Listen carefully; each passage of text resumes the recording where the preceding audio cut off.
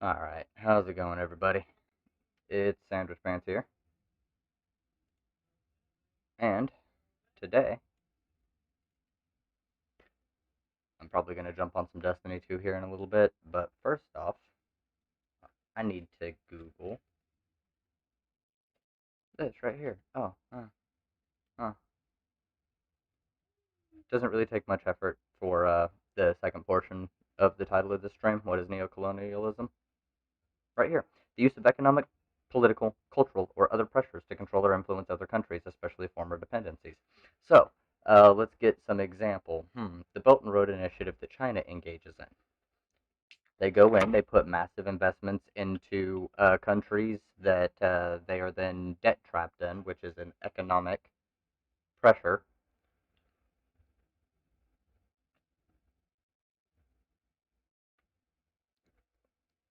Ah, so hey, see, it says globalization is also part of it, but you can engage in some forms of globalization without it being neo-colonialism. You just have to make sure that everybody has a fair say and shake and everything. So there you go. That's neo-colonialism. But we have something more important to look into than even this.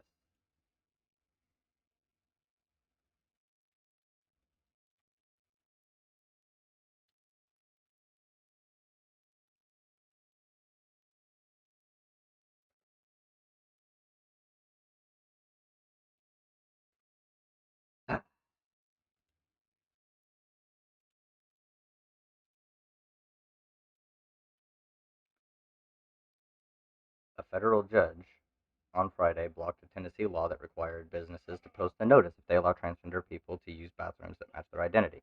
So the ACLU came in, sued, or filed a lawsuit so that places wouldn't be forced to have signs that say that they include like have trans inclusionary bathrooms, so that it actually protects trans people because there's no fucking reason to have that. It'll put like, come on, you don't need it. The signage required by the new law would disrupt the welcoming environment business wished to provide. Yeah, because why would you need to, like, come on. Trans people shouldn't have to have a sign that says they can use that bathroom. They should just be able to use whatever fucking bathroom with the gender they identify as. Come on. There's no reason for any of this. That is important. Neo-colonialism is an important topic as well, actually. I said it was more important. But then, oh yeah, I'm also learning Japanese. I started picking up. You can download Duolingo and stuff. I'm not sponsored by them or anything, but you can get Duolingo, and they have a free version and a plus version. So that's cool. I like them. They're sweet. I'm learning Japanese fairly quickly and decently. Uh, for like a beginner, I'm starting to learn my hiragana.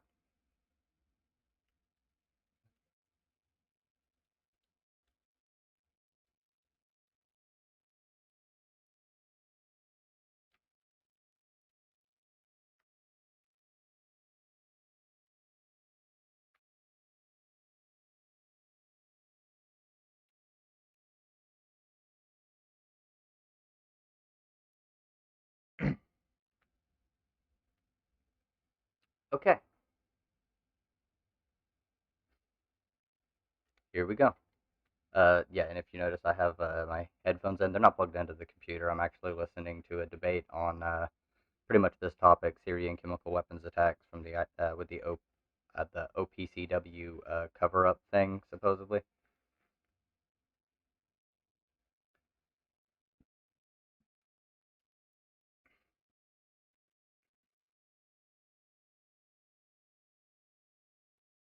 Acute exposure at high levels cause what is this? Difficult or labored breathing. Okay, it's kind of like apnea, dyspnea, violent cough, nausea, vomiting, lightheadedness, headache, chest pain, abdominal discomfort, corneal burns. In addition to the same symptoms as low-level acute exposure, chronic exposure to chlorine gas can lead to chest pain. On physical exam, clinicians can discover respiratory findings such as tachypnea, tachypnea, tachypnea, tachypnea. Cyanosis, wheezing, intercostal retractions, decreased breath sounds, rales, nasal flaring, stridor, hemorrhage of the respiratory tract, or rhinorrhea. Non-respiratory findings may include lacrimation and salivation. Okay. So, by contrast, workplace public swimming pools exposures are more frequently long-term, low-level exposures, occasionally punctuated by unintentional transient increases. Acute exposures can result in symptoms of acute airway obstruction, including wheezing, cough, chest tightness, fairly nonspecific, inhaled chemical irritants, clinical signs including hypoxemia, wheezes, rales, or abnormal chest radiographs may be present. More severely affected individuals may suffer acute lung injury and or acute respiratory distress syndrome. Up to 1% of exposed individuals die. Humidified oxygen and inhaled whatever the fuck this is are appropriate therapies for victims with respiratory systems. Assessments right away. Inhaled bicarbonate and systemic or inhaled. Okay. We read this whole abstract.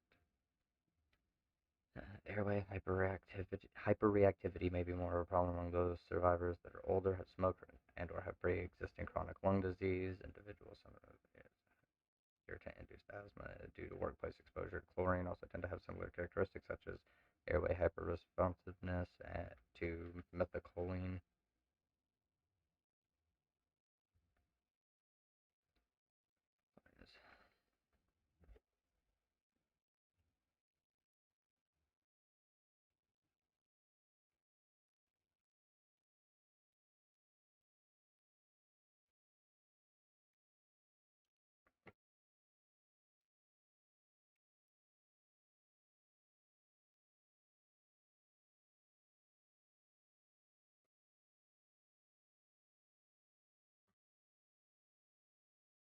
So let's see.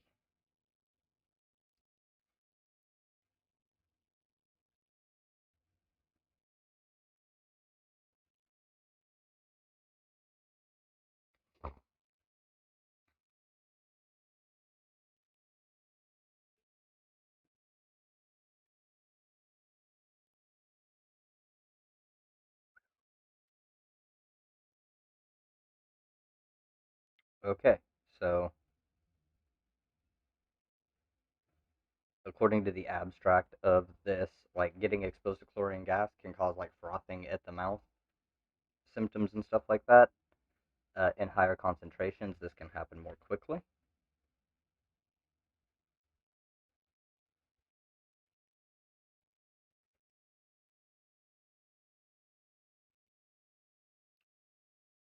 But if you do have the ability to get the hell out of a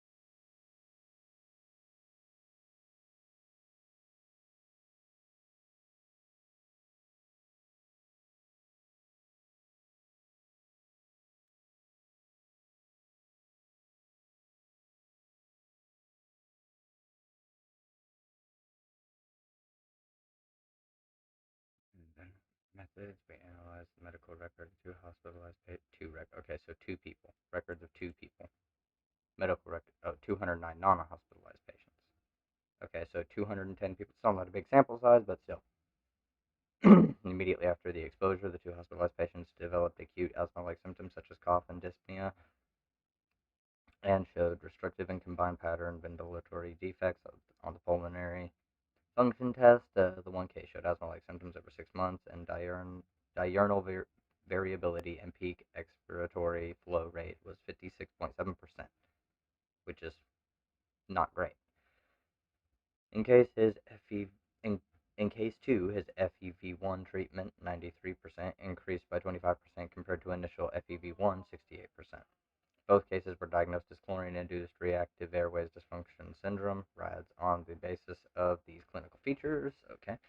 The most frequent chief complaint of 209 were headache, eye irritation, nausea, sore throat, asymptomatic patients accounting for 36.5%. The multiple response analysis of individual symptoms revealed headache 42.4% to be the most frequent symptom, followed by eye irritation, sore throat, cough, nausea, and dizziness. Okay.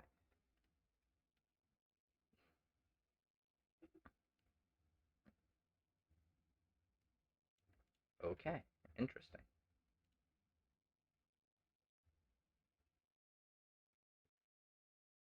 New Jersey Department of Health.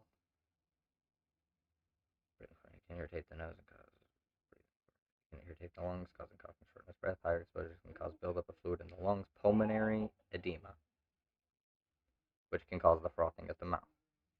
A medical emergency with severe shortness of breath is a chlorine dioxide is a highly flammable and reactive gas and a dangerous fire and explosion hazard. So this is cancer hazard. So it's pretty fucked. And so you're supposed to wear personal protective equipment and stuff when handling it. What do you know?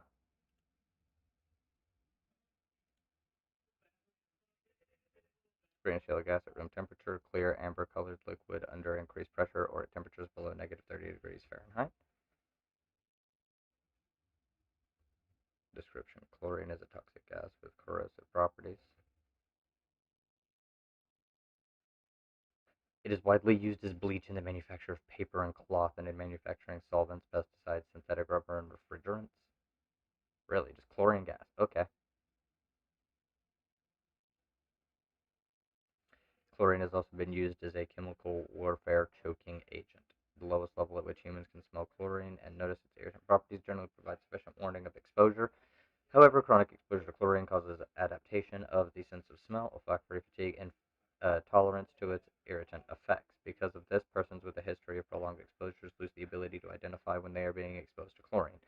Chlorine is usually shipped in steel cylinders as a compressed liquefied gas.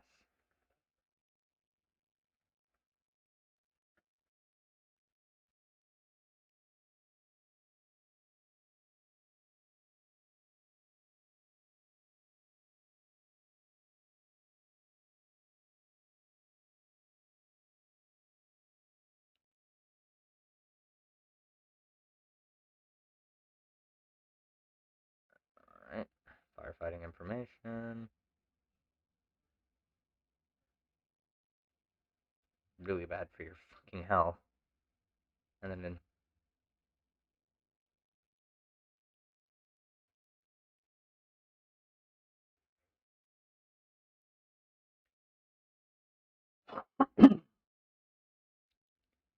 high exposure, exposure. Ingestion is unlikely. You can't really eat chlorine gas. Oh shit. I've been so busy reading I didn't even read my messages. My chat. Chlorine gas burns the alveoli in the lungs, greatly reducing your capacity to take in oxygen from the air you breathe. There's a reason it was one of the first ones used by the Germans in World War One. The only reason the Germans stopped using it was it tended to harm too many of the people that tried to disperse it among their enemies. Yeah, and then it was banned later. This is me looking into this just to see, and is chlorine gas heavier than air? Hmm. Okay. So, when it comes to the chemical weapons attacks that were alleged in 2018 against Assad, oh, it doesn't actually have any effects on food. according to the CDC.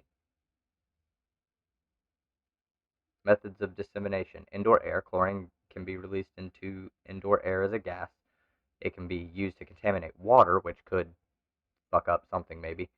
Food is an unlikely route of dissemination. Outdoor air. It can be released into outdoor air as a gas. And agricultural. If chlorine is released as a gas, it is highly unlikely to contaminate agricultural products.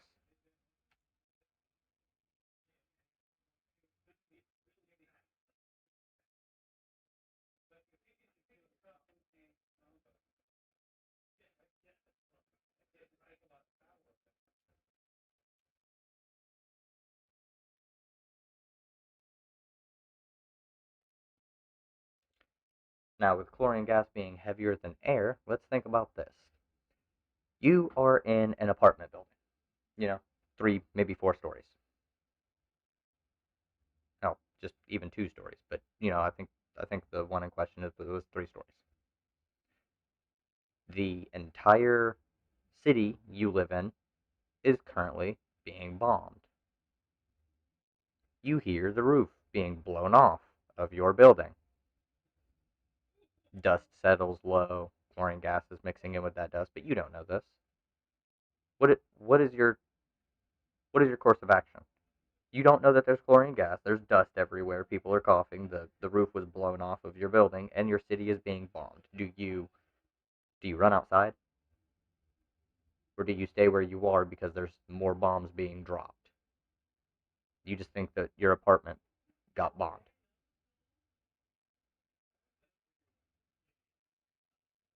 What do you do? Do you run outside, knowing other bombs are dropping? Do you stay inside? Your apartment just got bombed, but you're alive. You would stay inside, wouldn't you? You're on second and first floor, mainly the first floor. Chlorine gas is heavier than air, so it would settle into low-lying areas, as is right here. So what do you think is going to happen? It's going to pool as close to the first floor as it can. So the people down there are going to get exposed to heavy concentrations of this chlorine gas. They're going to die there on the bottom floor. The people who are on the third floor that got hit, if they didn't die from the initial explosion, they may have some irritation and stuff, but they are less likely to die because they have a giant hole above them, allowing oxygen. Windows were open, and the gas is heavy, so it sinks.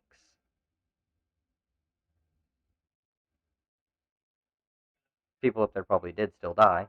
I'm not 100% sure on that, but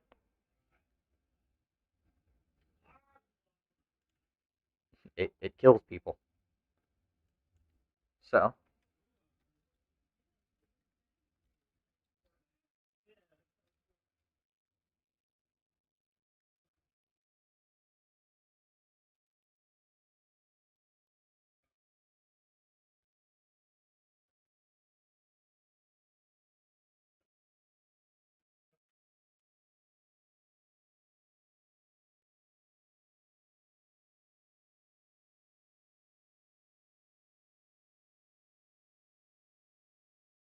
yeah, if you give them too much chlorine, it can kill them, right? As it says right here. Chlorine is a micronutrient essential to plant growth. However, too much chlorine can accumulate in leaf tissue, resulting in. So I guess if there's just way too much, but like it in itself, a normal like kind of leak that people would think about, like normal just uses of chlorine gas, normal amounts of it, aren't going to harm a plant. You can give a plant way too much chlorine and kill it, though. Yes.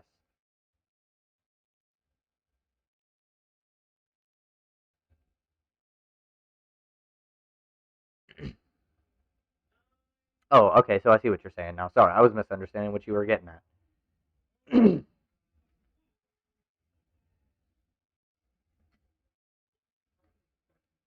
that famine word, I for some reason my brain just didn't connect it. I thought you were saying they died from eating chlorine infected food, not that it killed the plants and then people died. I don't know why. Actually, I do know why. I'm not awake fully.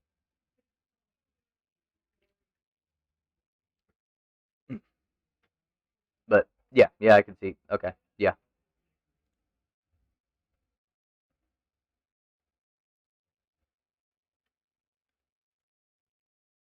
But if you, oh look, it's even in the pesticide thing, so you can use it in pesticides.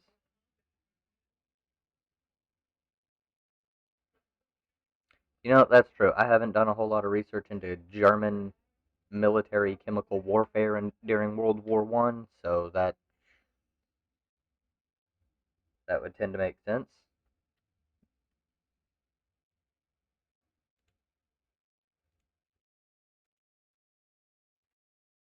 I do know kind of a fucked up fact that during the uh, Korean War, America dropped more bombs on uh, uh, the capital of North Korea, uh, more than all the bombs dropped in World War Two.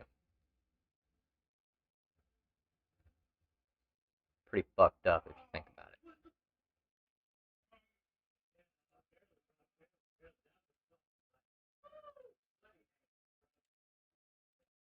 So I just want to get that out of the way. With I should actually just go to the home, click here. I'm gonna have to relog in, aren't I?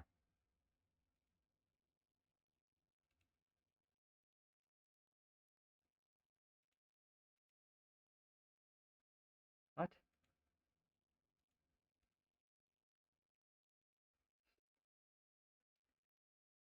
Did my Twitter get freaked?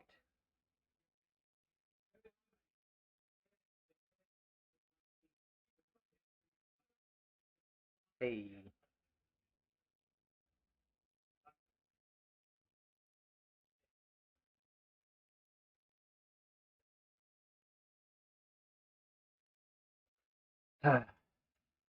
What's going on? Please log out. Log out.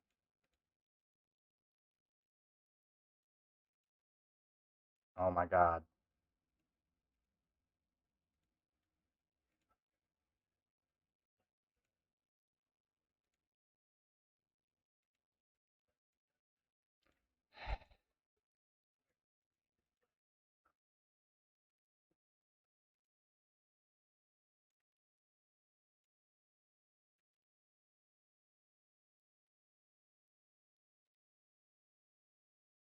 There we go.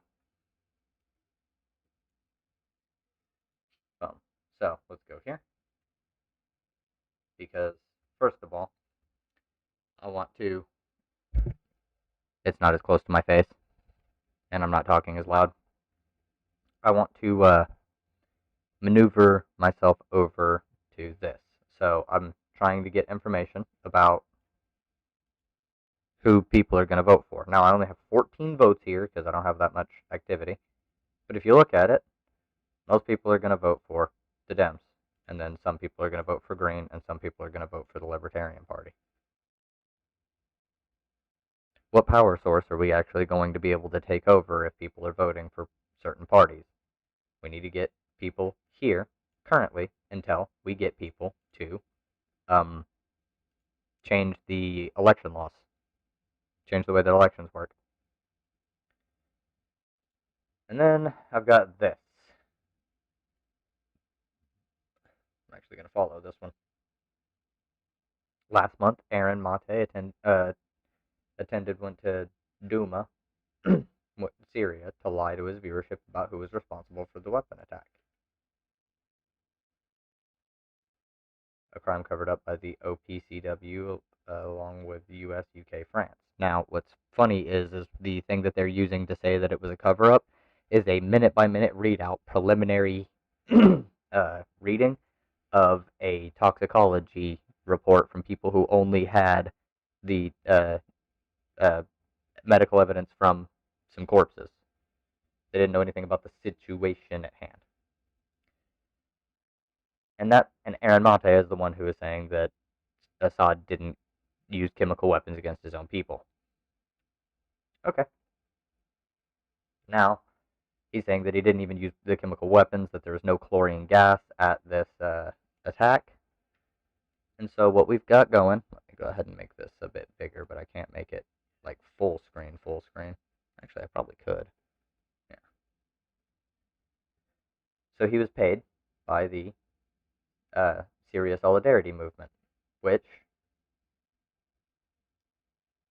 uh, Musallav movement, which was formed December 2011, began taking its message to the West largely through the efforts of Mother Agnes Miriam of the Cross, Mother Superiority of the Monastery of St. James, the mutilated near Clara, Syria. She made contact with Nobel Peace Laureate Myreed Maguire and did speaking tours of Australia and Ireland, and by the end of 2012, they too were making plans for international delegations to Syria. Following delegation, number of subscribers to the non-Syrian intervention list decided to try to create a North America speaking tour for Mother Agnes. They therefore formed a nonprofit organization. Okay, but this thread essentially goes over and drops receipts on how he was paid by people who were essentially Syrian Nazis. They want to unite Syria, Lebanon, Jordan, Palestine, and Iraq into a larger Syrian ethno-state.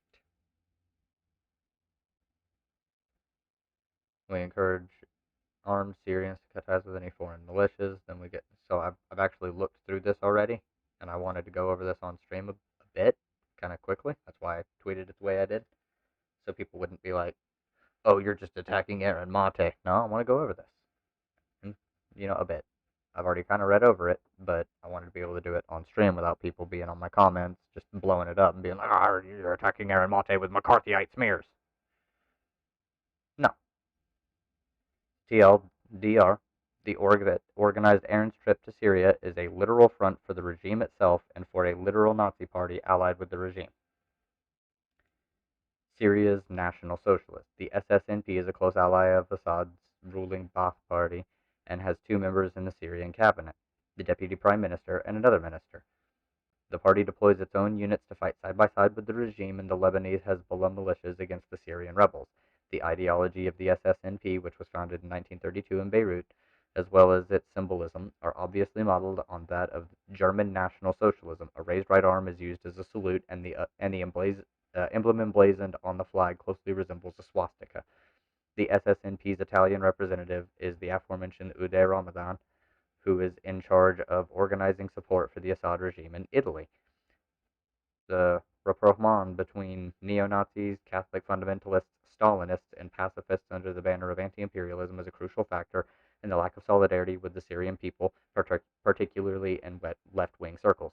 This small red-brown army is extraordinarily active on the internet, with websites and blogs that initially seem to be left-wing. Over the past 3 years, this army has managed to paralyze the Italian solidarity and peace movement for Syria by relentlessly invoking the specter of a supposed NATO attack on Syria and a Zionist Salafist plot against the Assad clan's secular, anti-imperialist, and socialist regime, which it is fucking not, by the way.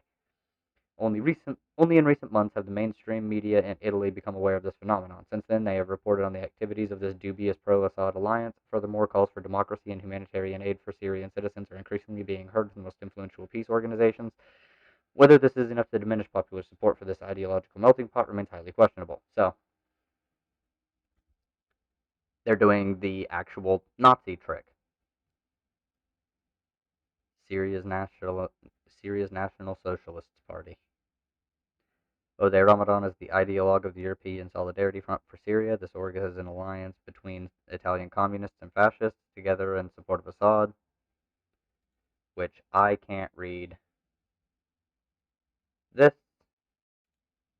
translate. Thank you, Google. The European Front for Syria on a mission to Damascus. Solidarity with Assad. Fuck me. Jesus Christ.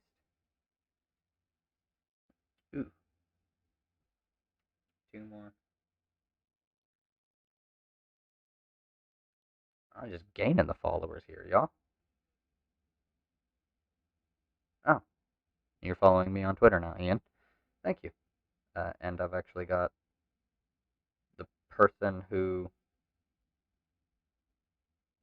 made this thread to follow me. That's cool.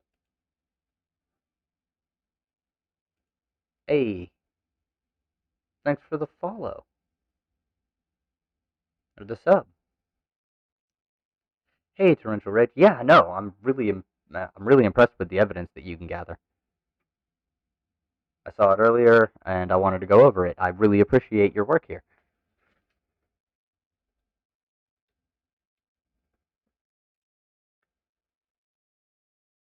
You've been doing some in-depth digging, and I went ahead and I don't know if you saw earlier, but I was going over the effects of chlorine gas and how it's like heavier than air, and then yeah, it Jesus, I don't know how people could Oh yeah, yeah, thanks, Ian. I do appreciate it, but I don't know how can people really just deny that there were even chemical weapons attacks when A, it's obvious that there fucking were. We've got plenty of evidence, and then people just point to I copy and pasted it from a friend who did all the work, but didn't want to post it. LOL. Well, tell your friend who did all that work. Thank you so much. If they have any other kinds of drops like this that they want to let go your way or whatever, and you kind of maybe want to post them, I do have you followed because I mean shit, this whole ass thread.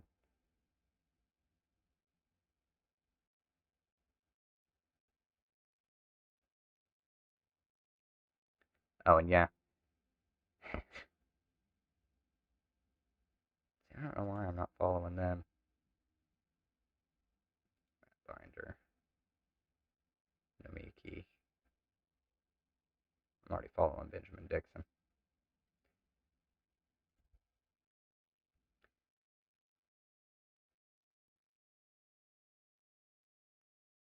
Yep, Italian anarchist. Okay, if you're working with Assad, you're definitely not a fucking anarchist. I'm sorry. If you're willing to go against Rojava, no, I'm sorry. If you're siding with Assad against like Syrian rebels and stuff, no, you're being a statist. You can't call yourself an anarchist. Now, is that? Who this is?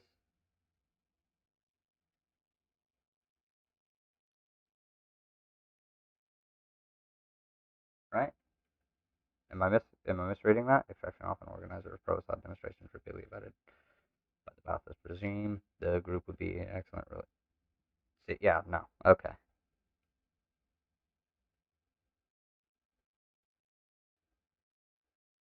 I'm not okay with that.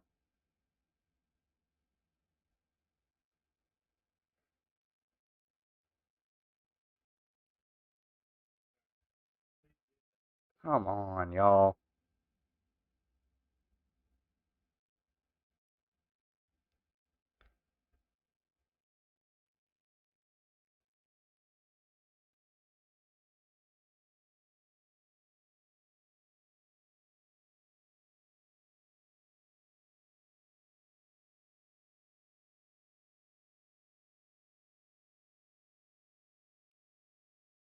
So, yep, evidence of that.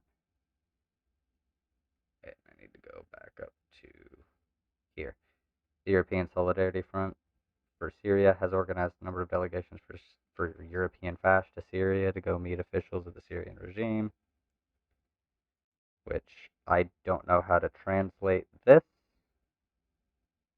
I am not a person who speaks Italian. Grayzone also sides against democratic movements in Hong Kong, Myanmar, and Ecuador. Of course they do. They've straight up said don't. Like I've looked at the gray zone before, and it says not to support the protest. I've looked for stuff on there before. Did you know that Gray Zone has a huge break from like 2006 until 2015 or something?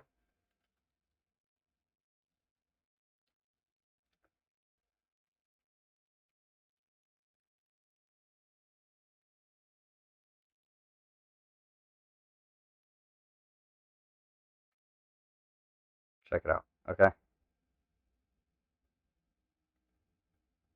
2019 and 2019 to 2021 stuff. More reports. 2021, 2021. That's what all of this is.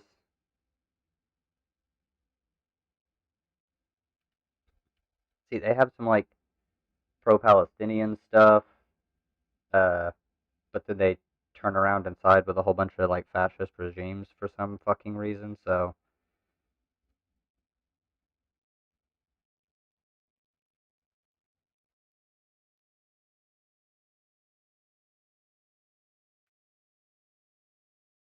Dutch government investigated parent org for fraud but covered it up. Yeah, of course. Everything is fraud and everything is covered up. Every single thing. Nothing's legitimate.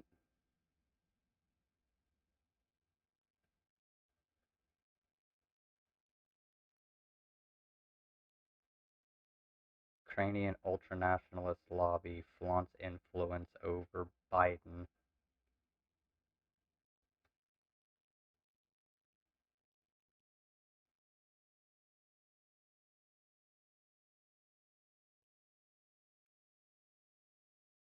2015. They have articles from before then.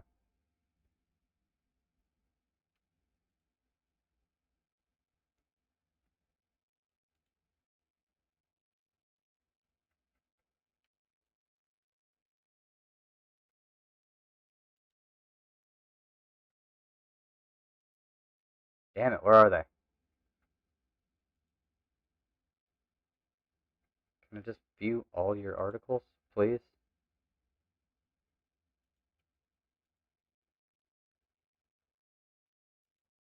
I'm pretty sure I was on this site.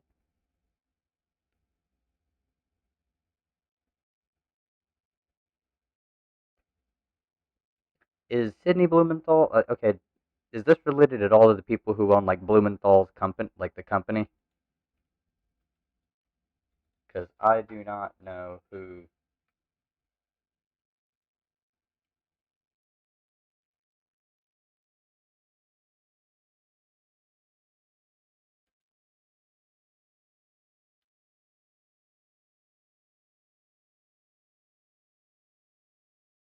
'Yeah.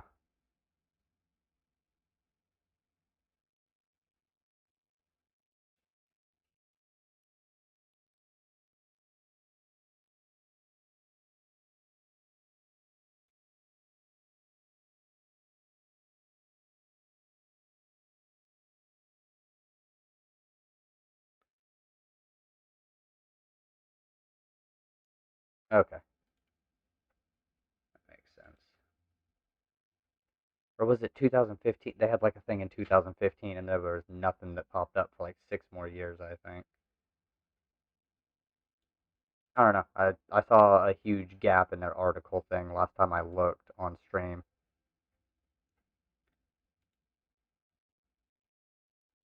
But yeah, he was former aide to Bill Clinton, longtime confidant of Hillary Clinton. So yeah, of course, that's why Max does what he does. I'm sure.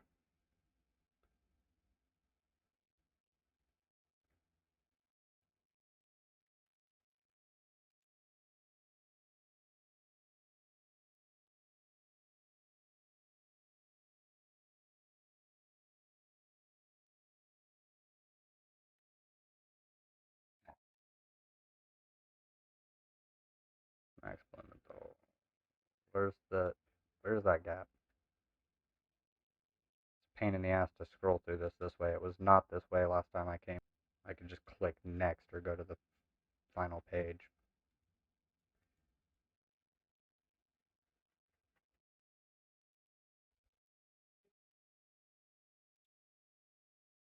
It's not important. What's important is this. Fuck you.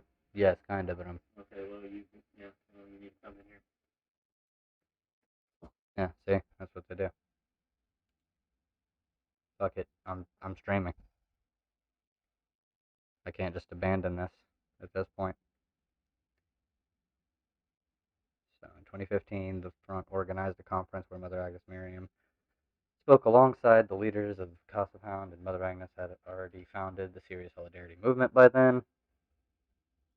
and Mate's trip to Syria was organized by a front for the regime and for a fascist org allied with the regime. It's also networking with European FASH, the Syria Solidarity Movement, and its European Solidarity Front for Syria. European Solidarity Front for Syria are sister orgs. And then you go here. Originally posted on Ravings of a Radical Vagabond. This is a comprehensory summary of third positionist fascist currents, old and new. And then, yeah, you got this whole fucking thing here. And I looked through it a bit, the PSL, yeah, so you go, oh, look.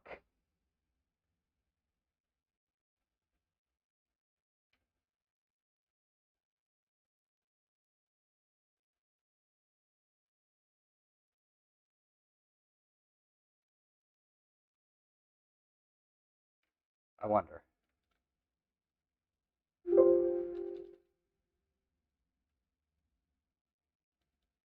Aaron Mate is not on here?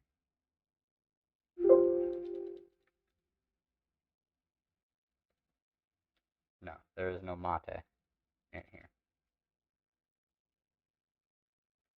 Wait, pardon? Oh, so that's way up near the top. All right.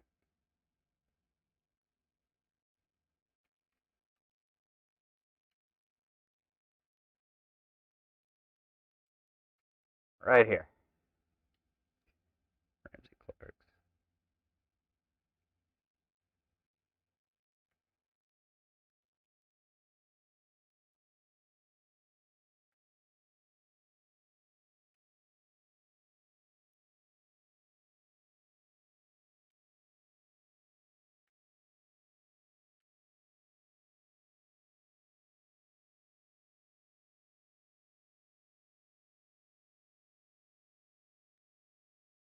I wonder if it has Jimmy Dore in here.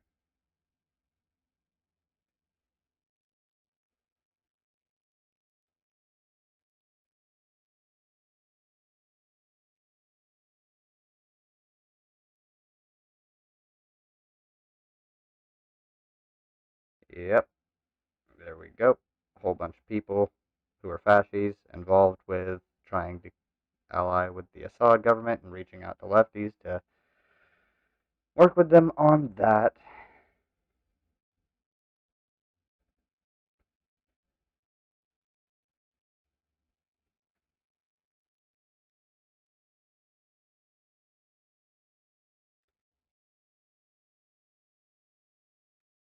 Because, of course, the authoritarian communists, the Stalinist defenders, the Assad defenders are who consider themselves left wing and shit like that, they they love to side with fascists against the anarchists because they're not actually for the tenets of communism. They just like to use it.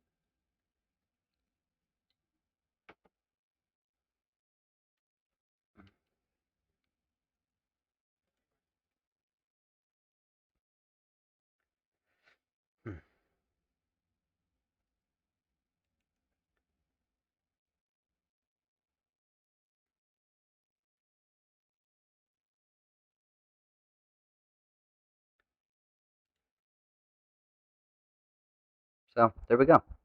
Again, thank you, Stoner Froge, the Frogue, because you have done some an excellent service by posting this. You may not have done the work to research it, but god damn it, you did the work to make sure that it gets out there. Principled anti-liberalism, yeah, pretty much. That's not even really anti-liberalism necessarily. More, I'd say it's a more narrowed focus on anti-America. Like that's fucking it.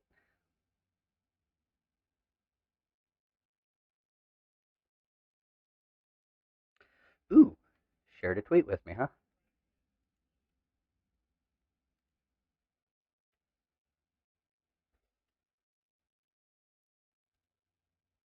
I don't want to, drop DMs like that, but hey, you sent me this, and I'm gonna go over it. And in summer of 2014, wannabe journalist Benjamin Norton began making a name for himself online as a supporter for the Syrian revolution against the brutal dictatorship of Bashar al-Assad.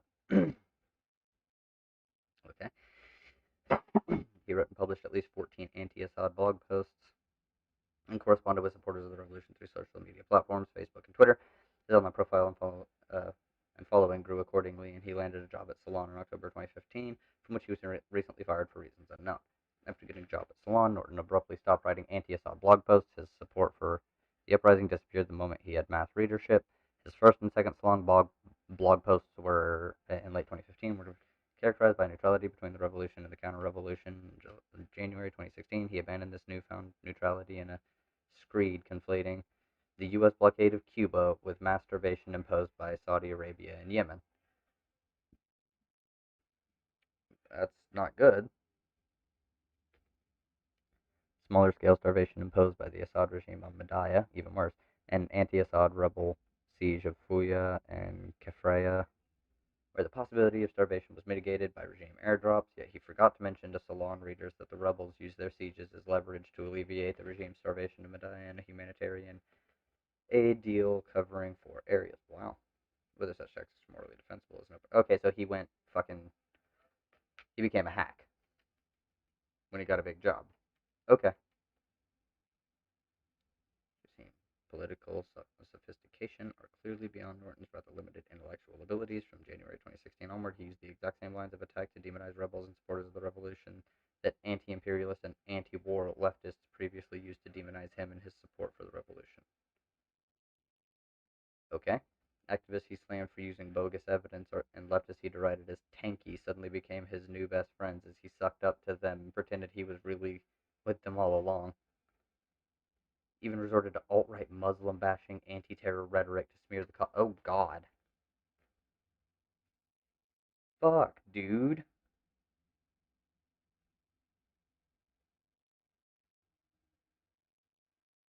Like, come on.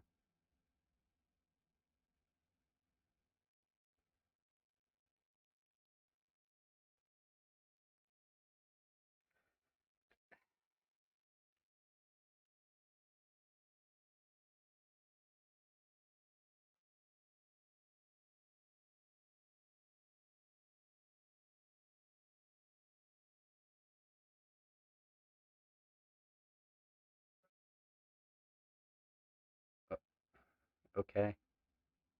Okay, I don't.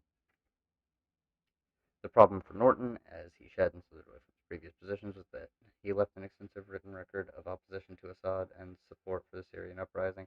Because he stole lines of attack from his former enemies to use against his former allies began quoting Norton 1.0 to expose Norton 2.0 as a hypocrite, liar, fraud, and flip-flopping opportunist, which is fucking true. Unable to explain the evolution of his thinking in a forthright way, since there was really no thinking behind his crass careerist position shedding. Yep, Norton tried to eliminate his critics' source material and destroy history by deleting at least 50 tweets and the 14 blog posts. Fortunately, he was caught red-handed by 9/11 truther in a remarkable series of tweets documenting what Norton tried to dispose of in what George Orwell's 1984 called the memory hole.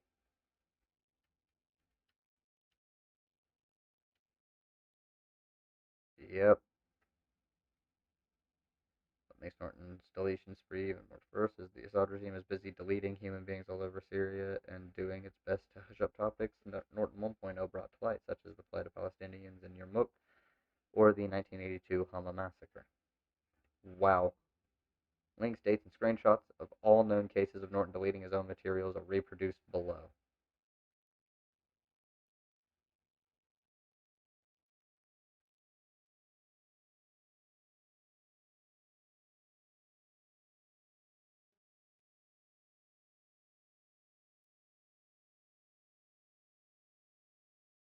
Yep.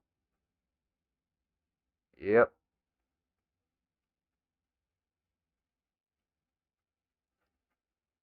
Thank you again, Benjamin Norton, being exposed. Excellent material. I love. Okay. This happens a lot, sadly.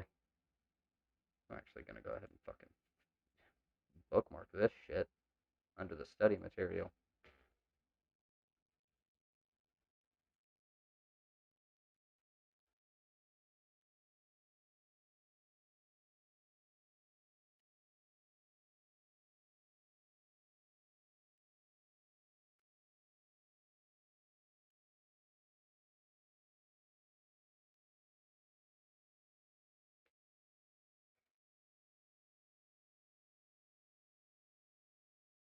Everybody go like this tweet.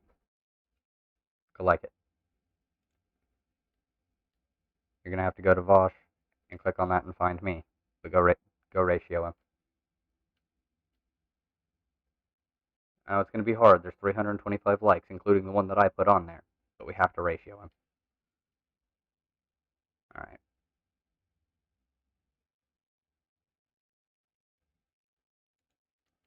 Now, I do follow a lot of people that I don't fully agree with on here. I mean, there's people who hate Vaush. They don't go out of their way to call him a pedo, but they're like, they don't like him. They don't think he's like a good representative for the left. But they don't say he's not a leftist.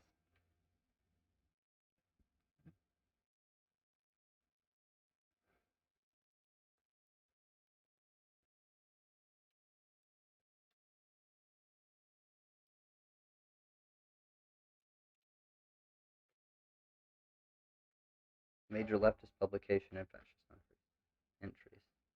Wait, does the gray zone land here? That's not what I wanted to do.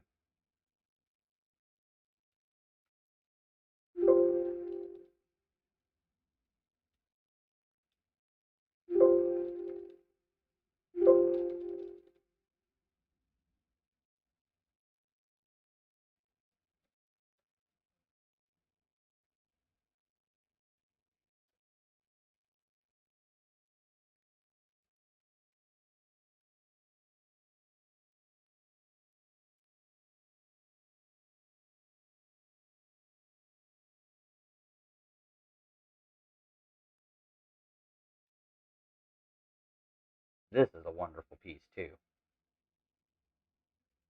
Had you there. Investigation interrupt. Yeah. I truly appreciate the information that you bring forth here. That's invaluable. Anyways,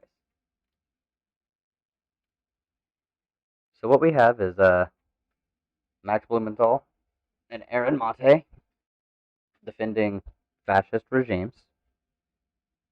I think Max Blumenthal does work for RT, which is Russian state media. Not to say that he like is a Russian propagandist necessarily, but that is something to keep in mind where he gets paid from.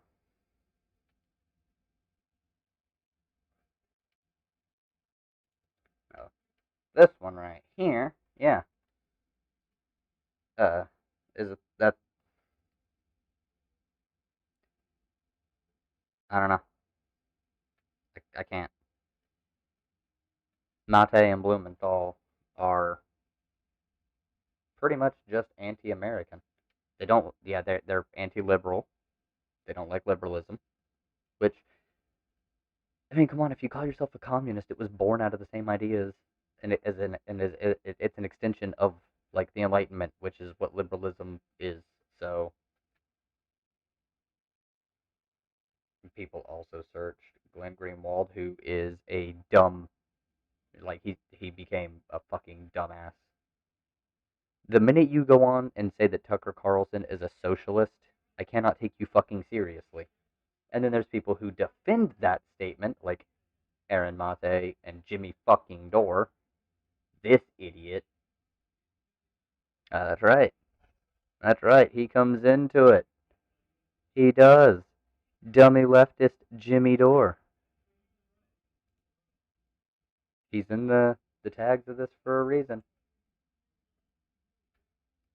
How long are we going into this? 54 minutes. We'll put it at like 54:45.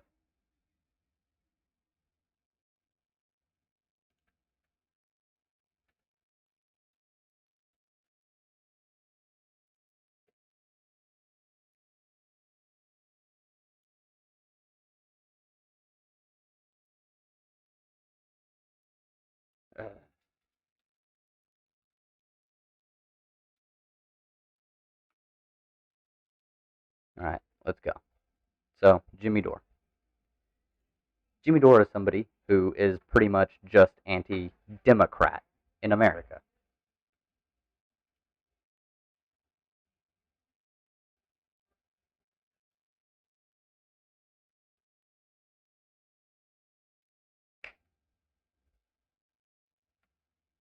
Yeah, Tucker Carlson's a white nationalist. He's not a fucking socialist. Jimmy Dore over here, for one, this dumbass says that the DM that Anna Kasparian sent to him, which is her talking about, as she said, do you remember all the comments you made about when you called me sexy at work and stuff like that, and then sent me or gave me a apology card for the degrading harassment of on one incident, and blah blah blah, and just went on, and then pretty much said, I'm not going to hold my tongue about you being a piece of shit. Is the general thing, and is what she said. At no point during that DM did she say, if you don't do X, I will say that you this. No, no, no, no, no. Not at all. That's not what was said. Not at all. She said that she is not going to hold her tongue. Now, Jimmy here, as you can see, failed blackmail attempts. I've done this before, but it needs to be brought up because I'm sure everybody, some of these playbacks are people who have not been here for me to do this for. Demand money or another benefit from someone in return for not revealing compromising or damaging information about them. So she would have to ask for something or demand something from him, like, hey, you need to not be attacking us and shit on your show, otherwise I'll do this. You need to send us money or I'll do this. You need to change your tune or I'll do this. You need to... No, nothing like that. She just said, I'm going to expose you as a dick. It's not blackmail.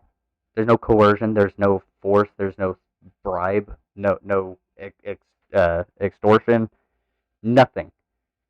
Just a claim. That's all it is. Now, I don't find him funny. It says comedian on there, stand-up comedian. I don't find him very funny. I did watch Jimmy Dore for a while. Now, here's the deal. That's when I was very much politically ignorant, and I thought he was right on stuff. And then the more I found like better and smarter sources, like, I don't know, reading political fucking theory. So, something I recommend people do.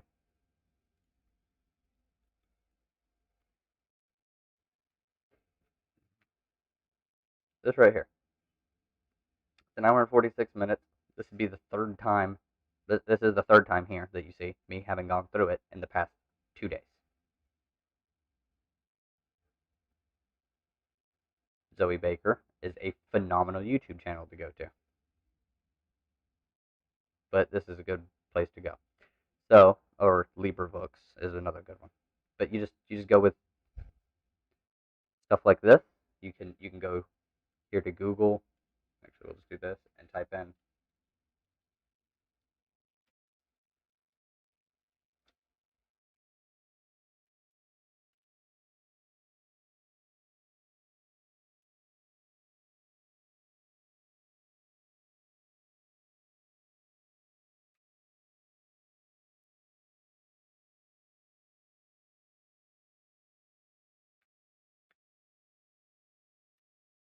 and then you've got the courses and stuff.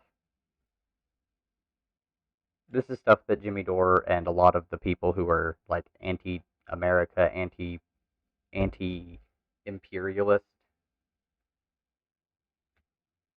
I put quotes around him because there's a lot of people who like to defend like China and say that they're socialist and they're not imperialist or anything like that. They're not a colonial state like America is, and I find this to be very funny because they are absolutely that. Jimmy Dore is in this. this camp. Jimmy Dore goes on Tucker Carlson and doesn't push back against Tucker. No, he agrees with Tucker. And Tucker agrees with Jimmy. They kind of go hand in hand. And how is that if Jimmy Dore is a leftist? Well, it's because he's not. Jimmy Dore is one of the people who would defend China. Jimmy Dore is one of the people who does defend Assad. Then he'll say, "No, I think Assad is a brutal dictator, but why would he bomb his own people? Why would he do gas attacks? Why would he use a helicopter to commit bombing campaigns, even though they've been doing that literally for years during the Civil War?" Like, so he's just he's not good. I don't find him to be politically educated. I don't think he knows much of anything about the situation over there. He listens to people who are quite literally propagandists for other dictators, fascistic dictators, people who work for RT, people who listen to Bashar al-Assad and take uh, information from that over information from other sources, people who will find tiny little nitpicks that they can find in like a minute by minute readout of an initial report, not even the actual report, but like an initial meeting that has people saying things like, well, people don't normally die of chlorine gas this quickly or have this pulmonary endometria this quickly or whatever the fuck it's called. But that if you look at the situation that they're in, other toxicologists said, yes, this is entirely possible. But because there was the initial skepticism from some toxicologists who didn't know like the way that this was done, they just knew that there was this confusion about how this could have happened because the scenario wasn't laid out for them. That right there, that's enough evidence to disprove it for them. But all the other evidence isn't enough to discredit the initial skepticism. And that's who Jimmy Dore is. He finds a way to be skeptical of something. He will find any little bit of a narrative. And this, to be fair, or rather to be honest, is exactly what fascists and Nazis do. Like with, you'll find Nazis, if you talk to them about the Holocaust, they'll say things like, well, did you know that in 1933 the Red Cross investigated this and said that no deaths had occurred here? Well, yes, it's 1933, dude. Oh, well, did you know there was a plaque out here outside of Auschwitz-Birkenau that said that 6 million people died here when really the updated number now says 1.3 or 1.6 million people died here? What's that about? Like, it's the same level of argumentation. It's not good. You can find things to be skeptical about if they're later disproven, then you just kind of go with that. As long as it makes enough logical sense to be at least as consistent, if not more consistent, than the other thing. But no, they don't do that. They stick super fucking hard to that one little thing. They never let it change their mind.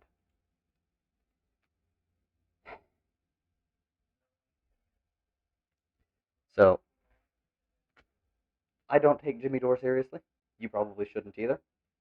I don't take Max Blumenthal very seriously. I'll still read reporting from that area because, it's good to get information from multiple sources. But for the most part, things that Aaron Mate and Max Blumenthal put out, I find to be pretty much just garbage. And I mean, I do go to things like Al Jazeera, I go to Telesur, I go to Jacobin, and I like Mother Jones and shit like that. Intercept, The Guardian actually has some pretty good reporting. I take all reporting from the New York Times or Washington Post or Wall Street Journal or Forbes or Reuters. Take all of that with a grain of salt, and I look at corroborated factual information. If like all the sources are saying, hey, this, and this all happened, they line up, we have evidence, there's fucking video here, blah, blah, blah, blah, then yeah, I'm gonna fucking believe it because they have literal evidence of it. But you gotta take some things with skepticism, honestly.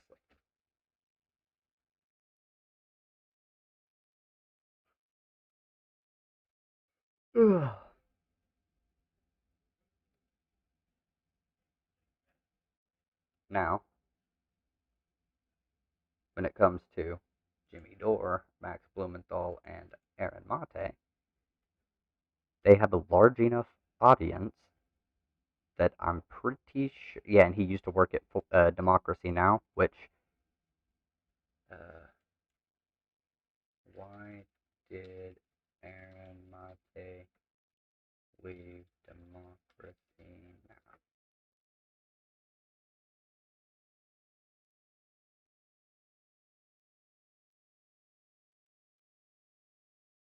What does Aaron Mate have to say about this?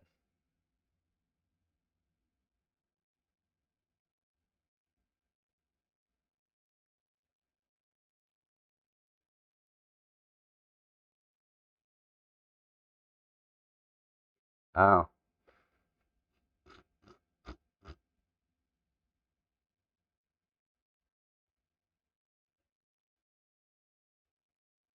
oh my God. Oh, and yeah, Matt Taibbi and Katie Halper also in the same fucking boat. I don't think either of them really know what the fuck's going on. So I hate to say it, you probably shouldn't run with their stuff either. Because yes, they are useful idiots. Why is it that all these people their put their titles as things that are meant to be like ironic call outs of what people would say, but they actually end up being that? Bad Faith podcast with Brianna Joy Gray, Useful Idiots with Matt Taibbi and Katie Halper. Like, why? The Jimmy Dore show, you can't really do anything with that, but all you have to do is watch Jimmy Dore and know basically anything about political science, strategy, um, how politics works in this country and other countries, and then you'll understand that he's very much misinformed. Democracy Now! Is a really good place to go for information, by the way.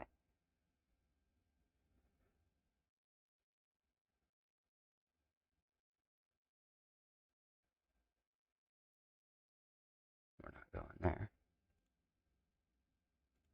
So essentially, he left them because he felt that they were not being adversarial enough to certain things. But I don't want to know his critiques.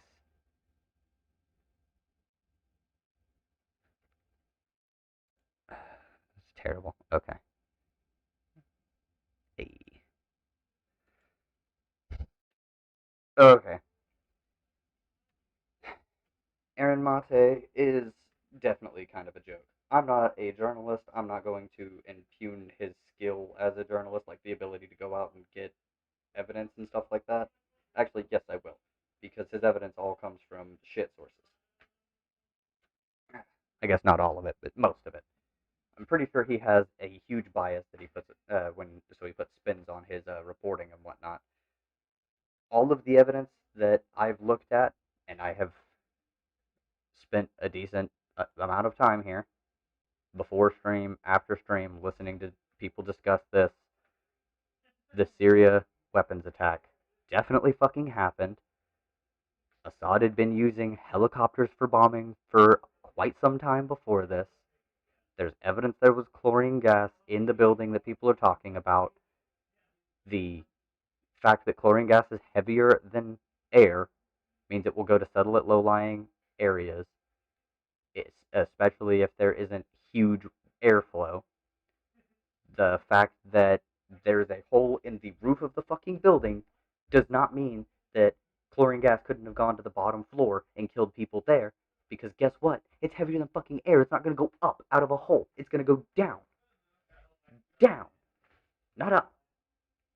If things are heavier than another thing, instead of floating on it and going up, it's going to sink. It's going to go down. Down. Okay? Just keep that in mind. Uh, so people who are on the bottom floor, let's say your building gets hit, there's suddenly fucking dust and rubble and shit everywhere. You know your city's being bombed currently, So what is the right move? Run outside where you could get hit by a bomb, or stay inside because it's just a bomb? You stay inside. Guess what? There's chlorine gas mixing in with the fucking dust that people are breathing. You stay in the area. It gets heavy concentrations from the amount that's used. People are dying in that area, and it's because of fucking chlorine gas. It makes sense. There's logical chains. Instead of, well, why would he be using helicopters to bomb his area? Well, because he's been doing it for a long fucking time. Duh. Well, why would he use chemical weapons? Because he's done it before. There's over 30 fucking like instances where it's been like confirmed that yes, he's been using chemical weapons on his fucking citizens during this war. So all of the defenses are essentially, why would he be doing these things that he's been proven to fucking do already? Are you gonna believe the Adrian Zen stuff? That one's for China mostly, but come on. Are you really gonna believe this person whose name is Adrian Zenz? He worked for this group, okay? And all these other groups kind of corroborate this information. Yeah, but it came from Adrian Zenz. The initial reporting came from him, so it's all gotta be fake because he's what? He's a CIA asset or shill or whatever. These people will go to any lengths to just discredit information that is inconvenient to them, which is fine. In some ways, actually, it's really not fine, but it is funny.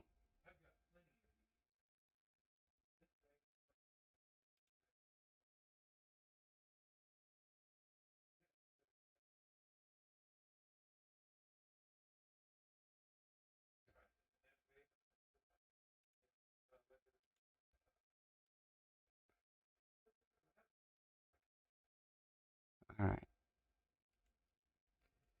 So, yeah, I'm just confused about why people are so adamant against accepting things that are obvious.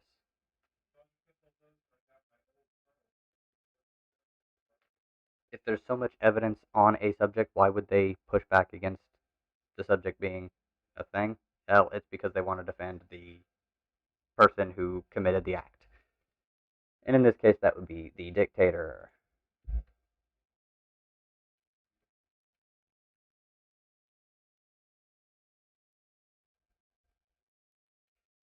Okay, let's see. What do we see? I put Destiny 2 in the title, but really, I'm going to be talking about Destiny the streamer. I'm kidding. No, I'm not talking about Stephen Bennell. Yeah, he comes out with dipshitty ass takes all over Twitter. People get mad at him. He gets smug, and then Martin Bailey's his position a lot. So it's just a bad time for him. I don't know why I put Destiny 2. I really don't. I was probably gonna get on Minecraft. My Destiny 2 is in Japanese right now because I'm trying to learn it. That and Banshee and Shax sound so much cooler in Japanese than they do in English. Because everything sounds cooler in Japanese. Oh, and oh man, I wish if I had 1,000 subs, I could actually do like live stream things from my phone, and I might be able to just like share my screen so I could show you the cool stuff that you can do with the Google Translate app. There's actually a thing that you can do where you pull up like I was on Destiny and I pulled up my menu and I couldn't understand what a thing was saying, so you can click a button and it'll open up your camera and you put it over and you just do like this, and while you're looking at it with your camera, it'll translate the kanji into English for you as a image on the screen. So that's super cool. Huge fan. Um, hmm.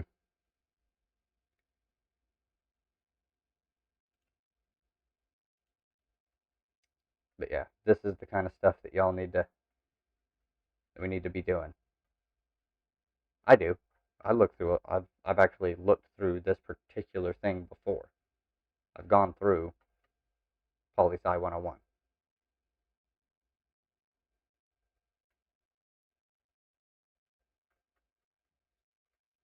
It's only 118 or 111 hours, which yeah, that's a decent amount, especially if you're actually taking all the tests. This should be 11. This should be 25. This should be 35.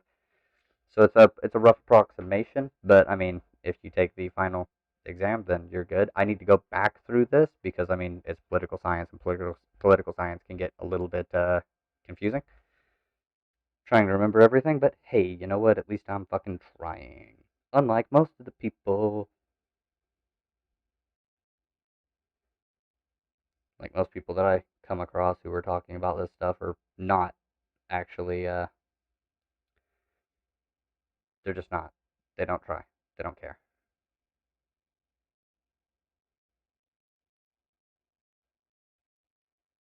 Boom, boom.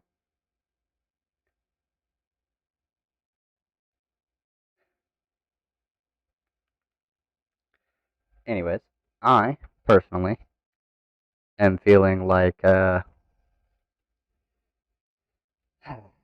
don't know. Who thinks I should jump on some maybe get on some like Minecraft or something, and I don't know. I might play alone for a little bit, and then we can listen to some anarchist theory. We've got Malatesta on anarchy, and we've got God and the State by Bakunin, which this one is much longer, 3 hours. But you know what? That's fine. So y'all choose one to go over. We got that. We got that. We've got Conquest of Bread,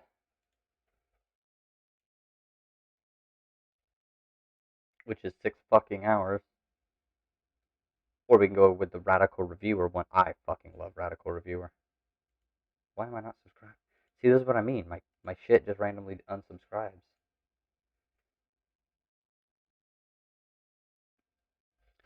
You know what? I think we're gonna get on. Oh my god, 7 hours. Hans. I follow Hans on Twitter. You should probably follow Hans on Twitter as well. Hans is one of the most wholesome motherfuckers you will come across. I don't I don't know who you are. J-Reg.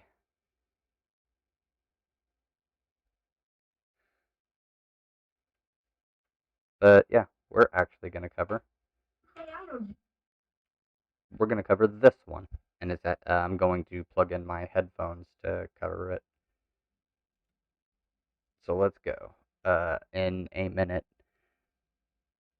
I do want to take myself a bit of a break. I've been here for a little over an hour and 18 minutes. I know that somebody was waiting here, I'm assuming Ian, for a while before I actually started. I've actually got company over who I just kind of abandoned to come and start the stream, so I'm going to take a quick break and go step out and walk around for a second. I will see you all here in just a little bit. Hopefully you enjoy. Oh, there he is. Oh no, Sam Cedar, what a fucking nightmare. Oh no, Sam Cedar, what a fucking nightmare. Oh no, Sam Cedar, what a fucking nightmare. Oh no, Sam Cedar, what a fucking nightmare. I always respect people who enter into the arena. You're gonna do anything you can to avoid the debate. Come on, man. No idea that you were taking your show off early last time. I had no idea this was going to happen.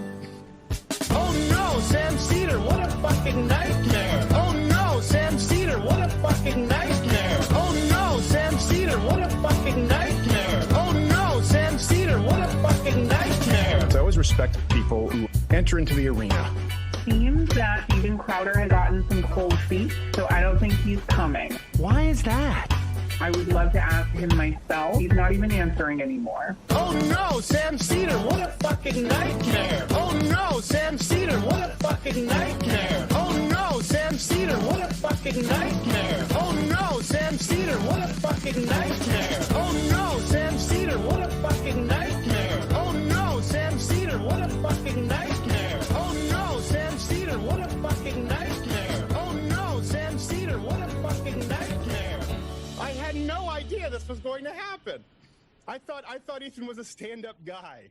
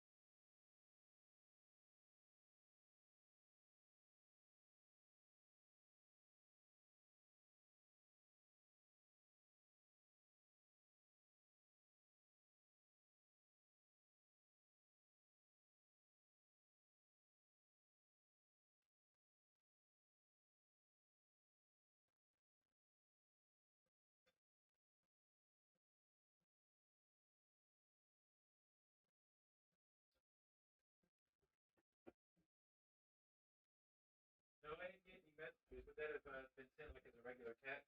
No, it would have just popped up on your screen with like a accept password thing.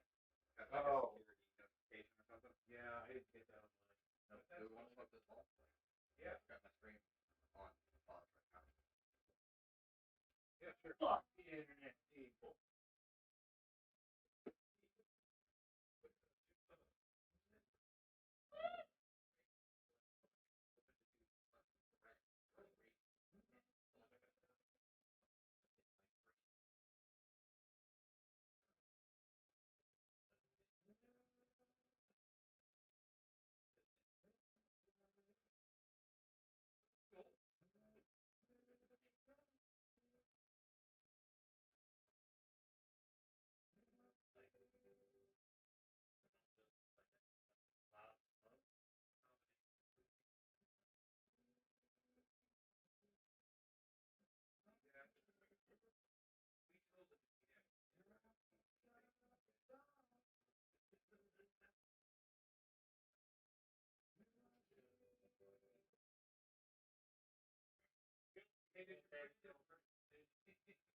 Not your imaginary internet friend.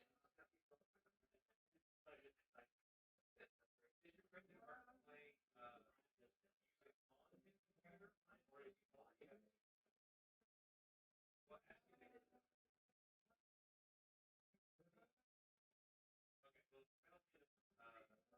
Okay, well, if I'll ask you to place it on his computer, like yeah, so yeah, the problem is looking for individual songs. Other than SoulSeek, I don't know because that's what people put on their personal libraries,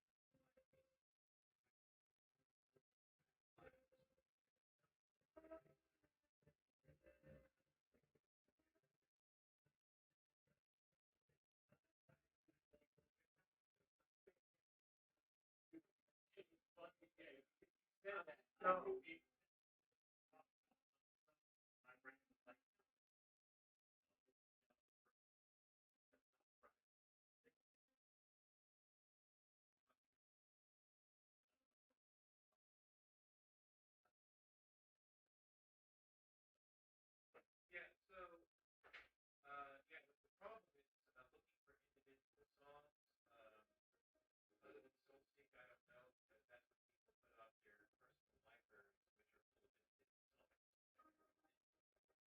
Yeah, BitTorrent. BitTorrent is what I normally use for all the videos that I upload. But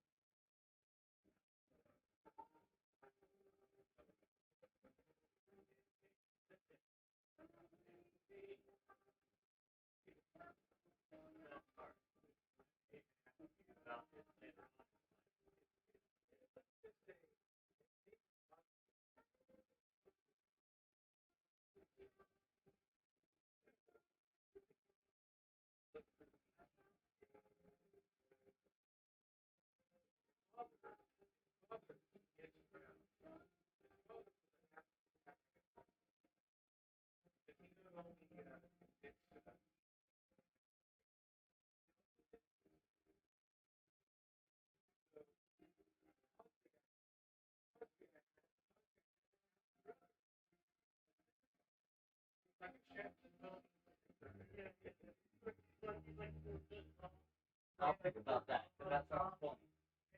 he's got a Napoleonic complex because even other centaurs make fun of him. And he's a true warrior. He's a barbarian and he's got barbarian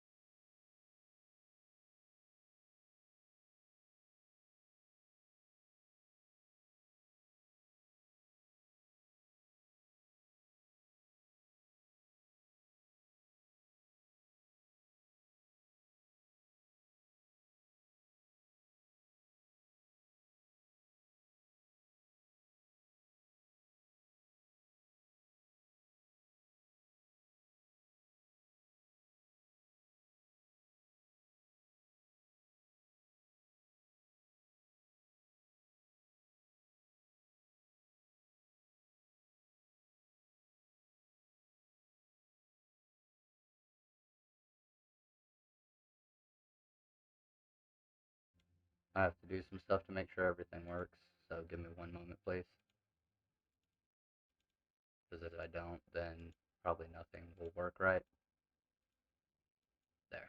I think we should be good for that, and for this, I need to do the same thing. Boom. Boom.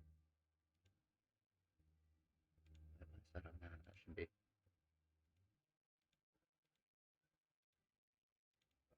Boom. Boom. Done. Go back to the live screen, and we will open up regular Minecraft.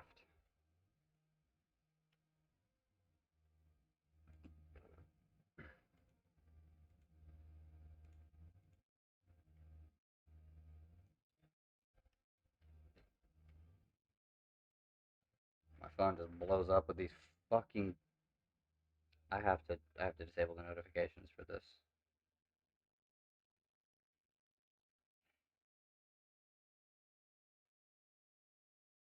Just disable the notifications for a fucking week.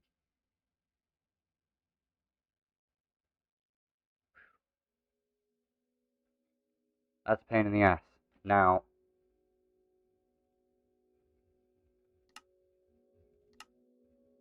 ooh, that's right. So, we're gonna go with the radical reviewer here. So let's listen to. You're that jaywalking punk anarchist. You're that jaywalking punk anarchist. Jaywalking punk anarchist. Hello, this is the Radical Reviewer, taking a look at... No, that doesn't feel right.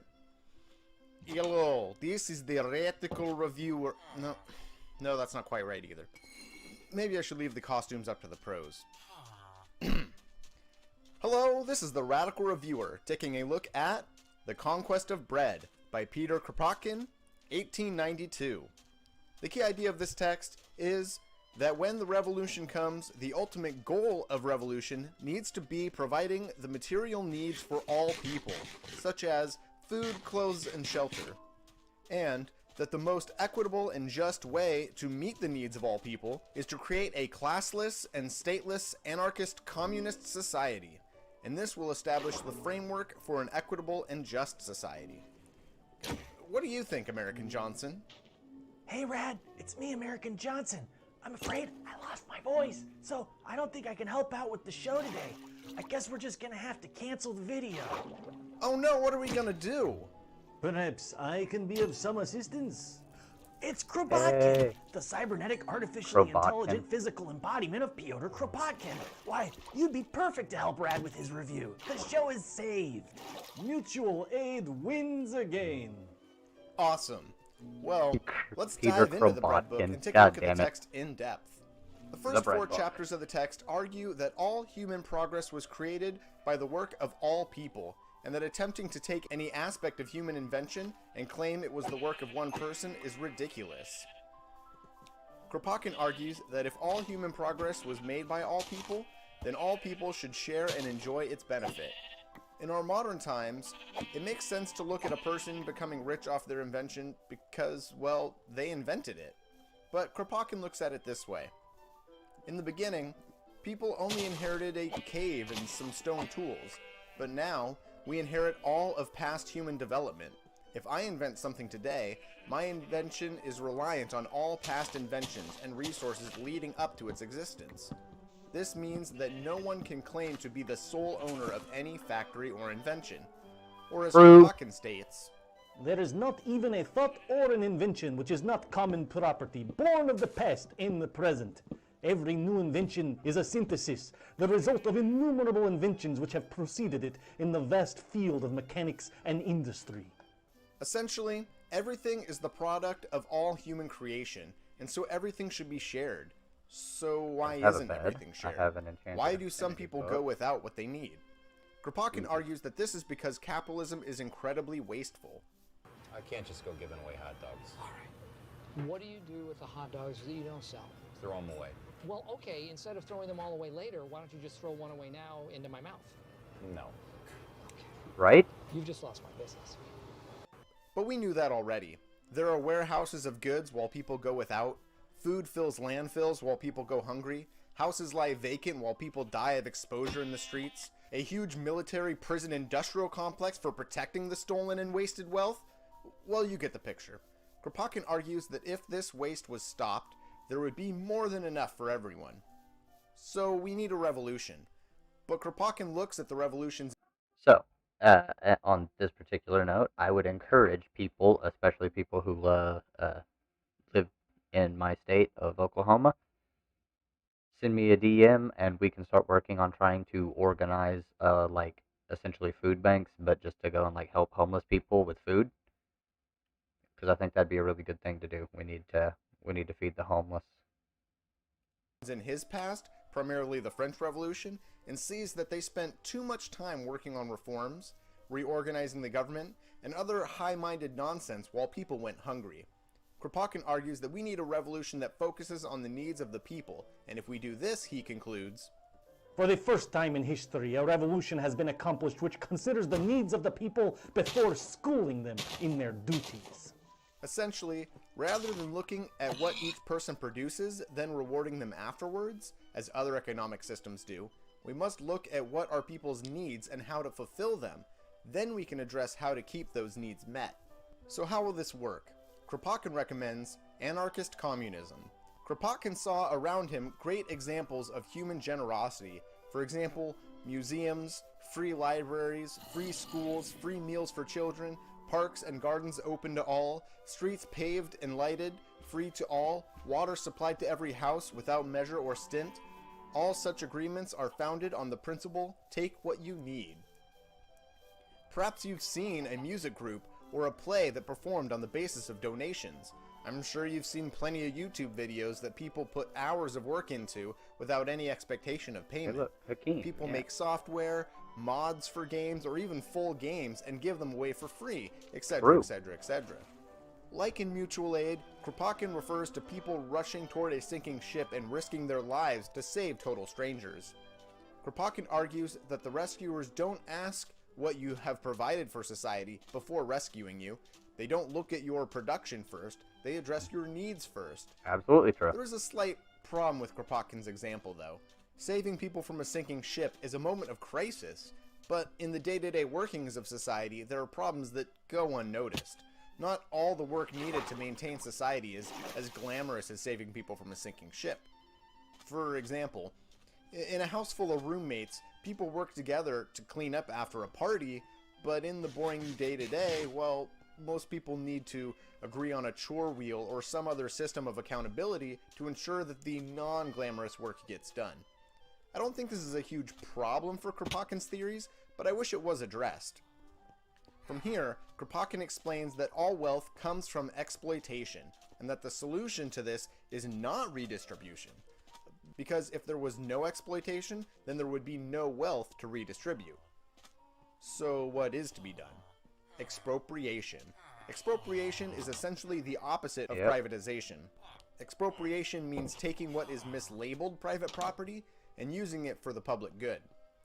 But this must be done at all aspects of the economy. Kropotkin warns that if only this or that aspect of the economy is expropriated, then the remaining parts of the economy will cause a rollback to the old way. Kropotkin states, all is interdependent in a civilized society. It is impossible to reform any one thing without altering the whole. The next 3 chapters, 5 through 7, address the needs of the people, food, clothes, and shelter. Kropotkin's solution for providing food, clothes, and shelter for everyone essentially goes as follows. Volunteers can gather or document all the food, clothes, and shelter, and goods can be given freely to all who ask for it, unless the item is rare, in which case it can be doled out on the basis of need. Now don't worry, this doesn't have to be some massive ordeal where we take everyone's food and clothes and empty out all the houses. Okay, so I agree generally with Kropotkin on, a lot, honestly. I'm an anarchist for a reason. I've read Proudhon, I've read Kropotkin, I've read Malatesta, I read Chomsky, I've read Bakunin. I've read, not anarchism in this one, but I've read Bookchin. Murray Bookchin is a communalist. So, like, I don't know, people like to accuse me of not having read theory a lot, but I just don't think they understand the underlying logic. So you understand what the logic is in these arguments, right? In the arguments that Kropotkin lays forth.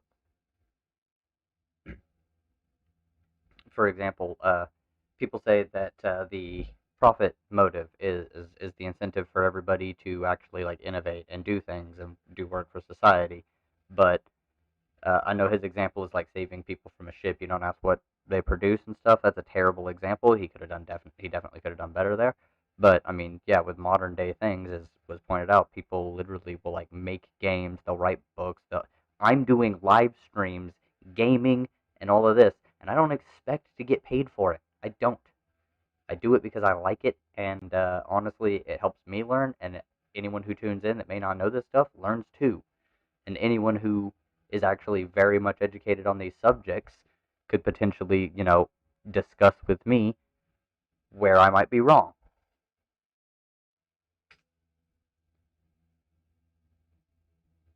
So, I'm a fan of this. Of this style of thing. Kropotkin is absolutely right in the fact that people do work for each other. I mean, fuck, we have like homeless shelters where the people don't really expect to get paid by the homeless people or anything. They don't even really expect to get paid. Food kitchens and shit like that. Like soup banks and or food banks and soup kitchens and shit. They don't expect to get like they're not doing it because they get paid. Because it's good for society. And put everything in big piles and start from scratch. In fact, the reality is there are plenty of empty houses and stores and warehouses of food and clothing, so direct redistribution will be very rare. Only in the most extreme circumstances, perhaps large mansions for example, will personal expropriation be needed. And well, mansions will be devoid of servants. This is an anarcho-communist revolution after all. And the families who lived in them will likely happily move to a more practical house that doesn't require servants to manage it, and a larger family or a collective can live in the mansions I don't know instead. about that. Now, Okay, a collective, yeah. the needs of clothing and shelter can be met easily and maintained while new forms of production are created. But what about food? Food expires, and the food shared from the stores will surely dry up. Looking at the French Revolution, Kropotkin argues that we can't threaten the farmers or provide them with useless paper notes in exchange for their hard work. Nope. Instead, Kropotkin argues, cheat the peasant no longer with scraps of paper, be the sums inscribed upon them ever so large, but offer him in exchange for his produce the very things of which he, the tiller of the soil, stands in need. Then the fruits of the land will be poured into the towns. and sure, this probably would have worked fine 130 years ago, when most of a person's diet came from the nearest countryside. Okay, strictly for subsistence purposes, I'm sure such a system could work today. But beyond mere subsistence, what does this look like in our modern context, with our modern global web of capitalist trade? What goods would I provide for a farmer? Would I walk onto the industrial farmland with a bag full of iPads? Or a deed to the land? Or would I establish a modern communications network between the city and the farmland so that needs could be met upon request? That's not to say Kropotkin's ideas won't work. In fact, they're likely to work now more than ever. I'm simply stating that the concept of offer him in exchange for his produce the very things which he, the tiller of the soil, stands in need, needs to be given examples that work in our modern society. Regardless, this sharing of resources fits perfectly within the framework of all for all established earlier. For example, Kropotkin states, the house was not built by its owner. It was erected, decorated, and furnished by innumerable workers who cut the wood, who made the nails, who made the wiring and the piping and assembled it all, and who made the tools to assemble it. Not only this, but the value of the house is largely due to what surrounds it. What shops, libraries, theaters, lakes, mountains, parks, etc. Who then has the right to sell to any bidder the smallest portion of the common heritage? These chapters essentially all argue that all should be free for all, and that rare items can be doled out reasonably, and that there is enough. I would just like to say I really like the character of Kropotkin here. It's great. Wasted by capitalism that this can be accomplished very easily. The next two chapters, 8 and 9, address what comes next. That is, after everyone has adequate food, clothes, and shelter, we can address leisure. Kropotkin argues that the evil of the present simple is therefore not that the surplus value of production goes to the capitalist. The evil lies in the possibility of a surplus value existing. This is to say that in our current system, the people who have the most leisure live off of what is currently mislabeled someone else's surplus. Yep. But there is no surplus. True. All is created by all, and all should be shared. And if we all share, Kropotkin argues that our needs, food, clothes, and shelter, can be easily met by working only a few hours a day, and the rest of the time could be left to leisure. And this was written almost 130 years ago. The level of technological advancement has surely affected his estimates. In fact, more than simply providing leisure, Kropotkin argues that sharing work will improve leisure, and with more leisure, people will create the inventions that will improve work. Kropotkin argues that when authors spend time making books, and when inventors spend time working on the fields, new inspirations and new products and new improvements will follow. Okay, so we provided the needs of everyone: food, clothes, shelter, and leisure. It is now time to address the duties, how to keep these needs satisfied. The next 6 chapters, 10 through 15, address what production will look like after the revolution. Yep, First, this is a good Kropotkin breakdown. looks at agreeable work. He argues that factories, domestic work, all work considered rote or drudgery can be made more agreeable. Why is it not that way now? Well, there's no money in it. I mean, why is it that schools go without? Roads are filled with potholes, polluted water goes untreated, infrastructure is left crumbling, equipment at work is dangerous or dysfunctional, workers have insufficient pay and benefits, the people who make the products we use every day live in miserable poverty and dangerous work environments while products lie unused in warehouses. This takes place because there is no incentives to solve these problems under capitalism. In capitalism, what is good for people is bad for business. As I said in my Communist Manifesto review, the worker wants to work at the least intensity for the most pay, and the capitalist wants the worker to work as hard as they can for as little pay as possible. But in an anarchist communist society, we will improve the conditions of work. And will people do the agreeable work? So as it turns out, unless you're a young child or a prison inmate, you don't need anyone supervising you. People just come in and do their work on their schedule. Imagine that, people like us allowed to sell paper, unsupervised, and yet somehow it works. Well, people do the work now, and it's terrible. People work in miserable conditions, people work slow, because they're paid by the hour, and getting the job done quickly only robs you of your own pay, and people are alienated from their work, and yet they still work. Kropotkin argues that people will work better when working in freedom. People will work better when their luxury and leisure increases in proportion to their work. Kropotkin states, Men, as soon as their interests do not absolutely clash, act in concert, harmoniously, and perform collective work of a very complex nature. A free worker who sees ease and luxury increasing for him and for others in proportion to his efforts spends infinitely more energy and intelligence and obtains first-class products in far greater abundance.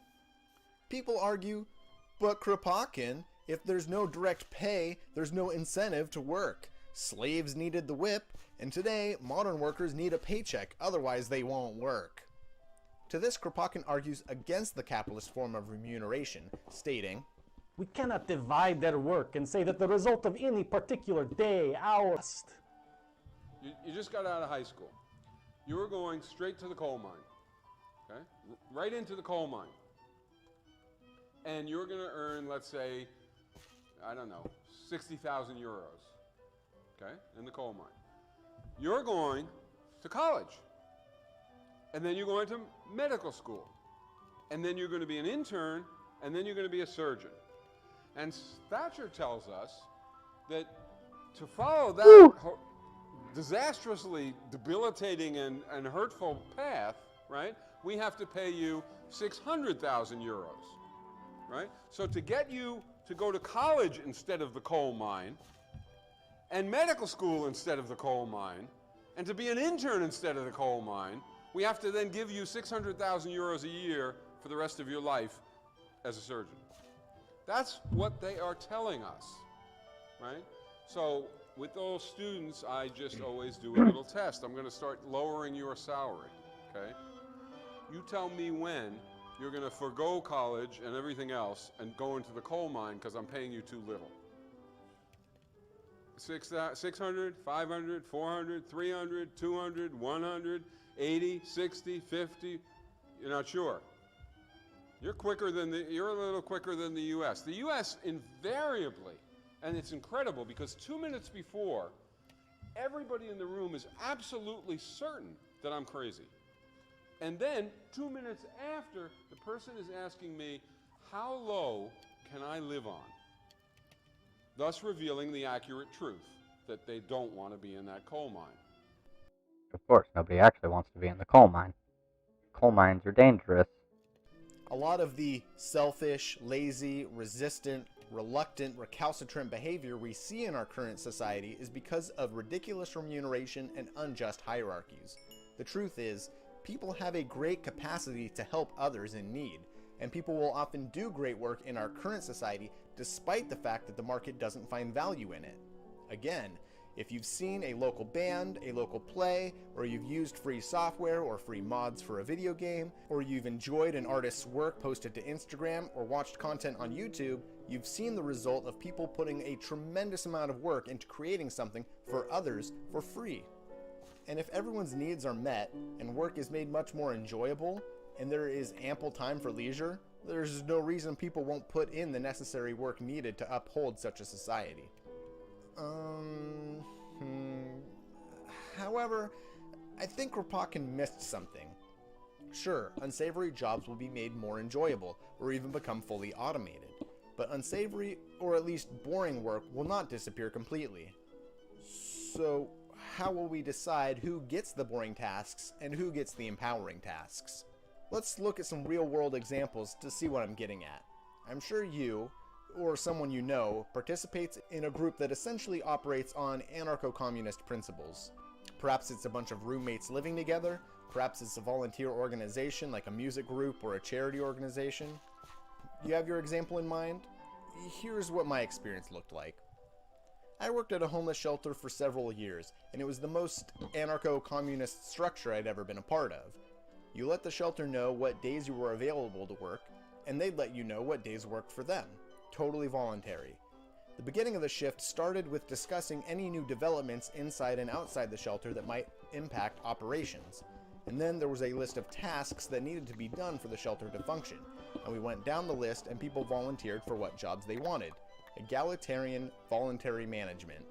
And at the end of the shift, there was a debrief where people could talk about what they did and how the day went. This was the most enjoyable place I'd ever worked, far better than any of the over 10 other capitalist places I've worked. However, there's still a problem, and it looks like this. Although many people liked the various tasks for various reasons, there are some tasks that were generally considered more rewarding or empowering than others, and this affects overall management of the shelter. For example, who do you think had more to say in the debrief meetings? The person who worked alone in a small washroom doing dishes the entire time? Or the person doing guest check-ins in the commons? This is just a fact of operations. Some tasks are empowering and some tasks are not. Some tasks are engaging and some tasks are boring. And yet all tasks need to be done. Now, at the shelter, there was only like 10 people working a night, so it was very easy to switch up the tasks that people did from night to night. But I imagine, even with automation, there will be anarcho-communist operations with several hundred or even several thousand workers, and on a purely voluntary basis for distributing tasks, the most boastful and socially inclined will likely regularly receive the empowering work, and the other people will get funneled into the rote work.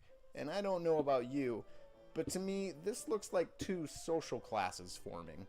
My point is that we need some sort of organizing principle that addresses this, so that empowering and rote work are equally shared, rather than just haphazardly having people volunteer for tasks. If only there was such a philosophy. If only there was such an economic system. If only there was a book that discussed this aspect of society at length. Nothing's coming to mind. Oh well, moving right along.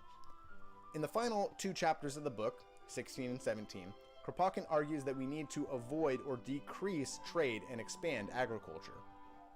Both chapters are pretty dated, as trade has come to be much more extensive and essential, and the technology and distribution around agriculture has changed dramatically over the last 130 years. Conquest of Bread was written 30 years after the Industrial Revolution, and the transition from importing raw materials to importing some finished goods had only just begun, and exporting entire factories and having various aspects of a commodity made and assembled in countries all over the world hadn't happened yet.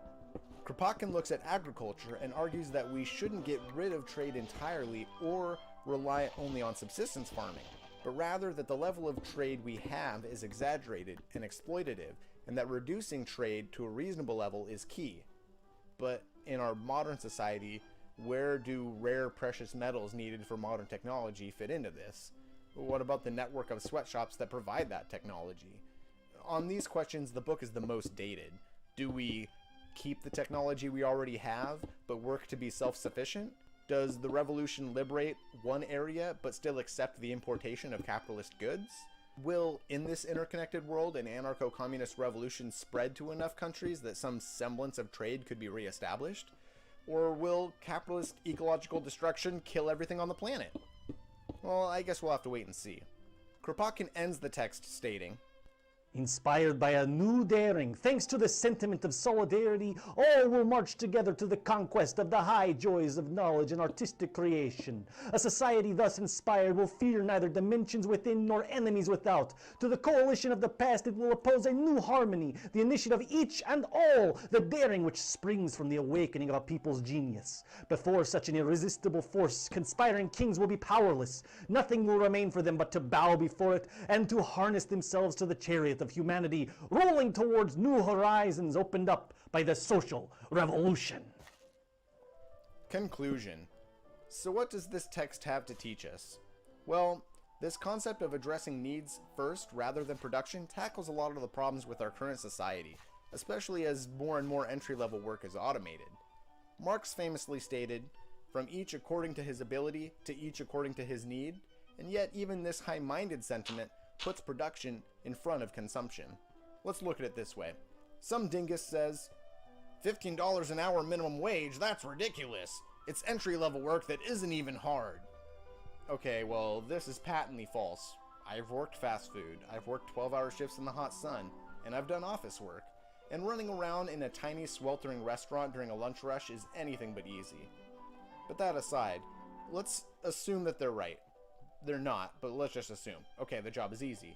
Well, regardless of what you do, doesn't every person need adequate food, clothes, shelter, and leisure to survive? Yes. Also, Kropotkin makes a very good critique of who produces our goods. Bezos did not invent Amazon. Musk did not invent Tesla. All is made by all. We owe all that is human creation to all workers of the past and the present. And finally, I'd say Kropotkin makes a very good argument for how the world can be organized in a more equitable and just way. All work being shared in common, all levels of work produced by all people, and the output of all that work is shared. If you're interested in understanding why our current capitalist system creates ridiculous remuneration, unjust hierarchies, and totally fails at redistribution, and you want to know what possible solutions there is to this whole mess, then I highly recommend this seminal work. American Johnson, I really wish you were feeling better, and that you could weigh in on this. I mean, Hey, Rad, great news! I inexplicably and miraculously got my voice back, so Yay. Now I can tell you that I think that the Bread Book is one of the most important books in leftist history, and arguably more relevant today than it was back in Kropotkin's time. Some aspects of the book may not have aged well, such as Kropotkin's fascination with the idea of conquering nature, but Kropotkin's core ideas are far more true today than they were back at the turn of the 20th century. Today we have infinitely more advanced automation and production methods that should allow every human being on Earth to live a comfortable, happy, fulfilling life. If only we could divest ourselves of the albatross around our neck that is the oppressive capitalist class. The Conquest of Bread is a fairly long read, but I think it's an engaging one that addresses a lot of questions one might have about anarchism. For me, it's a go-to guide, a handbook of anarchist principles that I go back to again and again. That's why I encourage you to check it out if you haven't already. You'll be glad you read it. Don't you mean glad you bred it? Kropotkin, you promised you weren't going to make any more bread-based puns. I apologize. I realize not everybody loathes my sense of humor. Okay, seriously, that's enough with the puns. But thanks for helping us. It was the yeast that I could do. Okay, Oh, Rabakin. Hey, thank you folks very much for helping me. I think working together in mutual aid, we really devoured the bread book. If you're interested in radical theory, looking for a book recommendation or whatever, you can get your radical book reviews here with the Radical... This is true. Everybody go and check out Radical Reviewer, because that shit is dope. Now, as it sits, oh my god. I kind of want to... Okay, so what I'm doing right now is I'm actually... Okay, you need to wait. We need to break the loop. Can we break the NPC dialogue tree? I've repeated this like 20 times now. Are you like deaf? I'm being very clear on this. Can you cite any part of the report where he claims that there was no chemical weapons attack? Bro, he.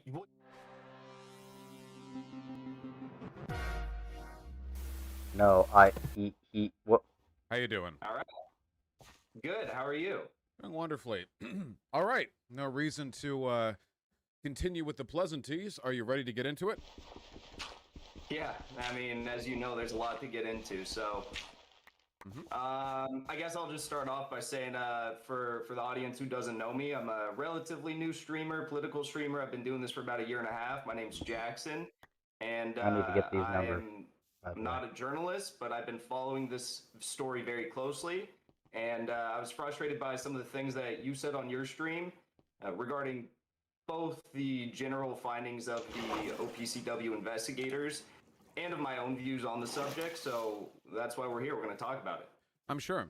All right, so a little bit of a preamble before we get into this. I suspect this is probably going to be a waste of time because I have a lot of experience debating Holocaust deniers. I know that generally speaking, when people form their opinions based on conspiracism, it's usually not because they actually have a vested interest in the facts. It's usually because they have like a set of biases that existed beforehand, and they'll engage in like selective reasoning to adopt any beliefs that they can use to post hoc justify those, you know, pre-existing biases. I guess we'll see how much of a waste of time this turns out to be. So, I wasn't that familiar with the specifics on this incident until, I guess, last night, because... I saw you're doing some late-night Wikipedia prepping, right? Yeah, I'm not familiar with, like, every conspiracy theory out there. I also don't know much about, like, Alex Jones' claims about Sandy Hook. Sometimes you gotta, like, pack that stuff in. It's also, like, completely irrelevant to anything a progressive should care about, so... But I looked into it, and the information in favor of my side was so... No, that one I disagree with. It is not something that no progressive should care about, really. This is a chemical weapons attack on civilians. Come on, Vaush. This is something any leftist should care about. It's chemical weapons attacks from the fucking state on their civilians. I disagree with that particular statement. Probably not exactly what he meant to say. He misspeaks a lot, but come on now. So overwhelming and so compelling that by the end of this conversation, I legitimately believe that your continuing to disagree with me can be attributed only to mental illness or willful dishonesty. I actually believe, like, at first I thought, like, oh god, this is going to be, like, a really confusing and granular issue where, like, it's going to be really tough to understand, but the more I looked into it, I realized that this is such an unbelievably difficult issue to contest the general narrative on, that, like, wow, you know? But again, like, I'm coming into this with a little bit of bias because I've interacted with a lot of members of the broader, like, Gray Zone, Jimmy Dore community, and I have, let's say, like, a negative opinion of them, you know? But I don't know, maybe you'll change my mind. We've, you know, had some pleasant interactions in the past, so I guess I'm open to that being adjusted. So you wanted to talk about the OPCW report, the chemical weapons attack on Duma, or alleged chemical weapons attack, and all of the implications and possibilities. Seems pretty fucking strong, is that you know? correct? Yes. Okay, wonderful. Yeah, we don't have to talk about anything besides that. Do you mind if I give some initial context, though? This isn't something my audience is that familiar with. I want to explain, like, the broader context, if possible. Happily, go for it. Yeah. Okay. So, Bashar al-Assad is a brutal, tyrannical, far-right dictator. And he has, over the course of the Syrian civil war, engaged in many acts of barbarity against his own population, both political and military, which has led to the death of nearly 100,000 civilians attributed to him, the displacement of millions. There have been dozens of chemical weapons attacks that have been attributed to him and verified by a number of international organizations designed to engage in peacekeeping and find facts. So the to fake all of like those chemical weapons attacks beforehand would be like to assemble the evidence in such a way as to form dozens of false flags that tricked so many orgs internationally. It's like unfathomable. So there's a history of the use of chemical weapons by Assad's regime against civilian. Wait. Vaush. Sorry, before you continue, it's just important to get some of the facts right. And by the way, I know you labeled me as an Assad defender on your stream title. I have no problem saying that Assad is a brutal dictator, and I do not defend him. What I'm here to do is defend the whistleblowers and the investigators who were sent on behalf of the OPCW into Duma. But what I will say is that you said a bunch of international groups and activist groups had confirmed all of these previous chemical weapons attacks. That's a pretty broad statement. This is actually the first time that the OPCW has ever been able to go on the ground in Syria and investigate a chemical weapons attack. And that's why this is so important. So all other previous chemical weapons attacks have usually had key evidence that was passed through these rebel groups, these Saudi-funded Al-Qaeda-linked rebel groups like Jaish al-Islam. And in addition to that, a lot of these previous attacks have been contested. Right. So we're beginning already. So first of all, you can't really claim that you're not defending Assad when you're making the claim that numerous and highly credentialed accusations against Assad with regards to him engaging in crimes against humanity are fake. Like, that'd be saying, like, I'm not defending Hitler. I just think that Auschwitz-Birkenau was a POW camp, and the deaths there were the product of, like, Allied bombing train lines so they couldn't get food there. I mean, this isn't really what we're here to talk about. If you're one, I encourage, like, any audience member to take a look at human rights violations during the Syrian civil war. There are estimations on the use of chemical weapons that range from, I believe, 32 is the conservative number that most people use. There are some orgs that claim that it's in the hundreds. There have been many international organizations that have directly observed the use of torture, unlawful killing, the bombing of hospitals, the indiscriminate shelling of civilian areas, collective punishment, the slaughter of political dissidents, the deprivation of food and water, the destruction of key infrastructure. We agree Assad is not a good guy. So we agree. Wait, hold on. Oh, I'm not on the server. I'm on single player. You can't say like. I just want to make sure we're in agreement on that. Yeah, Assad is a bad guy. It's just you were just saying like, actually, these things haven't been confirmed before, and they were all passed through Syrian rebel info, which isn't true. The things that you just said. I said that a lot of the key chemical weapons attacks have been contested by very reputable sources. For example, one of the most notable that the U.S. had indicated was a major chemical weapons attack. The alleged chemical weapons attack in Ghouta was actually, it was contested by a number of individuals. It was contested by Seymour Hersh in the London Review of Books. And in addition to that, actually Barack Obama confirmed that these reports were false of an alleged chemical weapons attack when James Clapper told him that the evidence of the alleged Syrian chemical gas attack in Ghouta was not a slam dunk and they shouldn't act upon it. So, saying that evidence is not a slam dunk and should not be acted upon is not the same as repudiating the existence of those attacks to begin with. Additionally, this is one of the reasons why conspiracy is really difficult to... Wait, hold on. You allege that Assad, without a doubt, perpetrated all of these attacks. No, I did not. Wait, I did not say that, actually. What I said is that there is wait, hold on. What I actually said was that there is undeniable evidence which has been corroborated across many international peacekeeping organizations that the use of chemical weapons has taken place in Syria, the majority of which has been attributed to Assad. For many of these chemical weapons attacks, it is logistically impossible to determine who actually did it. We don't always have the ability to factually determine the exact circumstances that led to chlorine gas contamination in an area. However, a lot of these are very heavily, like, inferentially, like, attributable to Assad. I think about 95% of them tend to be. I'll also add, before we continue on here, that a lot of these key organizations that you are citing, like Human Rights Watch, for example, I'd imagine is one of the ones that you'd cite for, claiming that there are all these chemical weapons attacks. They all differ in how many actually took place based on the evidence and the validity of it. So some of these groups allege that there were over 300 chemical weapons attacks that took place. Some allege that there are only 30, and even in those 30, there's still huge problems with the amounts that, or the evidence that's used to suffice the claim that Assad was responsible. So I think we can both, argue our heads off on these previous chemical weapons attacks, but what we came here to talk about today was the OPCW cover-up scandal in Duma. A cover-up scandal is a pretty strong term, but anyway, I just think it's interesting that when pointing out the fact that there was a tremendous amount of evidence of previous chemical weapons usage by Assad in Syria, you instantly leapt to his defense. And wait, hold on. It's always alleged, because he denies all of it. But you instantly wait, please. It's just then it's not alleged. It's interesting that you don't call yourself an Assad defender when your apparent defense of the regime extends beyond the one incident where we have whistleblowers from the OPCW, but extends broadly to the entire range of information we have on the subject. Again, this isn't what the debate is supposed to be about, and conspiracism is always like a rabbit hole because, again, I've argued with Holocaust deniers. Did you know there was one investigation from the Red Cross that found that there were no deaths at this camp back in 1933? That's curious. You can go down it forever, but if you want, you can take a look at the use of chemical weapons in the Syrian civil war. I'll put it this way, okay?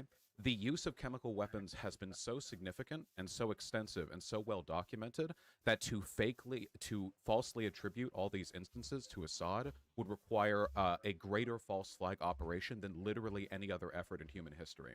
I would believe that as readily as I would believe that the existence of Auschwitz-Birkenau was faked by, Jewish American journalists who were planted at the scene and took photos of a summer camp and put iron rod fences around it to convince Westerners that the Holocaust happened. You can look at the evidence if you want, but again, we can only go into so much. So your claim, oh God, we haven't even gotten to what happened. Okay, so on April 7th in 2018 in the city of Duma, which is about 10 kilometers away from Damascus, there was a Syrian rebel occupation of this city. This occupation had taken place for about 6 years at that time. The city was under heavy shelling at the time from Assad's forces. And then the following things allegedly took place. Two Mi-8 helicopters, which are used by the Syrian Air Force, dropped chemical weapon payloads on a neighborhood in the city of Duma, releasing chlorine gas, which killed, yes, allegedly, which killed about 32 people, led to the displacement and injury of hundreds or more, which were then, they went off to hospitals and what have you. And keep in mind that the key investigators who are on the ground in Duma, they can prove beyond a reasonable doubt that the helicopters that were claimed to have been seen did not drop any of the cylinders that were seen on the site. So what you're saying is incorrect, but we haven't gotten to that yet, okay? We'll get to that, don't worry. So anyway, here is the evidence, I suppose, on my side. So here's what would have needed to have taken place. Is your suggestion that this was a false flag? The chlorine bombs were dropped by U.S. or Syrian rebel forces? Or is your contention the same as the Russian and Syrian governments, that there was no chlorine gas released? There's no definitive, outline as to what actually took place yet because the investigation was stopped. The key fact-finding mission team members were forced out of the team, and they weren't able to complete their investigation. So if you read in the actual... This is also incorrect, but I'm asking you, was it a false flag or did it not happen? Listen, Vaush, you're the one who spent all last night on Wikipedia reading about this for the first time. We haven't gotten to the actual facts of the case yet. I'm asking you... Let me finish my point. Finish my points. If you read the first draft report, you will find that they left open multiple different avenues or opportunities as to what could have actually taken place in Duma and what was responsible for the alleged attack. Okay, so the argument by the Russian and Syrian governments was that there was no attack, that chlorine gas was never released in that area. Is that an opinion that you share? Or do you believe that the Russian and Syrian governments are lying or otherwise working off incomplete information?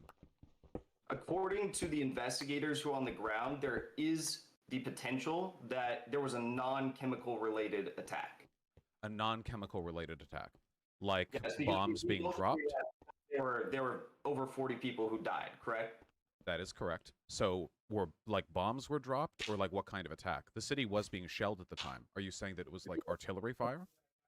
I'm not. They weren't able to identify that. You can see very clearly, though, that the people who were filmed at the scene had, foam protruding from their mouths. But they weren't able to identify that. And I'm not going to act like me, being some YouTube streamer, has any more information on the subject than what they have provided. But they did leave open the avenue that if there was a non-chemical related attack. And they also said they weren't able to find any sort of outlying evidence that suggested that there was a chemical attack that wasn't sarin or chlorine. So the term leaving open the avenue in this case means nothing. When it comes to investigations like this, especially ones that are done weeks after the actual attack, it's almost impossible to deductively prove anything. The most you can do is use evidence to inferentially try to arrive at the most likely conclusion, which of course the final report from the OPCW did.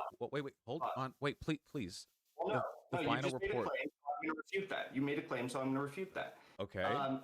If you believe that there's no evidence to suggest any of this stuff, and considering it's all open avenues, then we're left in the dust, and who knows what's going to happen? Who knows what happened? No, he didn't. Jackson Hinkle was misinterpreting restate him. what you just said then. I said that when it comes to investigations on the ground that are done weeks after an alleged chemical weapons attack, it's very rarely possible to definitively prove anything. The statement leaves open the possibility or leaves room for doesn't really mean much in this case, because potentially they could leave room for anything. That's language that's used similarly in many such investigations. It doesn't, because they had indicated that it was highly unlikely that chlorine was responsible for this attack.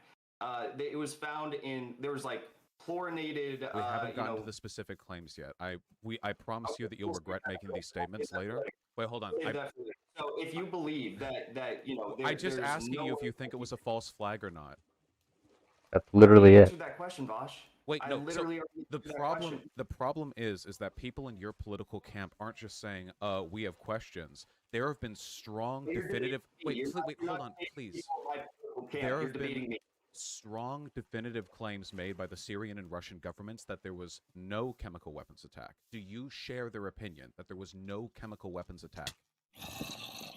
There's no evidence of a chlorine gas attack. They left open the opportunity that there was a non-chemical related attack. By Assad's forces, or? They didn't insinuate who could have been responsible for the open avenue of a non-chemical related attack. The investigation was compromised by OPCW executives before that could have taken place. Okay, we'll get to that, don't worry. Okay, so your argument then is that there was no chemical weapons attack, but there may have been a conventional attack. No, that's not what I just said. That's pretty much what he actually did just say. Would you mind repeating? Because I need you to commit to a position. Because if your position here is we have questions, then I don't even have a position to attack, and I'll just like list out all the evidence of you being wrong. This is the third time I'm going to have to answer this question. The inspectors told us that there was no chlorine gas release that caused this attack. In which That's report? What the evidence told us. The first interim report. The first interim draft report. The draft report. You mean the unreleased report that was not representative of the entire opinion of all those present? The one that was drafted by the, what was it, Investigator B? The Alex character? The one that was later responded to in internal emails that weren't released by WikiLeaks until 6 months afterwards that proved there were scientific reasons why many of the claims made in the draft report were contested? That report?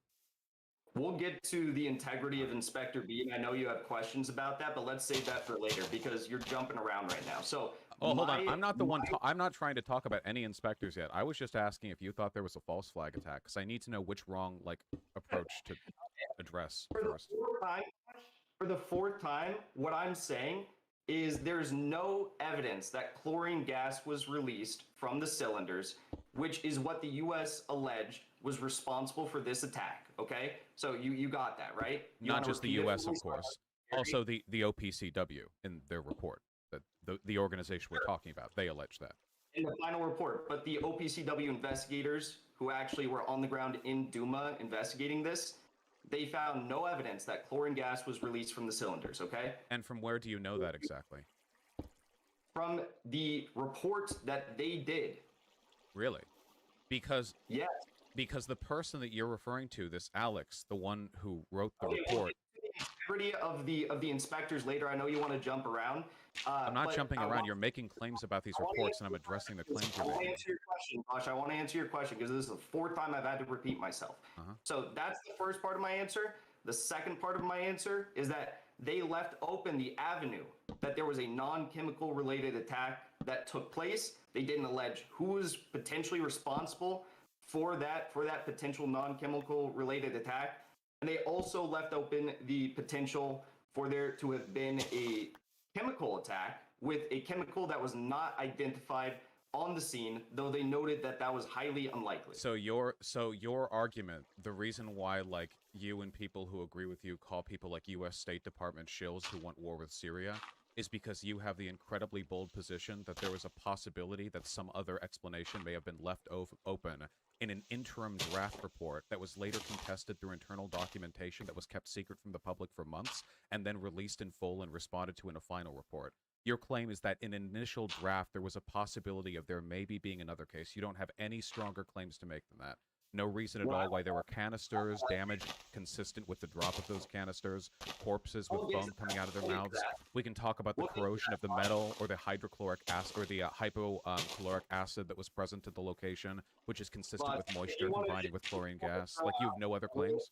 If you want to throw out stuff really quickly without actually going through each point, I can do the same. I can do the exact same thing. I won't give you any opportunities. But I'm asking you. Okay, so let's just go over it then. Okay, so let's go over why we think these things.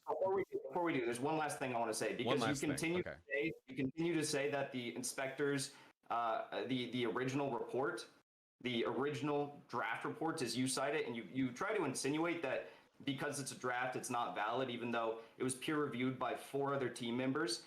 And also, none of the points have been refuted by OPCW executives in that draft report. By OPCW executives, you think they've been refuted? In internal email documentations, they responded to claims made in that draft document, and the final one included many passages which addressed concerns levied by the draft report you're referring to. Yes. Really? I would love to see that. By the way, reviewed doesn't mean accepted. That's why it wasn't published. No, it wasn't published because they omitted key information to sharply deviate from the findings of the initial inspectors who were on the ground in Duma. By initial inspectors, are you referring to Alex? Because Alex never left his command post in Damascus. Why do you keep referring to all the people on the ground in Duma as the people who wrote that report? Alex wrote that report. Alex wrote the report. There was a fact-finding mission team, though, that collected all of the information for that. And we will get to the integrity of the inspectors later if you want to, because I think that's worth discussing. Or we can discuss that right now if you'd like to. No, we haven't even gotten to like the... So when we're talking about conspiracies, I find that it's actually better before digging into the conspiratorial elements to actually talk about possible alternatives, okay? So you don't seem to be willing to commit to the Syrian and Russian narrative on this particular issue, which is fine. I mean, you're not like employed by Syria or Russia that I know of. But we can talk about the likelihood of other possible explanations for what took place there. So if it was a non-chlorine-based attack, why were there 32 or so corpses found with death markers representative of death by chlorine poisoning? The foaming at the mouth is caused by the acids that form when chlorine gas comes into contact with moisture, like moisture in our throats and in our eyes. That's how they died. I can't show these pictures or videos on stream because they're highly graphic, but there are videos taken at the time and afterwards of corpses piled up in these buildings with death markers that are directly indicative of the causes of chlorine gas poisoning. Were they killed by shells and then somebody like spray canned foam in their mouth, or like enough to convincingly like trick medic crisis teams, or how would that have happened? So, you just alleged that the symptoms of the victims were indicative of a chlorine attack. Is that what you're saying? for the corpses, the fact that they were foaming at the mouth, that is absolutely consistent with the symptoms of chlorine death and not like trauma or like shelling. Yes. No, being shelled will not cause that. So that would be consistent with a mass chlorine attack, like what we've seen happen in previous world wars, where you have huge clouds of chlorine that are consuming regions of war for hours on end. It's not indicative of what took place here. And according to the toxicologists who are again on the ground in Duma and who met with some of the leading international experts on toxicology, one of which was from a NATO state. They found that with respect to the consistency of the observed and reported symptoms of the alleged victims with possible exposure to chlorine gas or similar, the experts were conclusive in their statements that there was no correlation between symptoms and chlorine exposure. In particular, they stated that the onset of excessive frothing as a result of pulmonary edema observed in photos and reported by witnesses would not occur in the short time period between reported occurrence of the alleged incident and the time the videos were recorded. Which is interesting because it was later indicated in criticisms of the report that came from my side of the aisle, from people who do believe that this actually took place, that no, those conditions can actually take place in as little as 30 minutes, depending on the concentration of the chlorine gas in the air. Which is now, true, conveniently for as my I've looked narrative, up already. these bombs were dropped in enclosed areas. These weren't dropped into the street. They were dropped into a roof in a bedroom, meaning that the chlorine gas exposure was in a highly concentrated area. Additionally, there was also witness testimony of a green cloud shortly after the dropping of these canisters. Now, highly dispersed chlorine gas wouldn't produce visual effects like that, but highly concentrated chlorine gas would. There are witness testimonies of people dropping dead within seconds of the drop of the bomb. This is consistent with a highly pressurized and highly contained release of chlorine gas into an enclosed space. What those sources are those the white helmets? No, those are not the white helmets. Who are they? Who are those sources? If you'd like, you can give me a moment and I can look up the specifics of the witness testimony. Okay. Also, I think it's important to point out that the toxicologists who were reporting on this, they did rule out chlorine gas, as I just said. No, they did not. That is a do you factual happen to lie. know more than the international leading toxicologists who are reporting on this? This is another interesting element of conspiracism that I like. Your claim is that the OPCW reports are flawed. That's the entire claim you're making here. My claim is that the toxicologists were incorrect. You're making the inaccurate assumption that the only ways in which the OPCW could possibly be incorrect are against the narrative of the Syrian government. I disagree. I think that in this instance, I think that the reports of the toxicology... Oh, wait, hold on. I'm alleging... No, you just said that I said something. Wait, I'm sorry. Are you not alleging that the OPCW final report is inaccurate? I'm alleging that the final report omitted key information that the toxicologists, engineering and ballistic experts, and the fact-finding mission team members found on the ground. And by omitting that information, they sharply deviated from the findings of the initial investigators who were on the ground and used it to paint an outcome that insinuated that a chlorine gas attack was responsible, when the toxicologists, as I just read you, said that it was not possible. Yeah, so, yes, you wrong. do believe that the OPCW report was inaccurate. I believe that there are inaccuracies also present. So hold on again. Hold on. This is the selective credibility that I'm contesting right now. Essentially, when information lines up in a way that's inconvenient to your narrative, you can explain it away with internal bias, meddling, corruption, or with censorship. But when I say, I know you're upset, but I need you to just hold on. Can take it one claim. So you keep saying international experts. So were all of the people who found that there was a chlorine weapons attack. The OPCW was not the only organization at the ground on Duna, by the way, nor the other locations of chemical weapons attacks in Syria. You keep referring to international experts. Buddy, the international experts have already agreed. This was a chemical weapons attack. If you're going to defer towards international expertise, the world already agrees with me. So you're not going to have to rely on that, all right? Let's just take this a second at a time, okay? Vaush, the US, the UK, and France all pointed to the OPCW to lead the investigation into this. and the investigation omitted key information that was found by the you keep repeating this, but we haven't even gotten to that yet, and what you're saying is also inaccurate. Okay, so the question, wait, if you remember, the question that I initially asked you was, how did all of these corpses with foam at their mouths show up with deaths that are consistent with the effects of chlorine gas exposure? They're not. I just read to you that the reported this is according to the toxicologist, that the observed and reported symptoms of the alleged victims with possible exposure to chlorine gas or similar, the experts were conclusive in their statements that there was no correlation between the symptoms and chlorine exposure. So I don't know why you keep alleging that they were consistent with chlorine exposure when the world's leading toxicologists have said that they were. So what else happened to them? They didn't identify it because they were forced off of the fact. They were This forced is not off the wait. So investigation. this is not correct. So let's break down some possibilities here. So there's a claim then that an alternate source of death might have been the product, like something else might have killed them. What could have killed them that would have led to there being foam on their mouths and to demonstrate all of the symptoms of pulmonary edema? Keep in mind, the testimony of the toxicologists was not that these deaths' symptoms were inconsistent with chlorine gas, only that the symptoms demonstrated rapidly compared to what is expected with heavy exposure to chlorine gas. So the symptoms are consistent, only not within the time scale that toxicologists defined. This has been contested by other people since. For example, well, wait, please, Professor. Wait, we need to. I need to finish the claim. You can address the claim when it's done. Okay. You just made a statement. I'm going to refute that. So you said, due to the time frame, I'm going to repeat the toxicologist, findings one more time for you here. They said, and I'm not cherry picking here. They said that the experts were conclusive in their statements that there was no correlation between symptoms and chlorine exposure. Okay, that's the sentence. Okay. So we're familiar with the minutes of this meeting. We've already heard you. Thank you.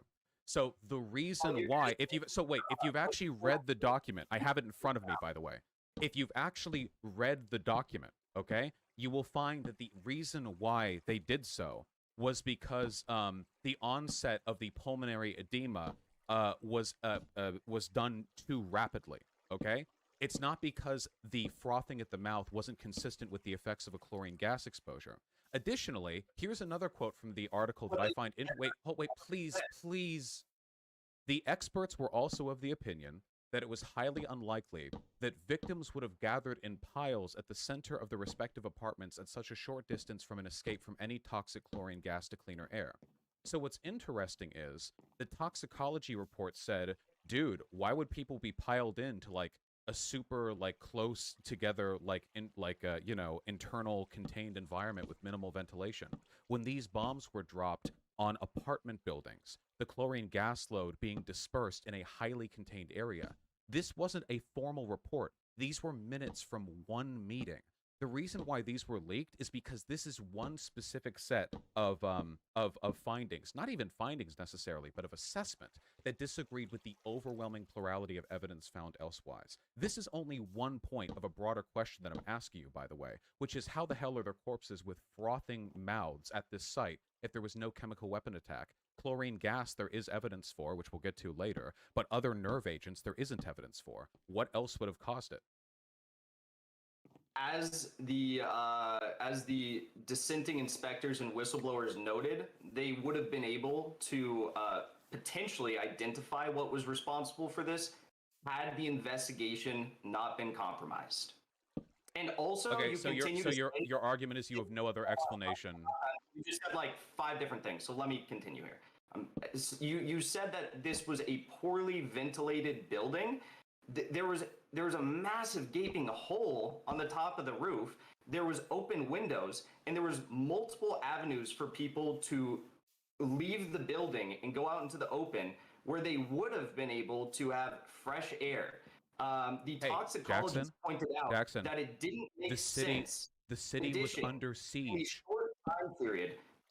In the short time period between the reported occurrence of the alleged incident and the time that the videos were recorded, that they would have had that onset of excessive frothing or pulmonary edema.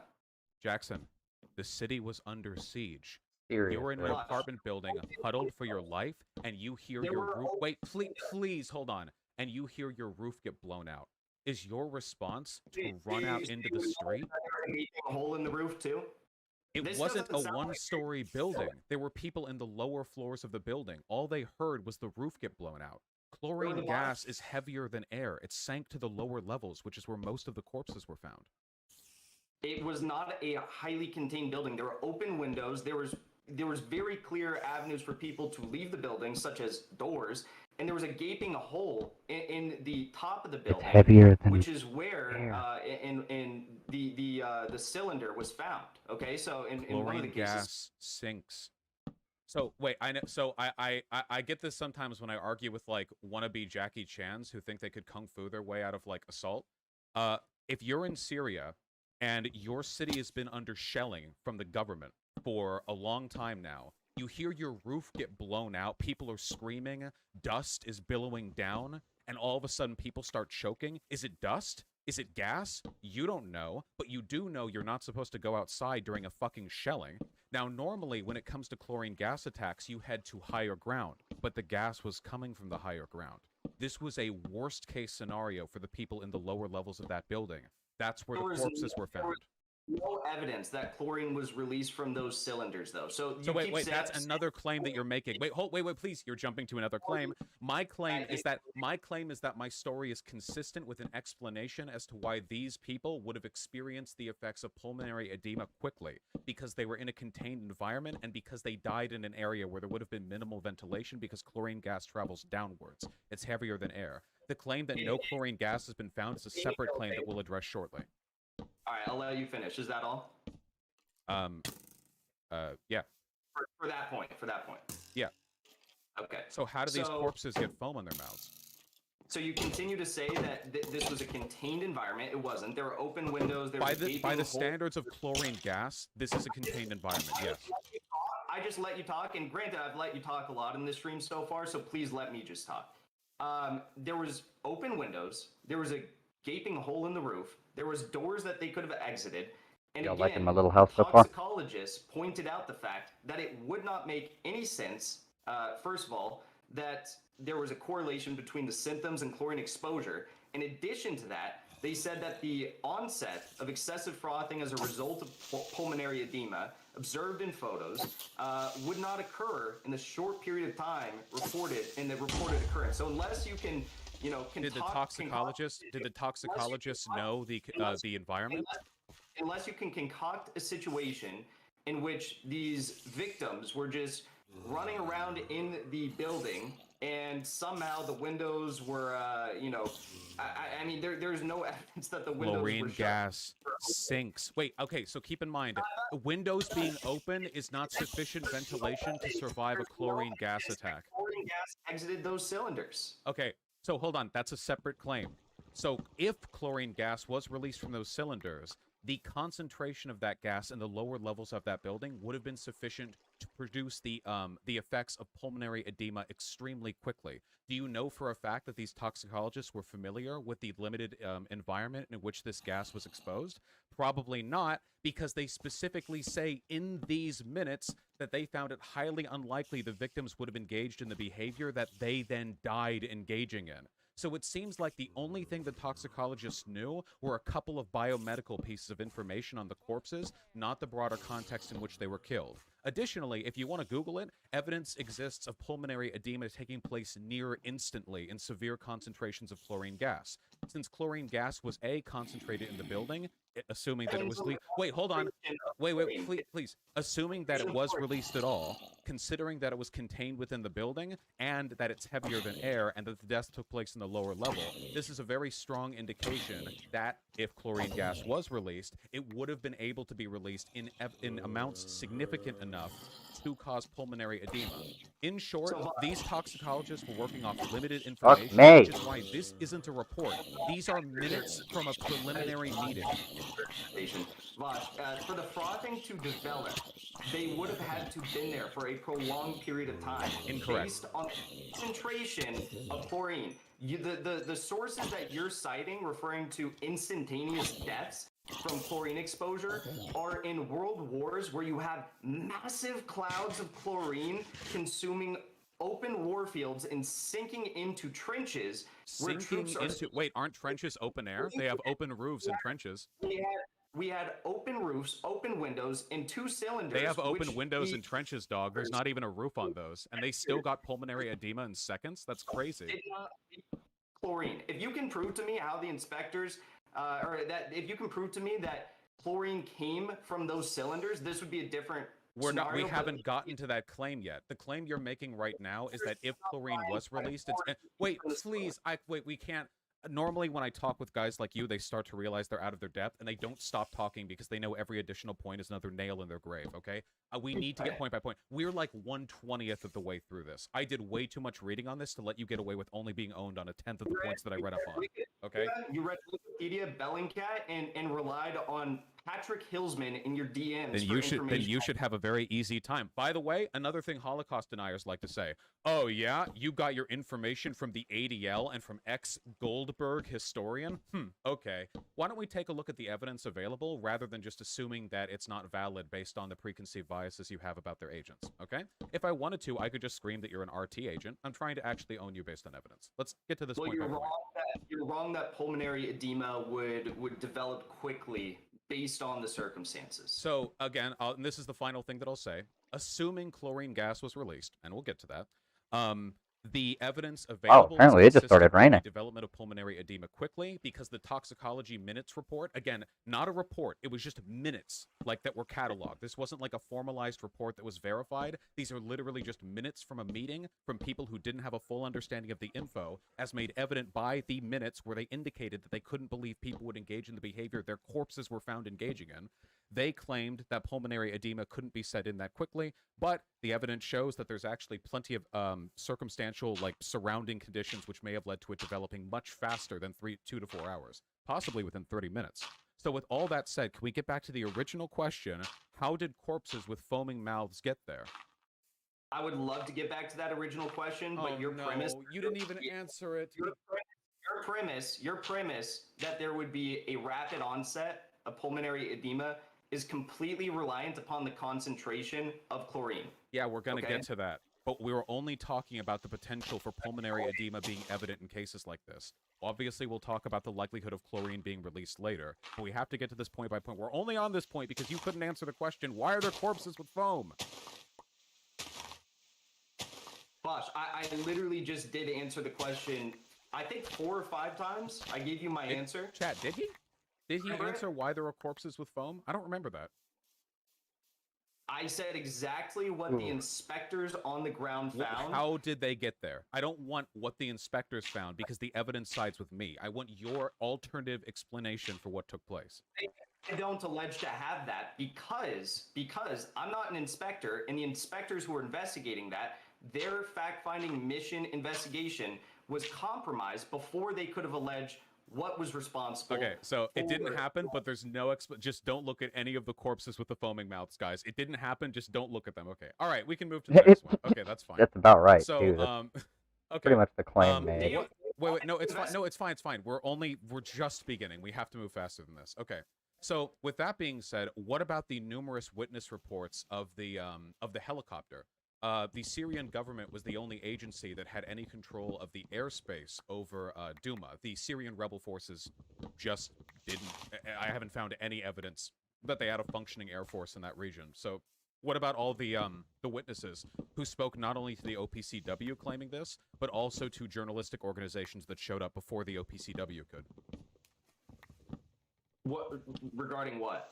The existence of the helicopter, the 2 helicopters that flew in the air over Duma, the 2 helicopters that were found to have deported from the Duma Air Base just 15 minutes before they arrived at that location in Duma.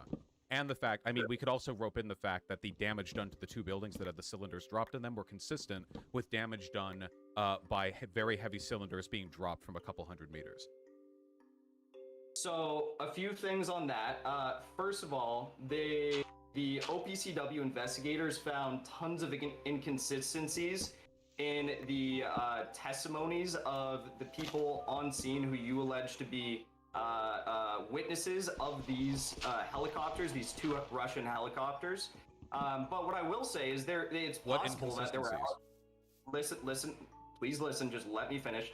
There is a possibility that there were helicopters. I don't know their flight routes on that given day. But what I will say is that it is highly unlikely that you had 2 helicopters flying that close to the ground in an area that was controlled by Jaish al-Islam, which is a Saudi-backed extremist militia group that had advanced artillery access that could have easily, shot those 2 helicopters out of the sky. It makes no sense that they would have done that, especially considering that they were the Syrian army frequently bombs rebel-controlled cities. They do that all the time. They were just on the verge of regaining control of Douma. Jaish al-Islam had already began to release a few of the prisoners earlier that week on Wednesday. So it would make no sense for them to have done that. Wait, because helicopter bombings... Wait, first of all, they were currently shelling the city. And second of all, helicopter bombings from the Syrian Air Force take place constantly. That's a that's not just like this happened here because it's happened a few other times. This is like an ongoing reality of the Syrian civil war. Gosh, you didn't let me finish. So it's possible that there were helicopters, sure. But Ian Henderson's reports on the ground in Douma found that there was no evidence that suggested and that it was improbable that helicopters actually dropped these cylinders in Douma. Oh, we'll get to Ian Henderson. Don't you worry, buddy.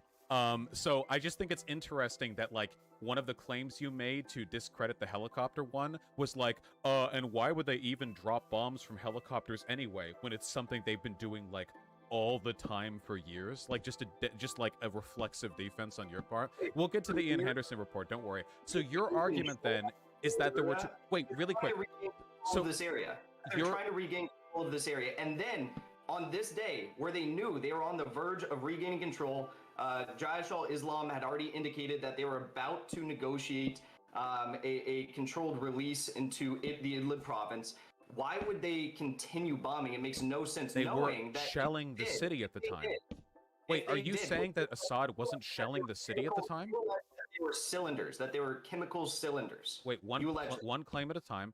Are you saying Assad wasn't shelling Douma at the time? You're saying, like, why would they helicopter bomb Douma? They were currently shelling the city at the time. Like, the alleged chemical weapons attack took place during the shelling.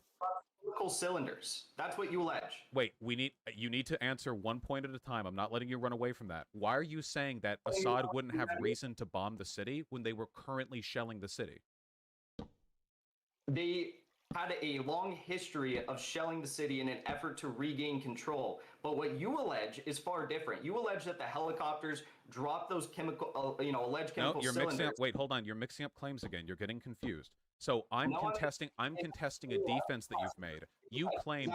Wait, really quick. You claimed very stupidly that there's no. Wait. Oh my God. You can't. Wait. Please don't turn into like I hypocrite levels of brain dead yet. Yeah. Okay, and he does actually. This entire discussion has been anyone who actually pays attention to this, Vaush has been fucking correct on. Please, God, give me a second, okay? You claimed. Drop the cylinders, right? Oh no, it's already happening. No, is that what you allege? So you claimed that Assad would have no reason to bomb Douma, but they were currently shelling Douma. So I said they would have no reason to bomb with chemical cylinders. You didn't say that, actually. You just said they would have no reason to send helicopters on a bombing run. They have no reason to bomb with chemical cylinders, which is what you allege. Wait, no, you didn't actually say that. You said they would have no reason to send helicopters in a bombing run. So you're saying they did have reason to send helicopters in a bombing run? They did have reason to do that? No, they have no reason to drop chemical cylinders. We're not talking about chemical cylinders yet. We're talking about the helicopters, okay? Hold on. So you're saying then that they did have a reason to send helicopters on bombing runs. Not chemical bombing runs, but a bombing run. Because they were already shelling the city. Syria, the Syrian government, had a long history of shelling Douma in an effort to regain control. But what you are alleging is that chemical cylinders were dropped there. So again, we're not talking chemical cylinders yet. We're just talking about the act of bombing with a helicopter, which you said they didn't have a reason to. So again, for like the 5th time, you believed then that Assad did have reason to bomb with helicopters, considering he was currently shelling the city, just not with chemical weapons. But you do believe he had a reason to use helicopters to bomb the city. Not with chemical weapons, but just with conventional armaments. Not necessarily, but the allegation is that those helicopters dropped chemical cylinders. I know that. Can we take it one claim at a time instead of you trying to run from this one by jumping to the next one? Why would they not have a reason to run helicopter sorties over Duma when they were shelling the city?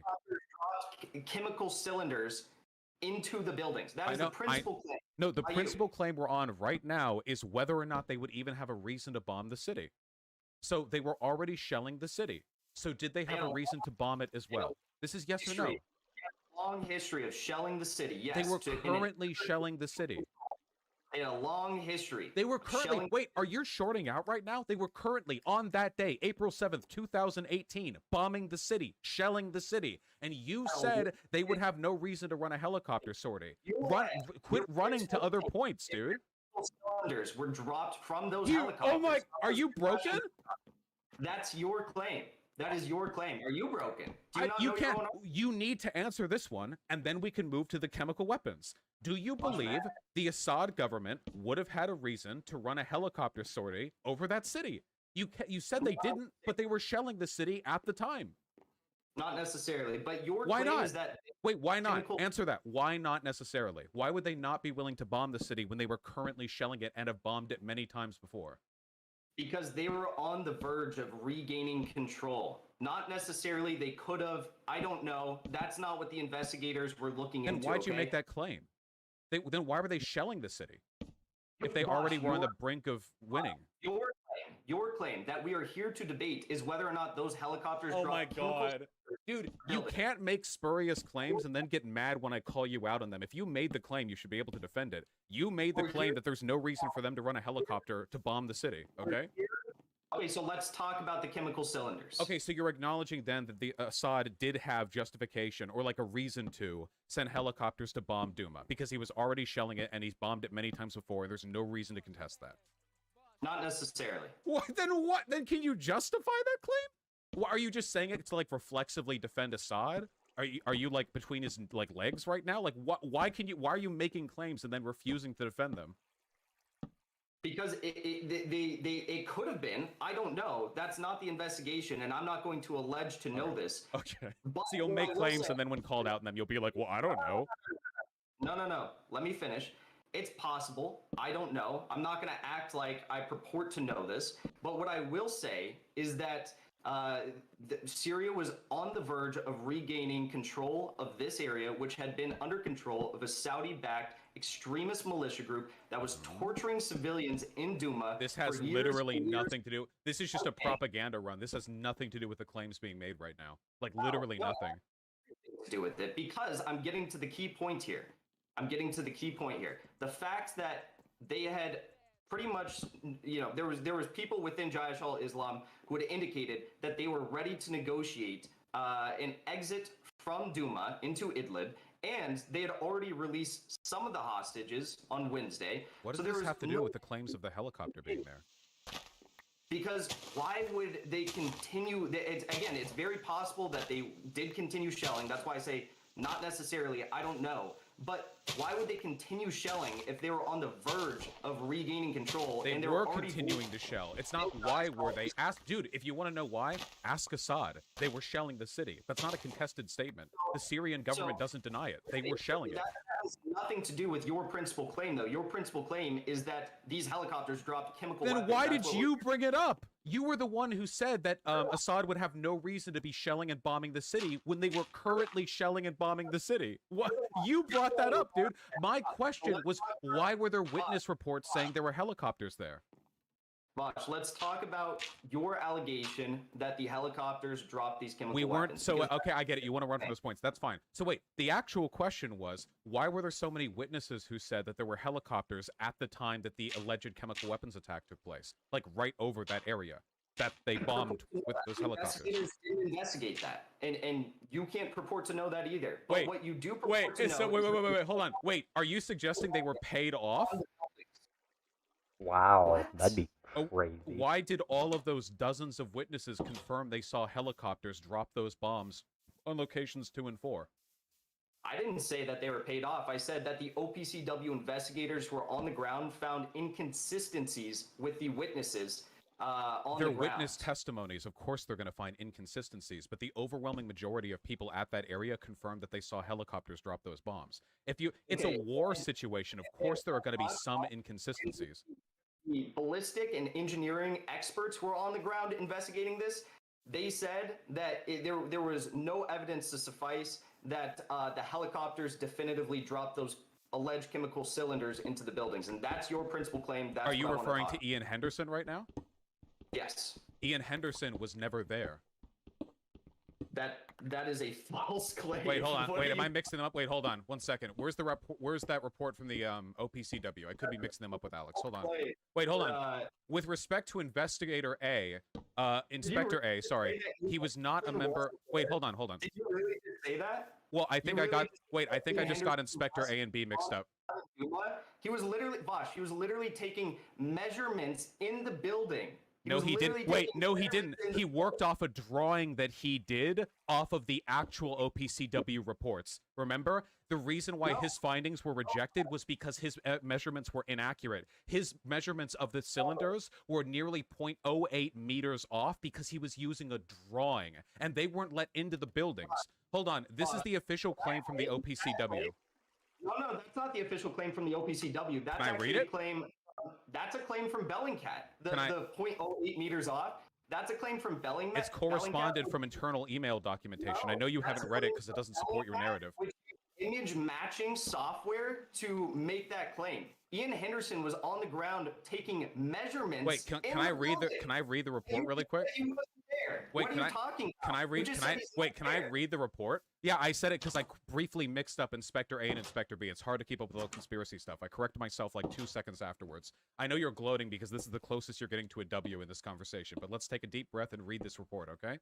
So this is from the OPCW on independent investigation into possible breaches of confidentiality reports, okay? And they said, with respect to Inspector A, that's the Ian Harrington person. Huh? Go on. Wait, what'd you say? Go on. What'd you... Nah, come on. Don't be a coward. What'd you say? Come on, share it with the class. I was just fucking with you. I was like, is this the doctored report? But go on. Okay, gotcha. Very nice, you know. Is this from a Goldstein, you know? Very, very common joke I'm familiar with from your kind. Anyway, with respect to Inspector A, he was not a member of the fact-finding mission. As described by the... Wait, hold on. As described by the investigators, Inspector A played a minor supporting role in the investigation of the Duma incident, and he did not have access to all the information gathered by the FFM team, including witness interviews, laboratory results, and analyses by independent experts. Although Inspector A... Wait, hold on. I'm almost done. Please. Although Inspector A's assessment purports to be an official OPCW FFM report on the Duma incident, it is instead a personal document created with incomplete info and without authorization. So to be clear, when you're saying that an on-the-ground team found inconsistencies in evidence of a helicopter dropping a bomb, what you're actually saying is that one guy who wasn't a part of the fact-finding mission produced an unauthorized and incomplete report that when he didn't have access to the broader information available to the FFM team. Not a broad team, just Inspector A. So I was prepared that you might make these claims because these are the claims that have been leveled by OPCW Director General Fernando Arias, but they are completely false, and I have images of OPCW documents that can prove you wrong, but first I just want to briefly summarize... Wait, on what? That you allege that he wasn't a part of the fact-finding mission team. They allege this, yes. He wasn't on the ground. So OPCW documents describe Henderson, and I'm just briefly summarizing here, but I have all the links if you want me to send them to you. I do. OPCW documents describe Henderson as an FFM member, fact-finding mission team member, and list him among the mission personnel and add the group of inspectors, and in the group of inspectors on the Duma mission. They also list Henderson in the group of inspectors on the Duma mission, that he was a part of the team conducting the technical secretariat visits, and the Office of the Director General also noted, and I have pictures for all of this, that it would be happy, quote, happy, if the visits to the cylinders in hospital are led by Ian Henderson. So Okay. That doesn't mean he was necessarily there. And Vaush also said that he only mixed up the inspectors.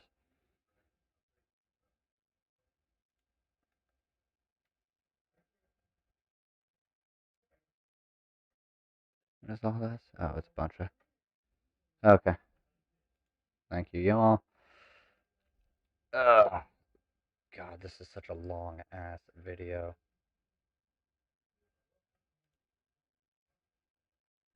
And we're about halfway done. That's okay. I am going to take a quick break here because I want to, and my back is starting to hurt. So I almost hate to say it, but I need to stand up and take a bit of a walk.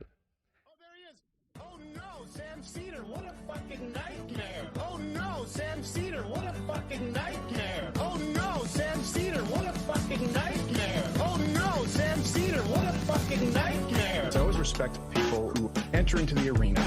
You do anything you can to avoid the debate. Come on, man. Look, no idea that you were taking your show off early last time. I had no idea this was going to happen.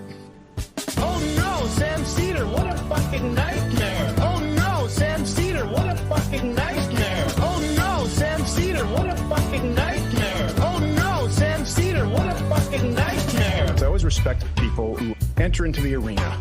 Seems that even Crowder has gotten some cold feet, so I don't think he's coming. Why is that?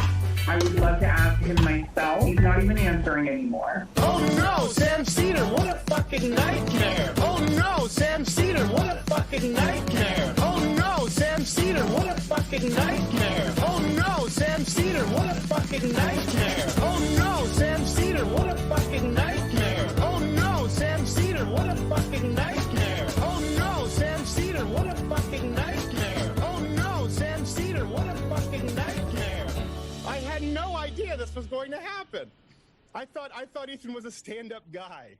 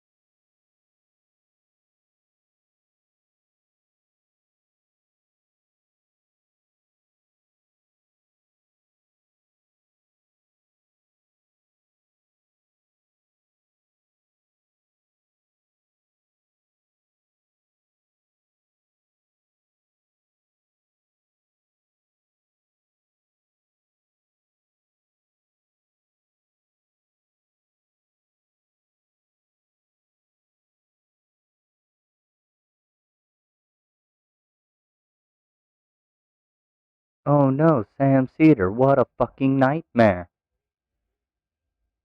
Shit's a bop if I'm being completely honest.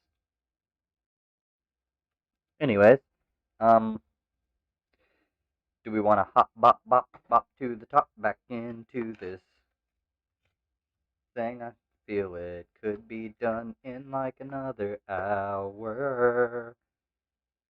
Give me a minute before we do, because I need to.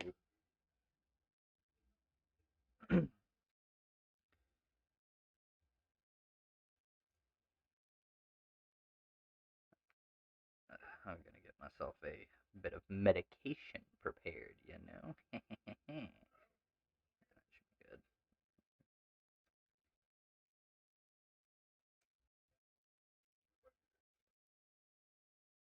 So, I hope everybody has a little bit more patience with me. I'm sorry, I know. I just took a break, and I just came back, and I didn't do this while I was on break. Why, how dare I? How dare I? Well, see, the thing is I just couldn't wait to get back to my people, you know? My lovely viewers, y'all are just so wonderful. Nobody who ever comes into my chat has ever done anything wrong. Ugh. What I say is I've had to ban people from my fucking chat already. I don't even have 100 subs, and I've already got fucking Nazis and Dore fans brigading my shit. Never had to delete anything a Dore fan said. Usually they're just an embarrassment. Like people calling me a grifter for calling Jimmy Dore a grifter. It's the Mel tactic of just throw whatever bad faith attack they can at me.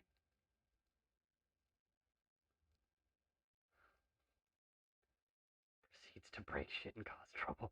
God damn it. And if you break shit and cause trouble in my stream chat, I don't know. As long as you're not actually, like, don't throw slurs.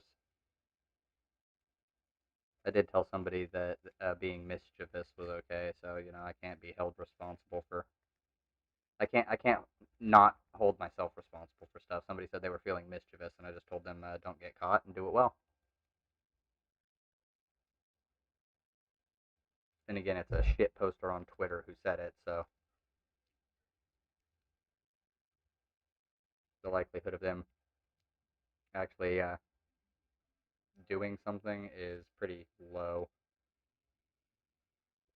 Let's get continuing with this. This is a debunked claim that was espoused by the OPCW Director General. Yes, I will. But these claims were espoused by him, and they've been debunked. And this is the same guy that the inspectors are alleging omitted key information in this investigation, and I'm now going to send you those. So if he was part of the FFM, then why did he have to produce a personal document with incomplete information and no authorization? The document that he released wasn't one of the drafts of the interim document. Wait. Vaush, sorry. I'm just trying to send you these, so give me 1 second. Okay. Wait, no, hold on. Please don't send me grainy screenshots that look like they could have been from, like, a World War I training manual. Please give me the actual documents that these are from. Okay. Now this is a thing, but to answer Vaush's question, why would he have to make his own report released with incomplete information without authorization? I can kind of answer that for Jackson here. If you're a whistleblower, you don't have authorization. However, I don't believe this particular whistleblower because all the evidence points to the other side of things. From.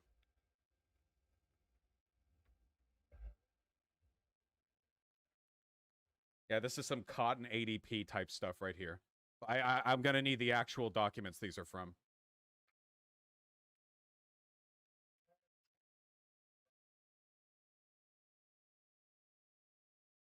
And while you're posting these, we can review the broader question, which is why so many witnesses claim that helicopters were present at the scene. Which he probably won't answer, to be fair. Okay, you're just... okay, we're spamming WikiLeaks. Wait, do you have, like, citations in here, or did you literally just send me 500 pages? Wait, hold on.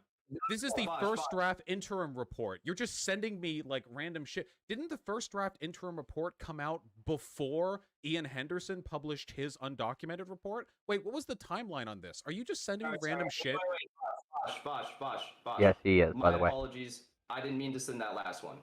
Okay. But the other ones, wait, and there's one more, because I accidentally sent the wrong one. Are you sure you're not just link dumping everything on WikiLeaks to me?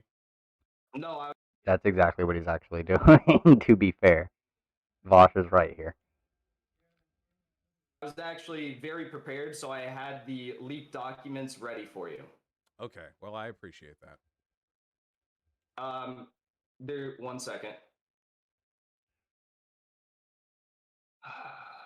No. Yeah, the engineering assessment was published by Henderson's engineering report. It wasn't like it was a personal document. It was published in early 2019, whereas the draft OPCW reports. That's saying that it's a personal report is incorrect, but we'll get to that in a second because I'm trying to send you the last thing here. Wait, what official supervision did that report undergo? We'll get to that in a second, but let me please just finish. Okay, I'll look at these, but you still need to explain to me why so many witnesses saw helicopters at the scene dropping those bombs. Like, no. Witnesses do not claim to have seen them dropping the chemical cylinders. They claim that helicopters were present over the site at the exact instant people started dying. Okay, you can put the pieces together if you want. Why did they see helicopters there? You're already moving back on your claims because you know that was an incorrect statement. No one claims to have seen them dropping those cylinders. And in addition to that, the inspector, Ian Henderson, who I just pointed out here, is so wait, can you answer the question? Okay, and that's a false understanding from what he said. Why did they see the helicopters said to have dropped the canisters, not that they saw the helicopters actively dropping canisters? Did they hallucinate the helicopters, or did helicopters from the Syrian government just happen to be directly overhead right as the false flag happened? I'm not going to purport to know that. The investigators didn't look into that, but what I will say is that the witnesses don't claim that they dropped the cylinders, and Ian Henderson, who was a part of the fact-finding mission team, the witnesses were in buildings. They couldn't look up, but they heard helicopter blades, and they saw helicopters when they left. Vaush, you just tried to discredit the guy who did the reports that found that there was no evidence that those were dropped from a helicopter. Wait, we're not talking about the cylinders yet. We're talking about witness testimony. What have I been imagining? Wait, the reason why this conversation feels like it's really discontinuous is because every time you can't answer a question, you move to the next one that you do have links prepared for. I just backed it up with the actual leaked documents. Wait, hold on. Do these leaked documents explain why dozens of witnesses claim there were helicopters present at the attack? You're the one who's jumping from argument to argument. Are you gonna retract the? Does anybody notice what's happening here? Vaush is actually staying extraordinarily fucking consistent. Why are there dozens of witnesses who claim that they've seen helicopters at the exact same time this quote-unquote false flag attack happened? The claim that Ian Henderson was not a part of the fact-finding mission team. How about 1 point at a time? 1 point at a time. Vaush has literally been trying to get to each individual point, and this guy keeps jumping around all over the fucking place because he has a very set bit of links. He's got links prepared. And he doesn't have answers to some of these questions he didn't think Vaush would go down. So he's just like, okay, let's go down this dialogue tree. Here's links to these. And anytime Vaush asks him a question that he doesn't have anything prepared for, he tries to jump over to something different for something he does have a dialogue tree prepared for. You realize that was the original point we were making, right? I haven't even gotten to any of the whistleblower things yet. You keep wanting to jump to them because that's where like the conspiracy boners are, you know? You made the claim before me. Can you answer the question? Why did witnesses overwhelmingly, like the vast majority of people interviewed, say that helicopters were present at the scene? Vaush. Now, if you notice, you hear that echo? Again, there were a lot of inconsistencies with the witness testimonies. They don't allege that the helicopters were present at the scene. Do you hear it? Again, there were a lot of inconsistencies with the witness testimonies. They don't allege that the helicopters dropped the cylinders, and Ian Henderson, who is the investigator, claimed that There's not evidence to suffice the allegation that the helicopters dropped the cylinders. So okay, you need to wait. We need. Okay, so there's a chemical weapons attack that ends up damaging apartments, killing people there. There are helicopters above the scene. There are helicopters that left from a government-controlled airspace, like helicopter pad thing, nearby. They were seen over the apartments. There's a chemical weapons attack on there, controlled by the Syrian government. What's the alternative? That somebody else caused a chemical weapons attack, and there just happened to be Syrian bombing campaigns over the area, the state-sponsored bombing campaign over the area. But somebody else did a weapons attack there. It wasn't the Syrian government who was bombing the area at the time. Like literally at the time on that day, other bombs being dropped.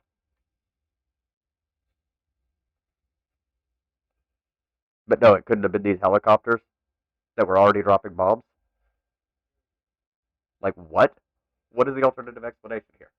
We need to break the loop. Can we break the NPC dialogue tree?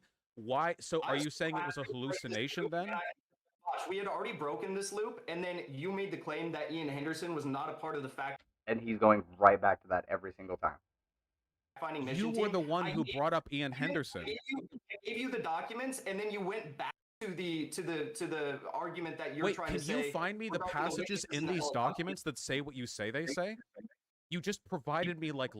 And yeah, if you notice that there's an echo going on, it's because dude is watching Vaush's stream, I guess, or he's got his stuff coming out of speakers and is going back into his microphone. And he, after this, claims that Vaush was doing something weird to cause an echo in the conversation, which was throwing him off. Like, dude, it's not Vaush. It's your shitty setup for this. You're the one who is having a feedback. This is why I have a headphone in, because what I'm listening to comes off of my screen, you know, right here, like off of my screen, which is right below my camera. It's literally right here. It goes through my headphones, just through my computer into my headphones, and into my streaming software over here, right here.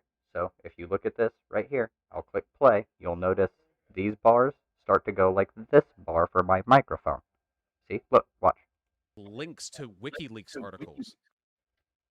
Otherwise, if I had it as it was at the for one of the starting screen things, it would go out of my speakers loudly into my microphone, causing a feedback. Or alternatively, if I have my mixer, we'll just bring this back over here. See, there's this mixer.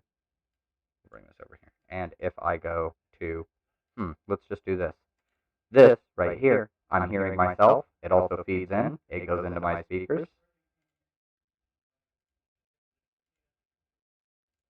So yeah, it goes into my speakers, and then it causes a feedback because it's also going into my headphones, which is also what's going out to my stream. So it's one of those two things on his end. He has a shitty setup, and that's what it is. It is not Vaush causing some techno wizard bullshit. That's the kind of this guy is just prone to conspiracy. So pull them up and read them. They're highlighted. Wait, okay, so I would love to, but it takes me time to do that. So, wait, there's an echo on your end. Why is there an echo? What happened? I could not tell you that. There's an echo? Hello? Yeah, there's an echo coming from your end. Do you have earbuds in? Did it just start? It just started like a minute ago.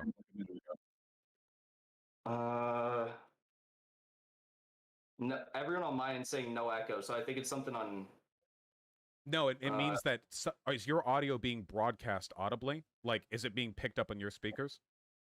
Yeah, but I mean, I haven't changed anything. It has been for this entire time. Might have something to do with auto sensitivity detection. Okay, so we can move to this, but I have to ask you again.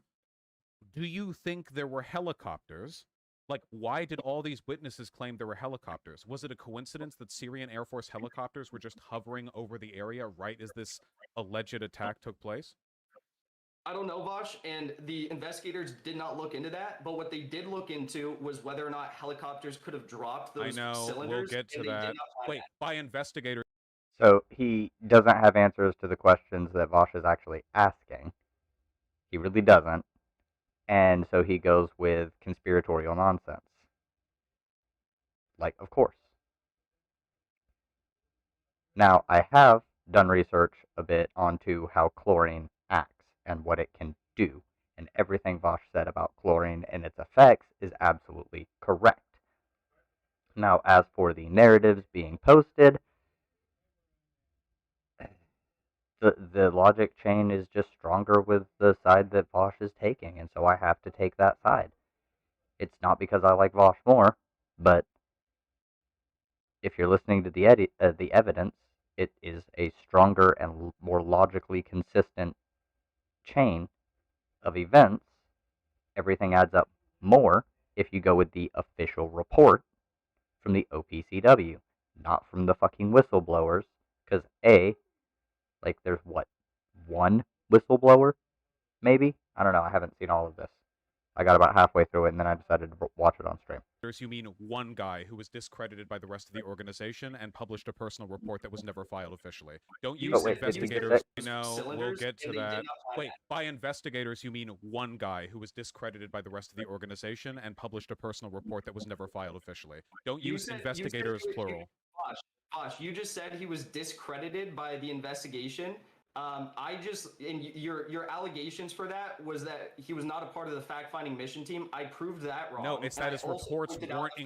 No, see, and that's a lie. See, you see what kind of spurious correlations he pulls? He's like, you said this earlier, and so when you make this claim here, your evidence was this earlier thing that you said, even though that's not what you literally had just said. You just said that he was discredited by the rest of the organization for this. Over this one, not that he wasn't part of the fact-finding team, and so he's discredited. No, that's not what he said. That doesn't add up. Okay, that doesn't track. That's wrong. Included in the final report. They'd be happy if the visits to the cylinders in hospital were led by Ian Henderson.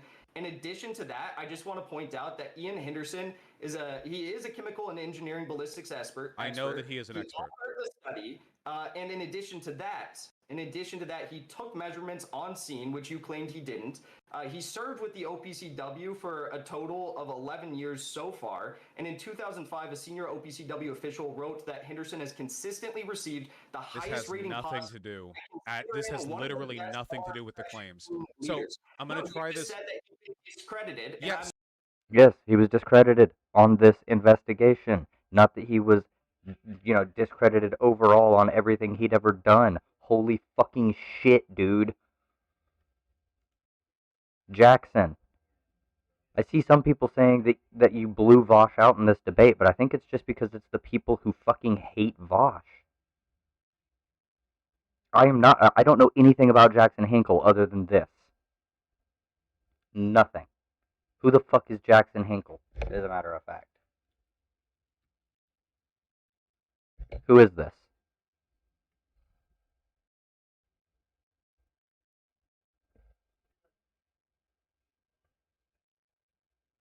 God, Aaron Mate and Gray Zone.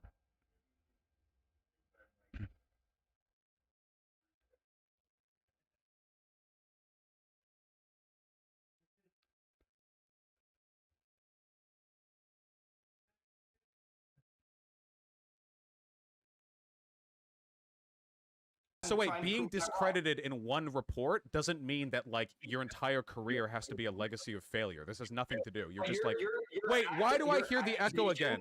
Wait, why do I hear the echo again? Can you put earbuds in or something?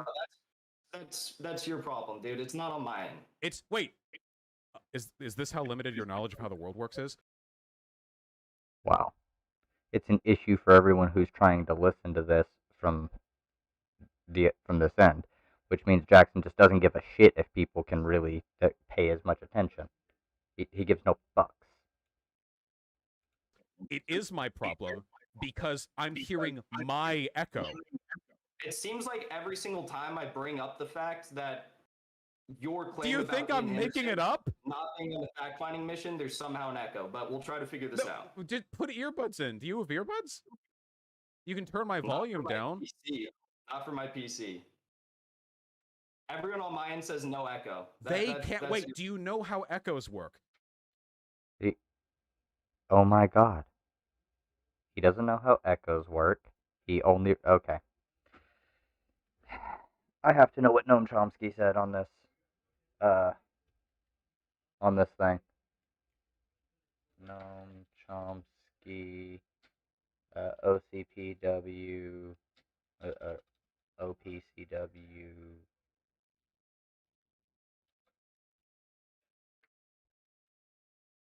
Whistleblower.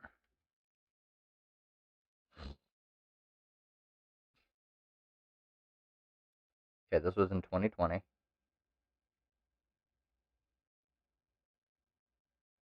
This was posted by Aaron Mate on whatever the fuck MR Online is. We won't discuss it. We won't see if... Okay.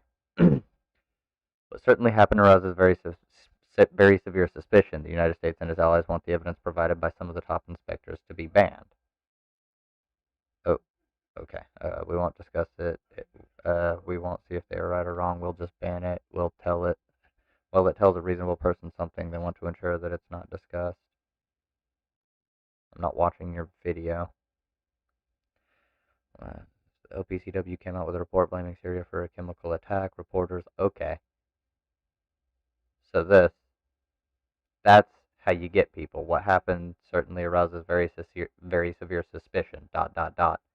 This makes it seem like he may have just, like, said, paused for a bit. The United States and its allies want the evidence. And instead, he said, he actually said, well, what happened is certainly arouses very severe suspicion. The OPCW came out with a report blaming Syria for a chemical attack. Reporters like Robert Fisk and others thought it was pretty shady at the time, but didn't know. Then came the bombshell. Some of the leading investigators, top ones, came out and said that their own analysis undermined the OPCW reports and that they were being silenced. Okay, that asks the question. Then comes a long series of efforts to silence them up to what you just described. The United States and its allies want the evidence provided by some of the top inspectors to be banned. We won't discuss it. We won't see if they're right or wrong. We'll just ban it. Well, it tells a reasonable person something. They want to ensure it's not discussed, meaning they have no confidence in their own conclusions, meaning the U.S. bombing of Syria was undertaken on false pretenses. Okay, that's got to be covered up.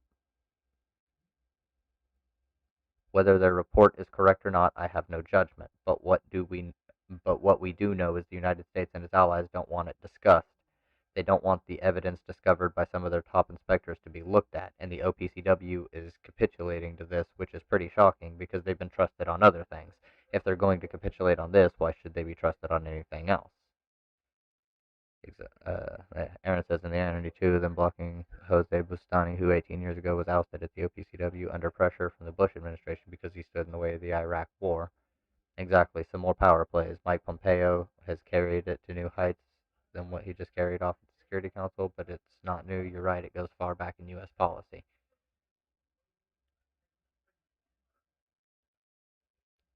Okay. Noam Chomsky never in this says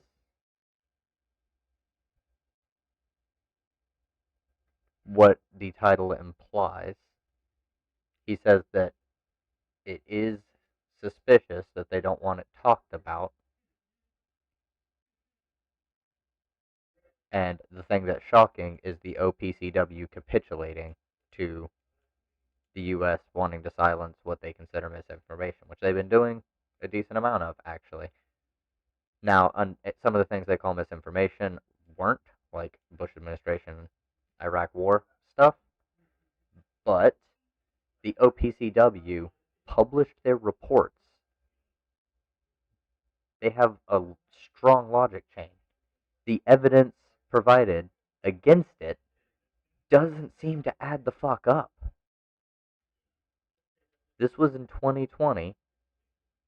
Now, I'm sure okay, because this is a Aaron Mate article, so you know.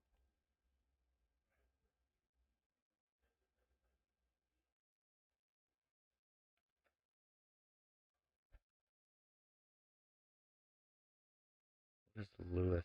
What is this? The unrepentant Marxist. Okay, so this is. One might say that Noam Chomsky can be excused for stupidity since he is now 91 and clearly a victim of the aging process, as are eventually all of us. However, when it comes to Syria, he is speaking foolishly since 2015. I say speaking since he seems to have lost the ability to write substantive articles. Most of the pearls of wisdom are plucked from interviews with his fans at myriad websites, like fellow professors emeritus Stephen F. Cohen, whose articles in The Nation were transcribed from chats with far-right WABC personality John Batchelor. Anything written by Chomsky is a transcription. The first sign that not all was right in an interview he gave at Harvard Kennedy School's Institute of Politics in 2015.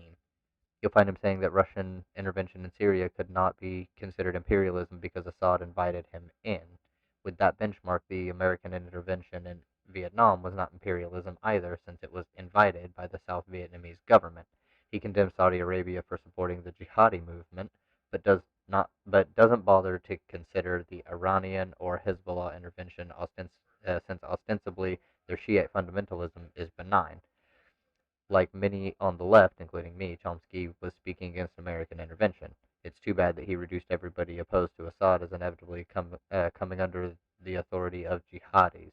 Perhaps if the CIA had not intervened in 2012 to block the shipment of manpads to the FSA, the rebels would have been in a position to create a new government that met with Chomsky's approval, which the rebels are the Rojavans. I'm pretty sure that's what it is. And yeah, the rebels are Rojava. They're trying to like make essentially an anarchist society there, like in a kind of it's a kind of anarchist society. It's a little different, but you know that's the best way I can describe it right now.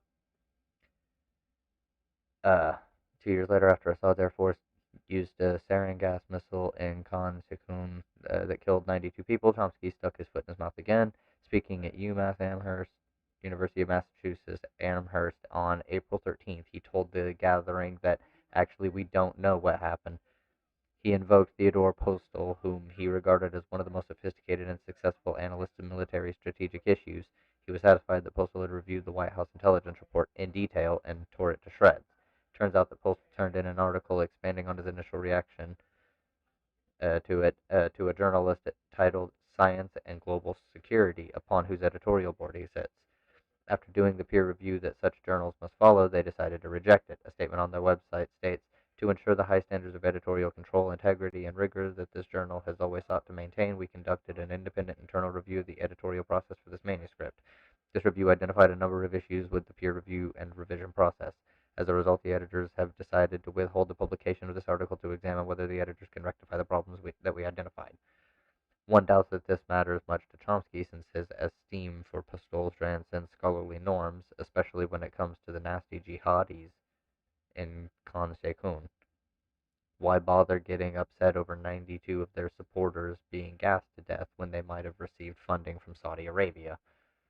Yeah, he does have some issues. I don't agree with Chomsky on everything.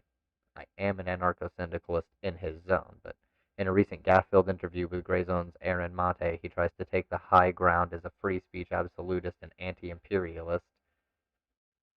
Grey Zone has published numerous articles absolving Assad, and Chomsky seemed happy to carry their water. In the interview, Chomsky was indignant that the UN Security Council voted against hearing testimony from Jose Bustani, the former head of the OPCW, who has joined the WikiLeaks DOMA false flag brigade. Chomsky saw a pattern here. There was a nefarious conspiracy to silence whistleblowers who, after all, were only corroborating what an expert in the region had already established. Chomsky told Mate, "Well, what happened certainly arouses very severe suspicion." I cannot speak today. The OPCW came out with a report blaming Syria for a chemical attack. Oh, I'm sorry, I'm reading over here because I can't read it on this monitor with it. I mean, I could bring it over, but I'm just reading the article out, and if the Jaish al-Islam, the army of Islam that controlled Douma, was capable of weaponizing chlorine gas tanks, why wouldn't they have used them in confrontations with Assad's military, especially since it was closing in on them in 2018? Yeah, if the army that controlled Douma was able to use chlorine gas tanks as weapons, why wouldn't they have used them against Assad's military? You think they wouldn't have?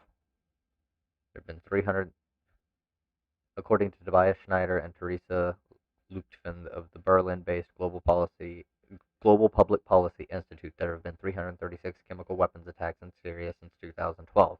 They attribute 2% of them to ISIS and all the rest to the dictatorship. A search in Nexus for chlorine and attack and Syria in LexisNexis will return 5,404 articles sorted by relevance. After a review of the first 25, I found not a single one referring to rebel usage. You're welcome to work your way through the remaining 5,379. Okay. Procuring chlorine tanks might have been relatively easy, but how could Jaish al-Islam construct the fins, harness, axis, and wheels that are necessary for both loading into and then dropping them from helicopters? If you are going to frame Assad, you'd better be in a position to replicate the weapon he has been using for at least 5 years.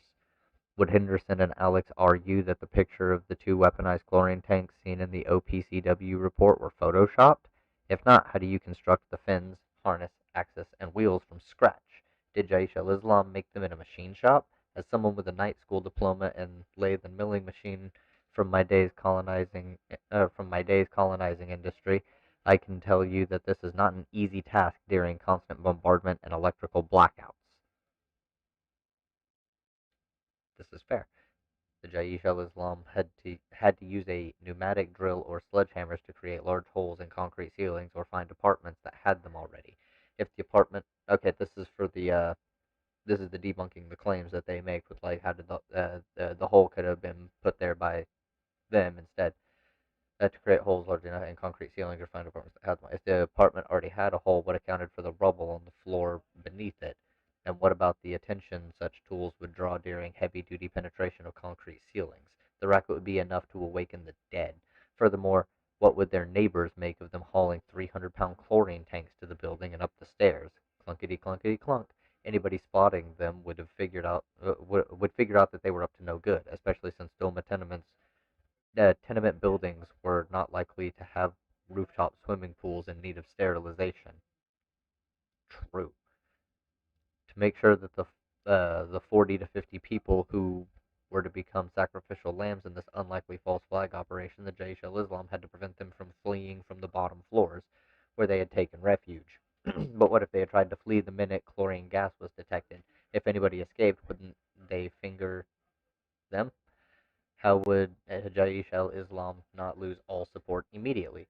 The Jaish al-Islam might have been authoritarian, but it was not about to risk its reputation killing innocent civilians, especially those they were supposed to be protecting. Groups like the Jaish al-Islam were not the same as ISIS, after all. In Idlib today, there are frequent protests against hardcore Islamist groups. Less than a month ago, hundreds of people in Idlib protested against the self-proclaimed National Salvation Government, an affiliate of the Jaish al-Islam. Not a single person was injured or killed. By the standards of Ba'athist or ISIS rule, they are enjoying freedoms that remain as tangible gains of the revolution that began in 2011.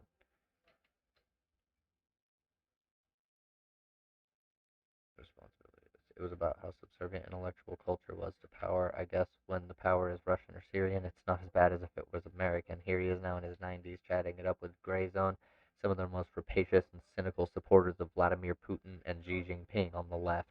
Grey Zone goes so far as to deny repression of the Uyghurs in Xinjiang.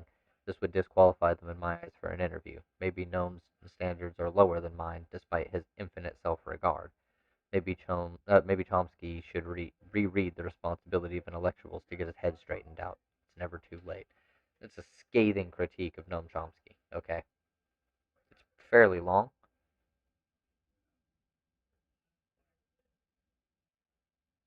So, yeah, you have to be able to answer these questions. that are raised. And I am actually going to bookmark this. We'll just keep it in the study material. So we're going to do that because you have to be able to answer those questions if you want to say that it wasn't Assad that did this. So if the army of Islam that controlled Doma was capable of weaponizing chlorine gas tanks, why wouldn't they have used them in confrontations with Assad's military, especially since it was closing in on them in 2018? Why wouldn't they? They haven't used any chemical weapons as far as people can find. As a matter of fact,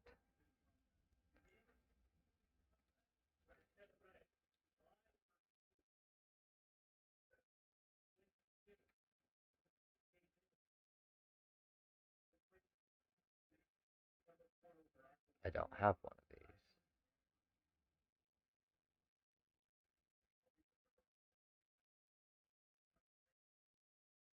I would need to sign up is the issue. Okay, and that doesn't do anything for it.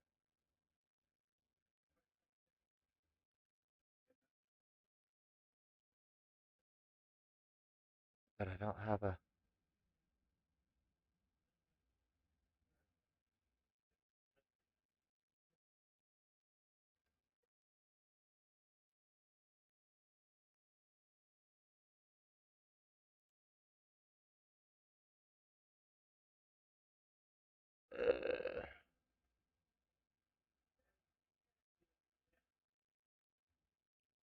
okay.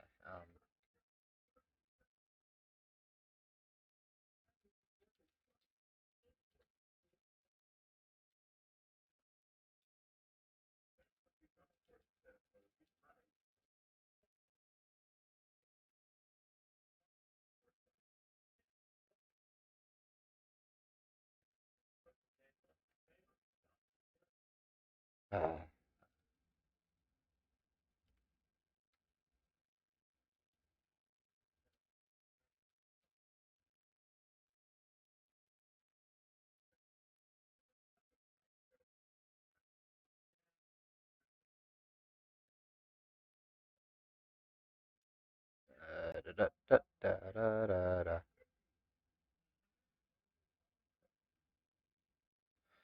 Da, da, da, da.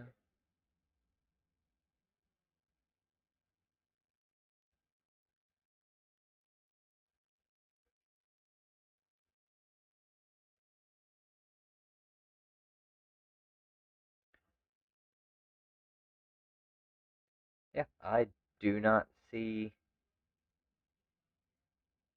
Let me check this Intercept article, because it is the one that, from its description, seems like it may tell me more on maybe them using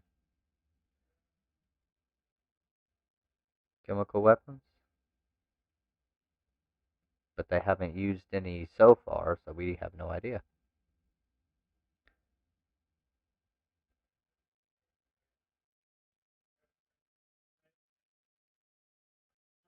For nearly 2 months, in between shaky truces, Syrian helicopters and airplanes had intermittently pounded Douma.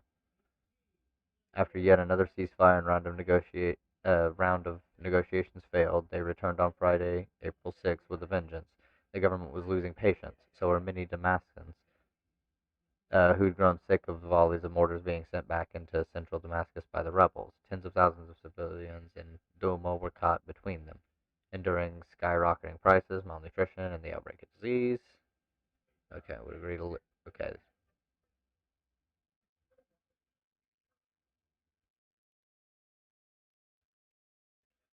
On Saturday, okay, so Saturday, with Friday, April 6th, was the day before it, and then on Saturday, according to one account, okay, this is just one account, the onslaught from shelling, airstrikes, and barrel bombs lasted a full 6 hours. There would have been blinding clouds of dust, breaking glass, and exploding concrete from the constant shelling, the smoke, and the stench of ordnance, the juddering of helicopters waiting low overhead to drop their improvised barrel bombs. It was worse than anything that had happened before. Those who could took cover underground in basements, tunnels, and other subterranean shelters. And if you remember, chlorine gas sinks. The following day, Jaish al-Islam would agree to leave in return for handing over all the hostages, both civilian and soldiers. It was holding in Duma. Okay, but before it did, it accused the Syrian army of carrying out a chemical attack that killed scores of people. Around that same time, video began trickling out showing children being treated at a makeshift underground hospital in the city for breathing problems, the kind that one might associate with a chemical attack.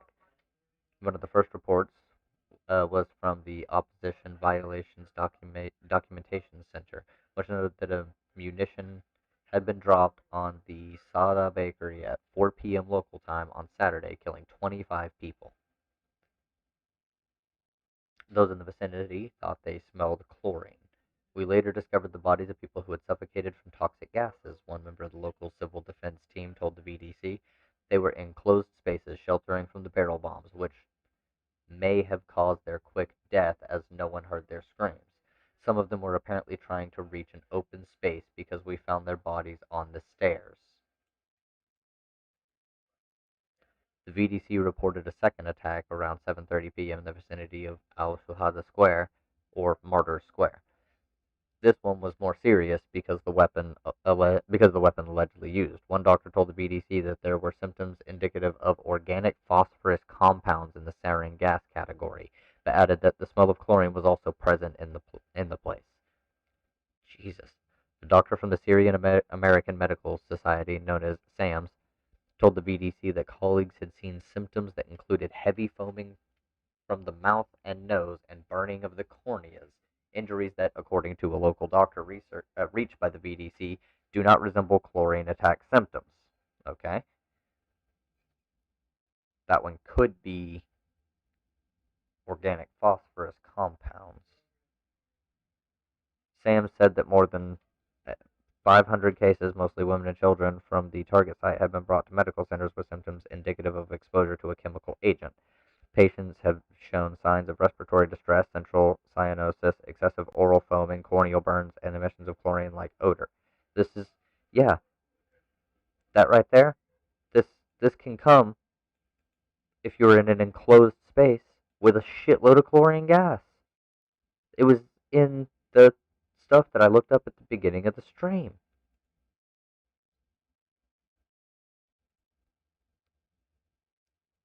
So, 6 people died at medical centers, SAMS reported, and at least 43 people have been found dead with the same symptoms, most likely from an organophosphate element like sarin.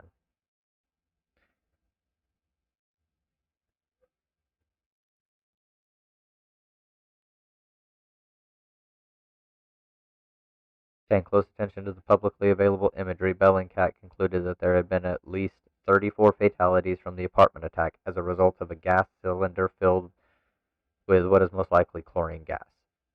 The rest is military history. 6 days later, the United States and its allies launched cruise missiles from the air and nearby warships. Yeah.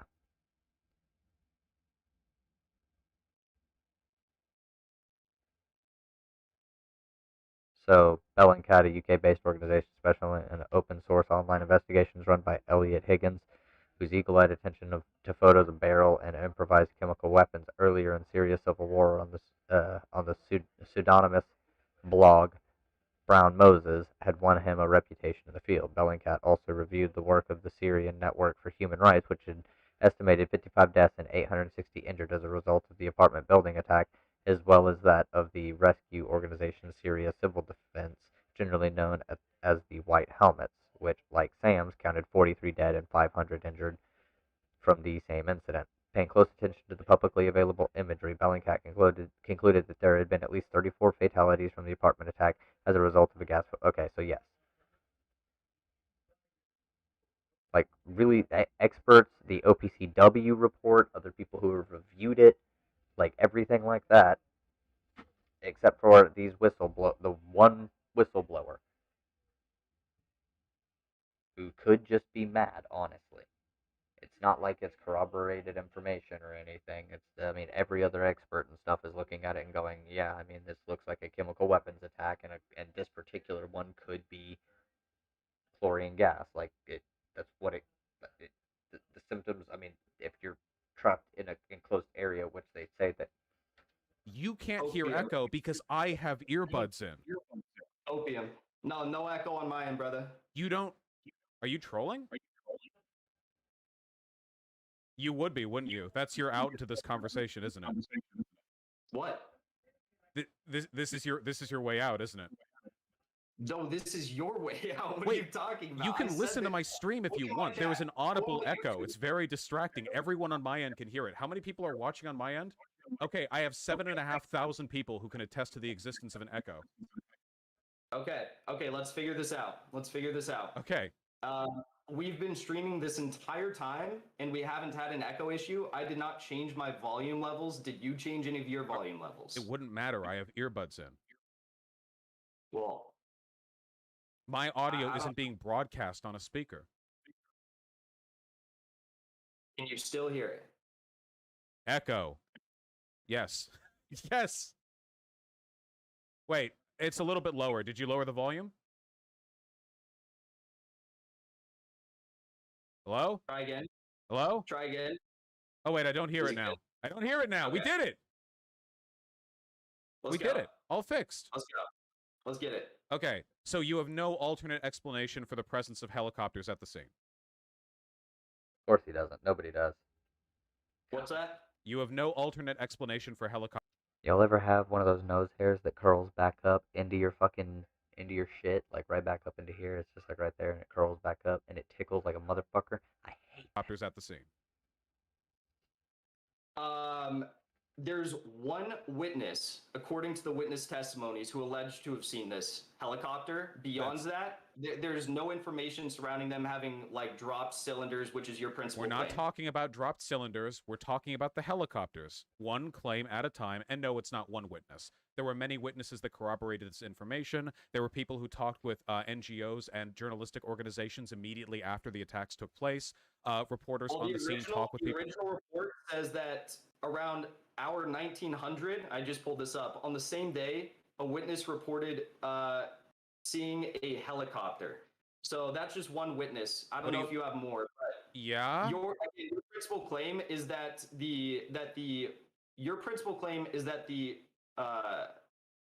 helicopter was responsible for dropping the chemical cylinders. I'm just saying there were helicopters there. Again, you keep jumping to the next claim. Let's just say that. Let's just say I'll agree with you that a witness claimed to have seen multiple a helicopter. Witnesses. Let's go with that, and let's continue on. Wait, multiple witnesses, not one witness. There were dozens of them that corroborated that information. According to the OPCW report, the original report. What was the original report? What's that? What was the original report? You mean the draft by Alex, don't you? Not the original report. Yeah, so you mean the Alex draft report, the one that wasn't published. Okay, the original report, right. So that's because witness testimonies hadn't been completed yet. Because I'd love to hear your evidence for why or how you believe the cylinders were dropped from the helicopter.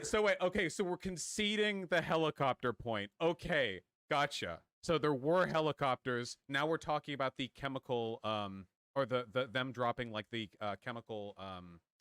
I never said that there weren't. I just said not necessarily. But let's continue. Okay, so let's try to build this up piece by piece. Not necessarily so do you means acknowledge that you that could there contest were it. Chlorine gas canisters found at locations 2 and 4? There were cylinders there. Okay. And do you acknowledge that the cylinders were consistent with the method and the technique that would traditionally be used to deploy a chlorine chemical weapons attack? What are you alleging is a typical way to deploy a chemical weapons attack? Are you referring to dropping by a helicopter? No, I mean that the canisters themselves were of the appropriate dimensions, contained the appropriate mechanical components to contain highly pressurized chlorine gas. Essentially, that these are the types of munitions that would be used to do such a thing. These are also consistent, basically, with the types of designs that have been used in previous chemical weapons attacks in Syria. So, which is true. I don't contest that. Okay. How do you suspect those arrived there? The investigation concluded that there was no evidence that a helicopter dropped them, first of all. But wait, hold on. I request that you use. Please use specific language, not the investigation. The investigation didn't make the claims you're making. You're talking about the personal report from Ian Henderson, the one that was never published. The engineering investigation, which there were other engineering investigations. You're talking specifically about the one that was published by, not published even, that was produced by Ian Henderson. Just be specific with your language, okay? There were other engineering reports that disagreed with what he said. You're talking just about Ian Henderson. The engineering report that was asked to have been led by Ian Henderson, yes. And that report found that there was a higher probability, I'm quoting this, that both cylinders were manually placed rather than being delivered from aircraft. And then it goes on, at location 4, where a cylinder was found on the bed, the study determined that the cylinder was too large to have penetrated the hole in the roof above. At the other site, location 2, the observed damage to the cylinder and to the roof it allegedly penetrated were incompatible with an aircraft bombing. Ballistic experts, and this part is not a quote, ballistic experts also said it was more likely that the crater had been made by an explosion, probably an artillery round, a rocket, or a mortar. With both cylinders, the study concluded, and I'm quoting again, the alternative hypothesis that the cylinders were manually placed and that the craters were caused by other means produce the only plausible explanation for observations at the scene. Okay, so a couple of questions then. If this is the case, you do realize Ian Henderson did conclude that there was a chemical weapons attack, or at least that was where he believed the evidence led. Which, yes, and also, as read earlier on here, if they had the capability to place chemical weapons or to use to weaponize chlorine gas, why the fuck would they have used them on their own people? The Doma, like the people who lived in Doma, why they were supposed to be protecting these people. Why would they use them instead of on the people they're actively fighting a war against? Why?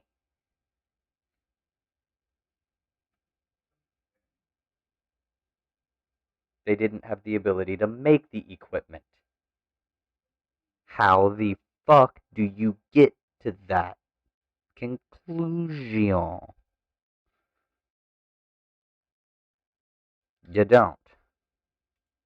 It just doesn't make sense. This narrative that Hinkle is trying to spread, that Aaron Mate is trying to spread, that Max Blumenthal is trying to spread, that Jimmy Dore is trying to fucking spread.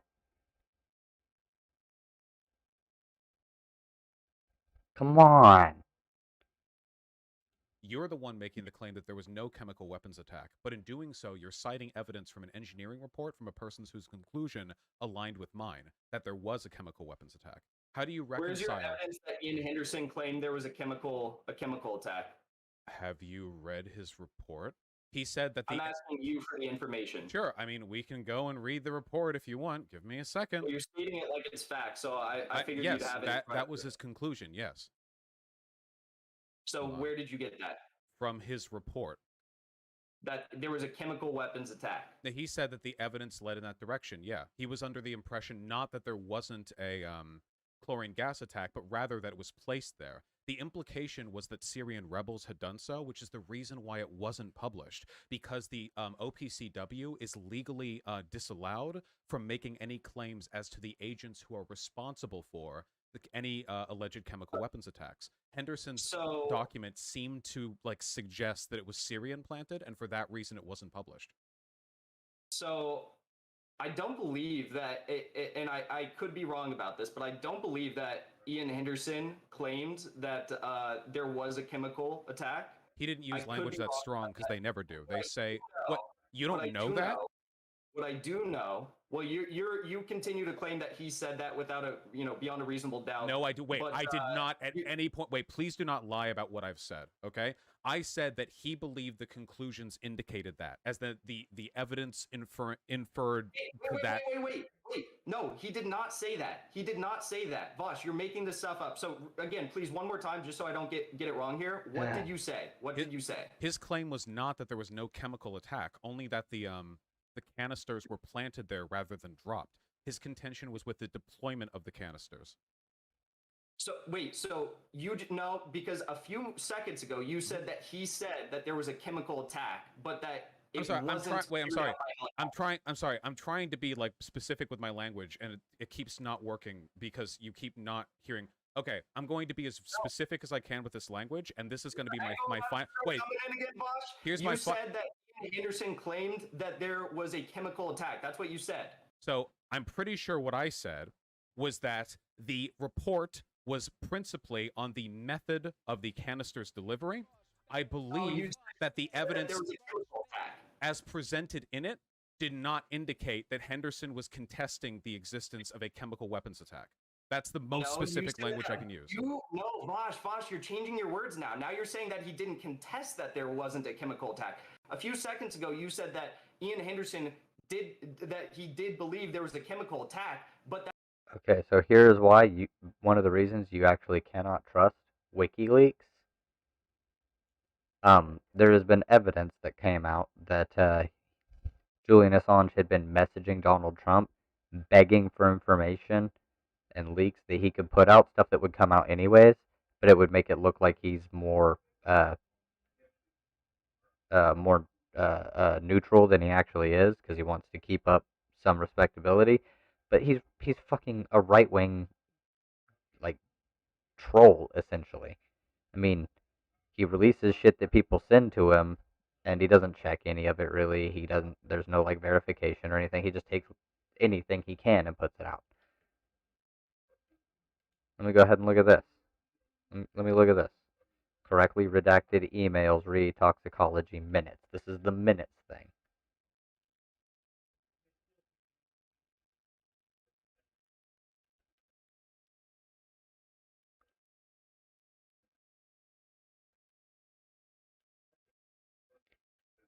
Da, da, da, da, da.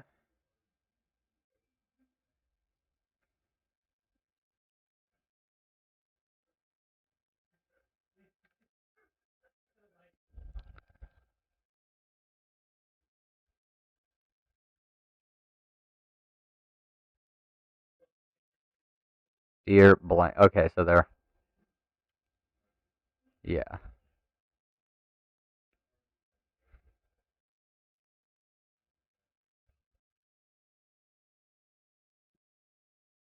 Nah. The original toxicology report, death. No. Do not match chlorine rather than corpses arranged for propaganda purposes. I don't think so. No, that's his commentary there. That's what he thinks. Yep, and you can't trust WikiLeaks shit because, come on.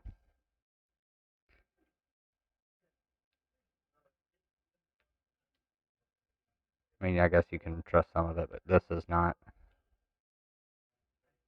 It's timeline of events.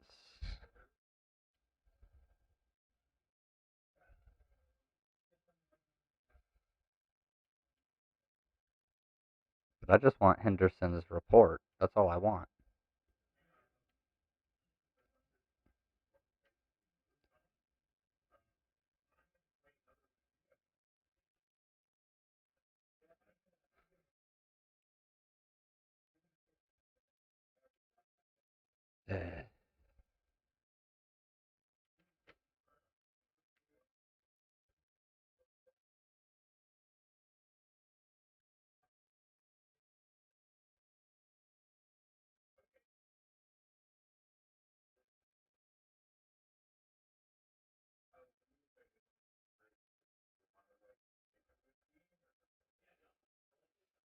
No, it's really not.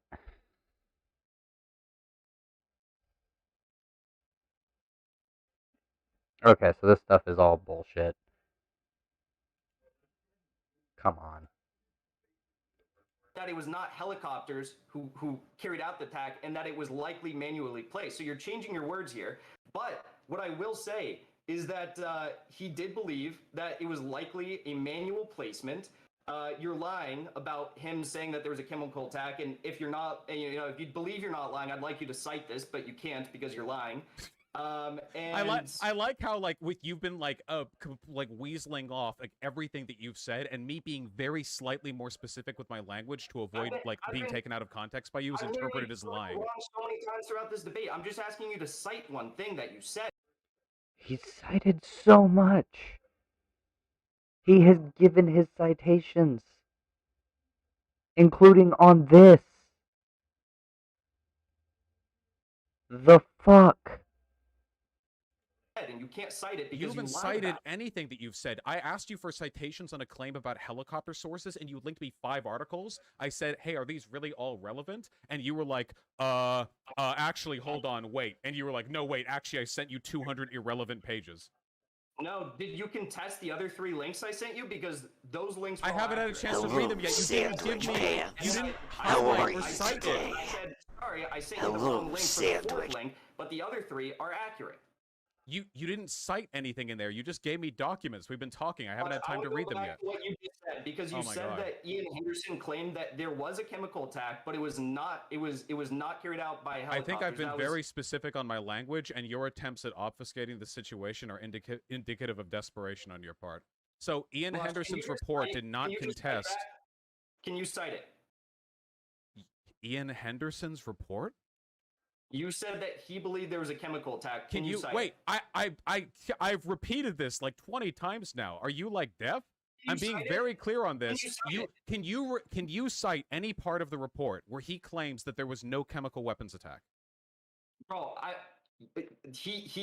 well, your allegation I've said is that very he believed specifically there was a chemical attack, which I'm asking you to cite. I said very specifically, this document does not speak on the existence of the chemical weapons attack, but it still indicates there was a chemical attack. Do you want to read? Wait. So I keep telling you what I said, and you're like, oh, then why did you say this? And then you say I said a thing I didn't say. I've been very clear about what I said. Do you want to move forward? You're not even arguing against my positions at this point. We can read this together if you want to. Bro, you literally told me that Ian Henderson believed there was a chemical attack.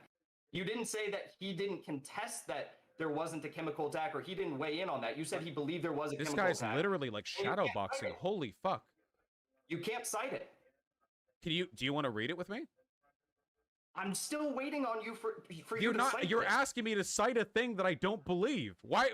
How long do you want to spend on this? I'm asking you to cite something that you said a few seconds ago, and it doesn't exist. And now you're asking me to read the report with you. Have you read it before? There is no sentence in that report that claims what you just said. Yeah, because the report wasn't on the chemical weapons attack. The reason why this wasn't published to begin with is because the inference here was that there was some degree of responsibility on the part of the Syrian rebel group for the chemical weapons attack. It was because this document seems to assert that the chemical weapons attack was a product of Syrian rebellion interference that it didn't get published to begin with. This document is not about there not being a chemical weapons attack. It is only about him talking about the logistics of the delivery of the bomb. Statements which, by the way, were contested later from within the OPCW significantly, which is why they weren't included in the final report. You realize that every single member... Boom. Do you see the logic? Do you see the evidence? He's literally showing you the document. Holy fucking shit. The fact-finding mission He's going to team keep debating a thing that I don't believe. Agreed that it was highly unlikely and there was no evidence to suggest that helicopters dropped the cylinders. Every single member except for one. Do you have evidence of that claim? It's also, we weren't even on this yet, man. We weren't even on the whistleblower shit yet. Okay, so is your claim then that the canisters were placed there, like manually? Like they weren't dropped from helicopters, but helicopters were seen at the location, like coincidentally. Like a bunch of witnesses saw the helicopters, but then there just happened to be these canisters there, and it was like a coincidence that those two things happened. And also that there was damage to the buildings, which like correlated with the weight and the size of the canisters being dropped from a high velocity at a high altitude. What I'm saying is that Ian Henderson believes, according to his own engineering report, that there's a higher probability that both cylinders were manually placed rather than being delivered from aircraft. Did you say possibility? Or is a high possibility, not that that's true? Higher probability. Okay, well, it seems like the other engineering reports and the broader OPCW disagree with him, which is why it wasn't included in the final report.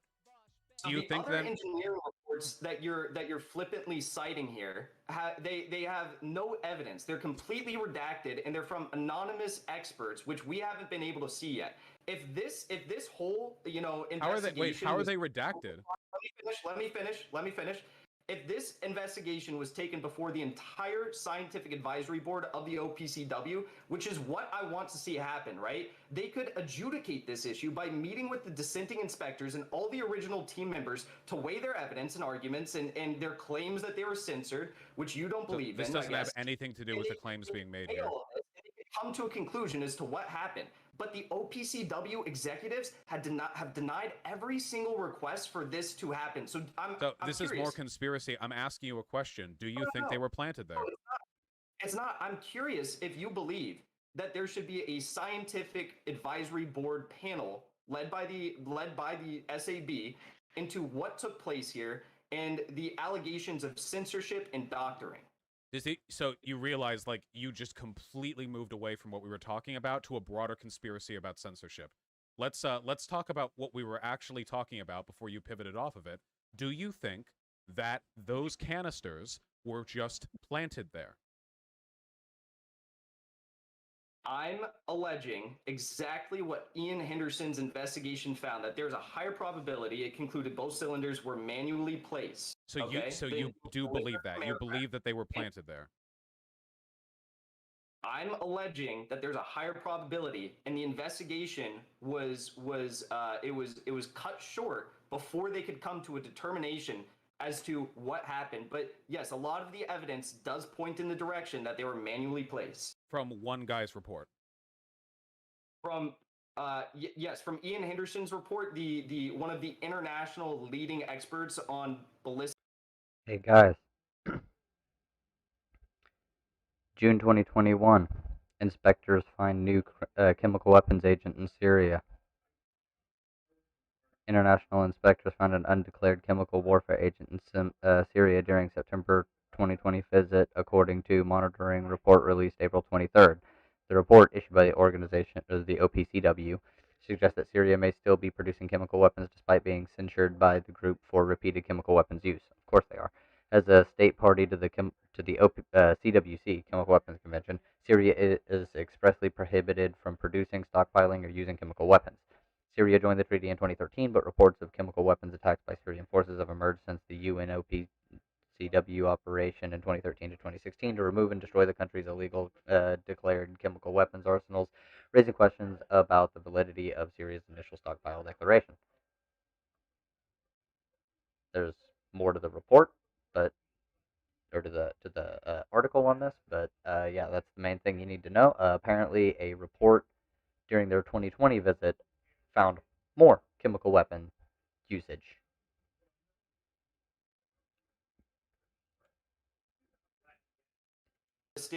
And, so wait, you can't keep deferring to authority because the authorities agree with me. You can't keep doing that. The overwhelming international consensus is in favor of my narrative here. If you don't want to reckon with the truth, and the it's OPCW, what? Oh my God, dude! You guys really are indistinguishable from Sandy Hook deniers either. Dude, if you don't want to. Dude, I don't care if pretty much every single expert says that this is the case. I know that I'm right. I know that this is what is correct. I know absolutely that nothing ever is going. You're believing the state narrative. You're believing the state narrative. Oh my God, if you don't want to find the truth, you don't believe the truth. You don't believe the things that I know. You don't believe what I know, so you don't want to know the truth. What? Come on, shut the fuck up. Like, seriously. If this is the level of shit that you're going to bring. Dylan Burns TV, do you want to take this dude as some sloppy seconds? Oh my God.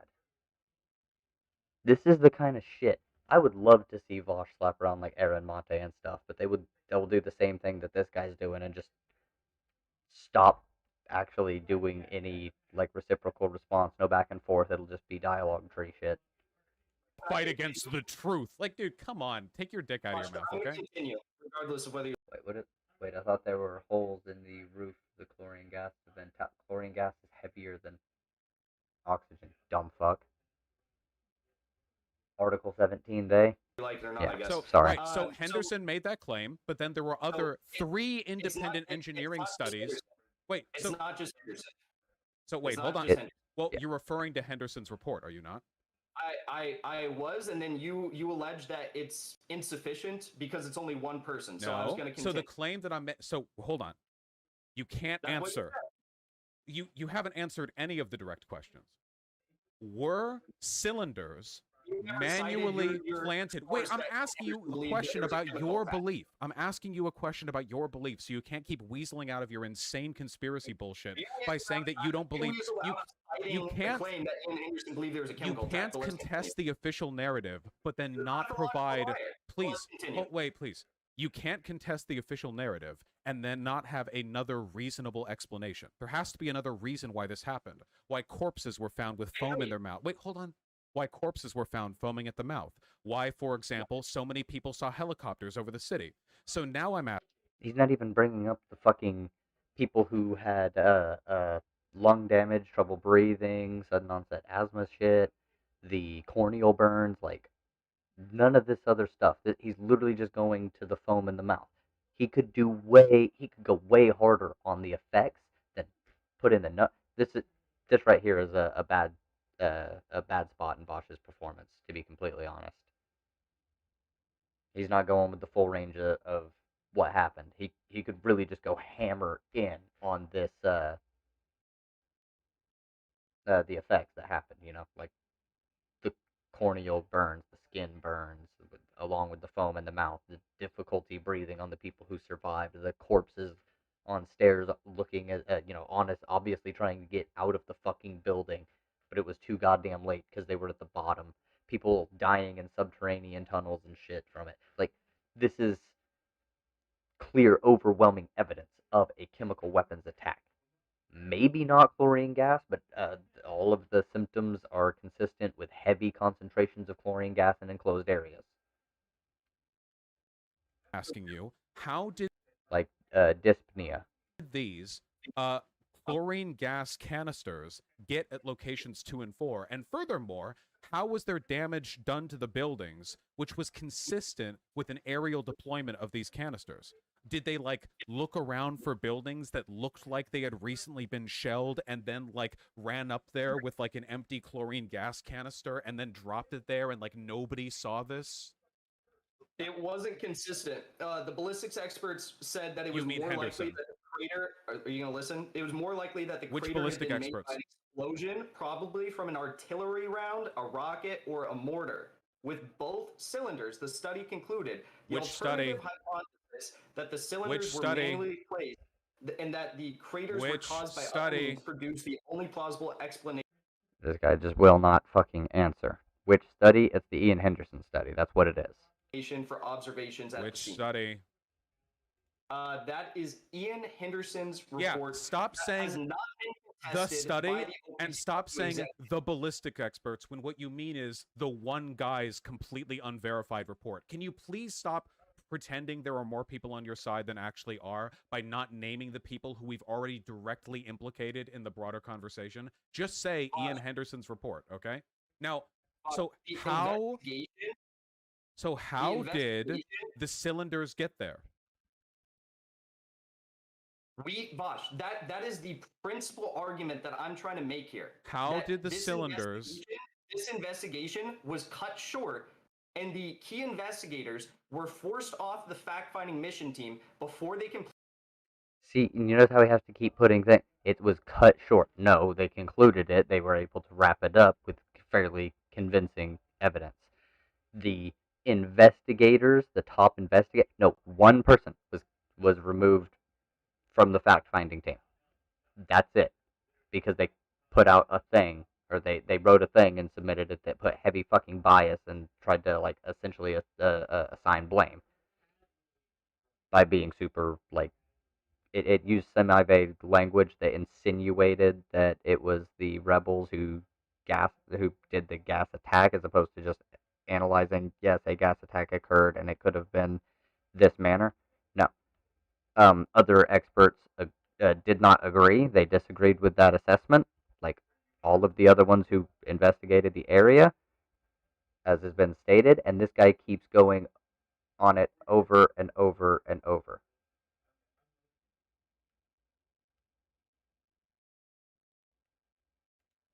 Before they could complete their investigation. How that is the exact did the argument that cylinders I make, and that's why I want to see this taken before a get scientific advisory board of the OPCW, so we can identify and weigh out all the evidence on both sides, and come to a conclusion as to whether there was a cover-up and potentially start another investigation as to who was responsible for this attack. How did the cylinders get there? They weigh about 180 pounds. They were brought up to 2 locations. One of them had a harness on it that was so large it would be difficult to fit through narrow hallways. How did they get up there when no witnesses, not even witnesses that the Syrian government or the Russian government interviewed, attested to have seen, like, people planting that stuff? So Henderson... And he's just gonna go off on some shit about Henderson.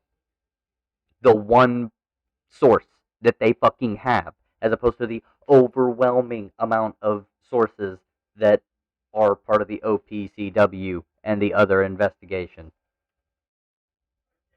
Report was focused specifically on the issue of how the cylinders got there, not whether there was a chemical attack or anything like that. So he doesn't purport to know who was responsible for placing them. I'm asking you how they got there. My narrative is really simple. Why were there people who died with foam in their mouths? Why were these buildings blown out without there being any shrapnel nearby? Why did these people die? Why were there canisters there? Why were there helicopters there? Oh, the helicopters dropped chlorine bombs, something that Assad has done many other times. Your explanation is, I don't know about the corpses, I don't know about the helicopters, I don't know about the canisters, I don't know about anything.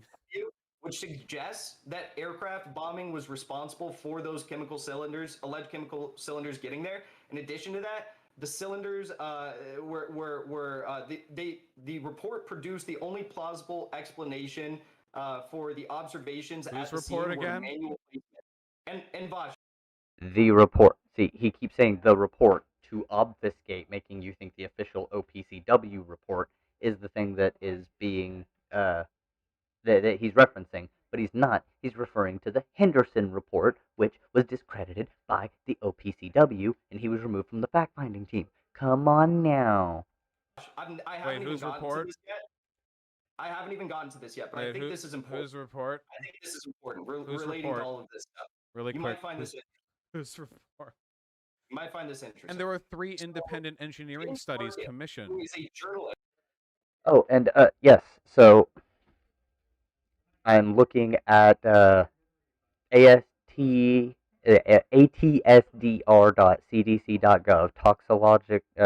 tox profile /TP 172-C3.pdf toxological profile for chlorine. And I'm reading multiple things on it, like deaths. They had effects that from the 150 tons of chlorine released from 6,000 cylinders during World War I in Ypres, Belgium, and the effects of that, and the people died from bronchopneumonia, lobar pneumonia, pleurisy, and tuberculosis, meningitis, which a few of these can actually cause the foaming at the mouth that was mentioned before.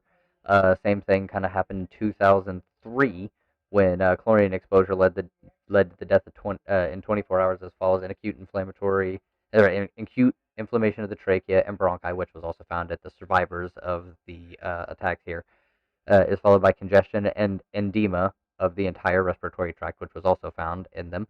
The edema and consolidation of the lungs led to acute dilation, followed by passive congestion of the abdominal viscera, which acute death is a result of pulmonary edema and respiratory and cardiovascular failure, which causes foaming at the mouth.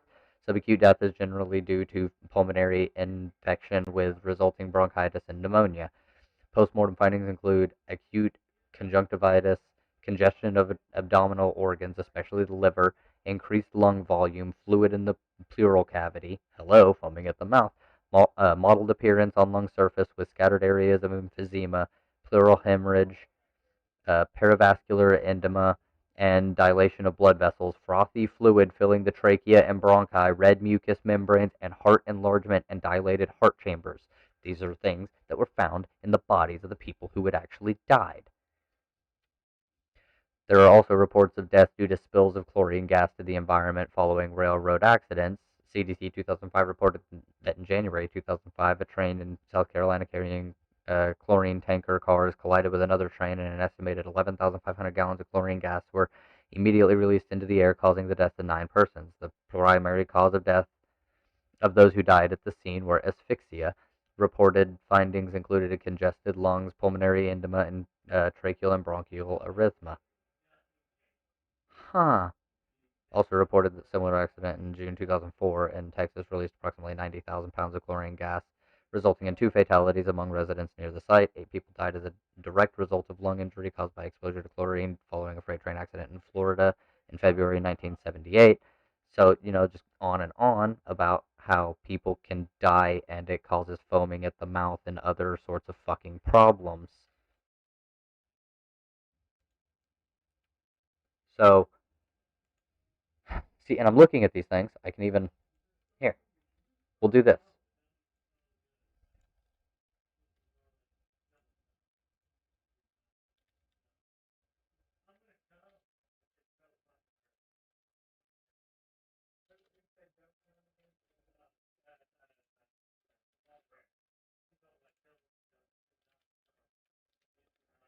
There, we have 2 different links in the chat. People can look at the information that I am looking at and see if they come to different conclusions. But from what I am coming to the conclusions of, looking at the research, chlorine gas can actually cause all of the symptoms that are being described in the OPCW report. At the Intercept, who's what been does this covering... have to do? You don't want to hear what the Intercept found? No, I want to do the question by question instead of jumping around desperately to avoid answering basic questions about my conspiracy. This is directly related to your claim, so I thought you might want to hear the it. claim about the planting of chlorine bomb canisters. Let's just go into it anyways. James Parkin believes that and this actually relates to the initial point that you made regarding the makeup of the canisters themselves. So in his report, he found that the canister valve was unlikely to have snapped off so neatly without the benefit of How did they get there? That was the question. Please, that I can't asked. keep doing this. Please, just tell me. Okay, Vaush, if you are so concerned with how they got there... That's a pretty big question, isn't it? What is your evidence? What is your... No, because I've highlighted many times that the only public investigation we have into this that hasn't been challenged by the OPCW executives has ruled out the fact that this was dropped by a helicopter, and that there is... one guy. The only possibility is that they were manually placed. So I'm curious, what is your smoking gun evidence that these were dropped from a helicopter? I'm just asking for a basic alternate explanation for how they got there. This is specialty equipment that weighs an enormous amount that would have been incredibly difficult to transport, yet no witnesses saw it happen, and we have videos of people scrambling and, dying right after this hits, the top floor of one of the buildings. There's, a video of people, choking and... Hold on. You can see the chlorine bomb peeking... Wait, hold on. Please. There's a video of people screaming and dying as a chlorine bomb is half poking through a portion of the ceiling or the roof that it destroyed. And wait, please, God. See, anytime he goes and starts making points that are a BTFO for Jackson Hinkle here, Jackson has to just try and move goalposts. He has to try and pivot. He has to try and move the conversation away from the thing. He has to try and distract. He has to try and interrupt. Anything he can do because he knows that he's, or he may not know it, but he's fucking wrong. I'm pretty sure he knows it, though. This is not solid evidence, Jackson. You've only cited one motherfucker. One. And you've called him the experts. The inspectors. The one person, you've called him a plural every time. And you've referred to his fucking initial bullshit, his initial reporting as the report. Come on, dude. It's obfuscation. This is the kind of shit that Jimmy Dore does. This is the kind of shit that Aaron Mate is going to do. Like, they don't have enough evidence for a claim. They only have conspiracy. They will listen to a singular one whistleblower who could just be literally ass mad instead of the overwhelming majority of evidence, and then they'll spin a narrative around it, such as like the U.S. is trying to block. I haven't seen anything about the U.S. actually actively trying to block the OPCW. I've only seen it on the fucking gray zone. God, I'm begging you so hard. Please let me finish this. So helpful for Ian Henderson to have that video, Vaush. Okay, please, God. You have the video this entire time, but you haven't shown it to all of us yet. You want to show us the video of the chemical cylinders being dropped? I can't wait. It's not a video of the chemical cylinders being dropped. It's a video of people panicking after the chlorine gas starts being disseminated into one of the buildings. I can't show it on my stream. Way different, Vaush, because you just said that's what I said. There was a video of helicopters dropping. And no, I didn't. No. Dude, wait. I can't wait. Are you arguing? Is there an echo? You said there was a video of items being dropped, so I'll give you one. You said that, but where's that video? Wait, you just said there was a video of that. Is there a third person in here? What are you talking about? Are you hearing somebody else's claims? Is there a third individual here making claims that I haven't made? You realize all this is being recorded, right? Is there like is there a shout out? There's a video of the chlorine bomb partially in the building and people freaking out and around. I can't show it on my stream because it's TOS. It's not like a secret video. I can link it to you if you want. It's like pretty horrible. Are you referring to the hospital scene? No, I'm not. Nah. I know you're very really want to do the white helmets thing, but no, I'm not. I'm talking about in the building. You mean like I want to talk about the thing that has? Oh my God, you can't. So wait, so you have no alternate explanation for the placement of the canisters. This is the third thing you're saying you just have no explanation for. Is that correct? Yes, that is correct. You're just baselessly saying that Ian Henderson's report is bogus, right? I mean, what are your claims that you can't answer it. You can't answer it, dude. Oh, okay. All right, let's move to the next one then. We haven't even gotten to the Ian Henderson report, okay? Okay. Peer reviewed. It was peer reviewed, and he consulted. What do you mean peer reviewed? Who reviewed it? The members of the fact-finding mission team and independent ballistic missile experts. Independent ballistic missile experts. Then why did all of the independent engineering investigations afterwards disagree with Ian Henderson's report? That's not what peer review means, by the way. I'd be so curious to find that out, but unfortunately, the OPCW hasn't made any of those investigations public. And the only investigation that has been made, you're referring to 3 different investigations by independent experts. None of those have been made public. The only public investigation we have is Ian Henderson's, and it's been peer-reviewed. And that's not what peer review means. Peer review is an academic process. It doesn't mean other people have read this document. That's not what peer review means. Peer review means is something that happens in academia. Because you said there was a video showing something being dropped from a helicopter onto the building. No, I did. Wait, are you? I said at the beginning of this conversation that it's either going to be dishonesty or mental illness, and I'm leaning towards the latter one right now because this is like schizophrenia. Like, are you hearing shit I'm not saying? Are there other voices? Do they tell you to kill? And you also can never cite the claim that Ian Henderson believed there was a chemical attack. I'm still waiting on that as well. You need to get these voices checked out, okay? This is some serious shit that you really need to. I really hope they don't tell you to like kill or hurt people, okay? Because this is some really worrying stuff. I cannot wait to clip this all up. You know, your I know because you didn't believe in any of this when you came here. Clearly didn't help your case. Neither did Patrick Hillsman's DMs. What about Patrick Hillsman's? You know, it's funny because this really does feel like a point. Does it make you uncomfortable that like I'm feeling like I'm arguing with a Holocaust denier right now? Vaush, where is the video? Does that make you wait? You actually want the video of like people dying? Send it to me because you said there was a video from showing a helicopter dropping something. No, I didn't. I can't wait. I can't prove claims I literally haven't seen made. Okay, you can't. You can go back and review the VOD if you want. You're free to clip it. That didn't happen. Okay, please listen to me and not to the voices in your head. That wasn't said. Cool. Okay. Do you want the video I was actually referring to? So in this video, like, I can't show it on my stream, but like there's pretty clearly a gas canister and people freaking out. Did like people plant the gas canister and then got a bunch of crisis actors who later died to like freak out on camera and then they died with foam at their mouths? Like, here, I'll send you the video. Can you give me an explanation for this? This was uploaded the day of the attack, by the way. Alleging that the people who died were crisis actors. People then are how alleging, can you explain this video? Ian Henderson is alleging that, yes, like you just said, the canister was manually placed, so I'm glad you've been able to understand that now. And you asked who peer reviewed this. I told you. Wait, I can't wait. We can't keep doing this conversation if you literally can't answer questions. I've never been able to debunk his claims with public investigations or reports. Wait, so do you believe in crisis actors? I don't believe that. You said the people who died, I'm alleging, are crisis actors. Wait, I've never I just sent you a video. There are people scrambling and freaking out, and you can see a gas canister. They are acting the way you'd expect them to if their house just got hit by a chlorine gas canister. Is this video faked? Did somebody run in there, plant the gas canister on the roof, and then get the camera ready and have a bunch of people freak out, and then later people in this video were found as corpses? Is that, like, the thing that happened? So the white helmets who are running around. This is not white. No. You're thinking like, what do I pivot to? This isn't white helmets. We're construing a false narrative. This isn't white helmets. This isn't white helmets. I know you keep wanting to pivot to that because you have like prepared talking points, but this is not white helmets. Vaush, let's just go point by point here. If oh you my believe, god.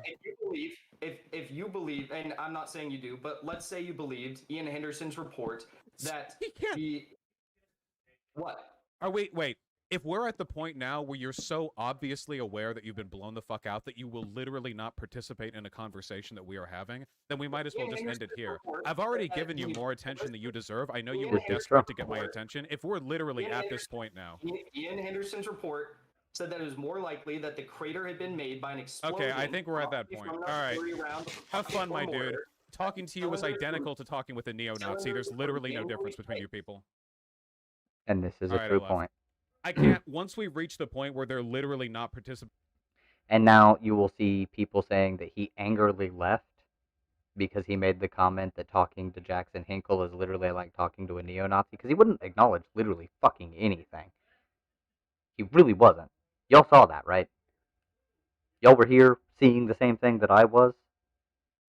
He would reference one fucking person. Oh, Ian Henderson. Oh, Ian Henderson did that. Oh, Ian Henderson's report. Oh, Ian Henderson, the experts.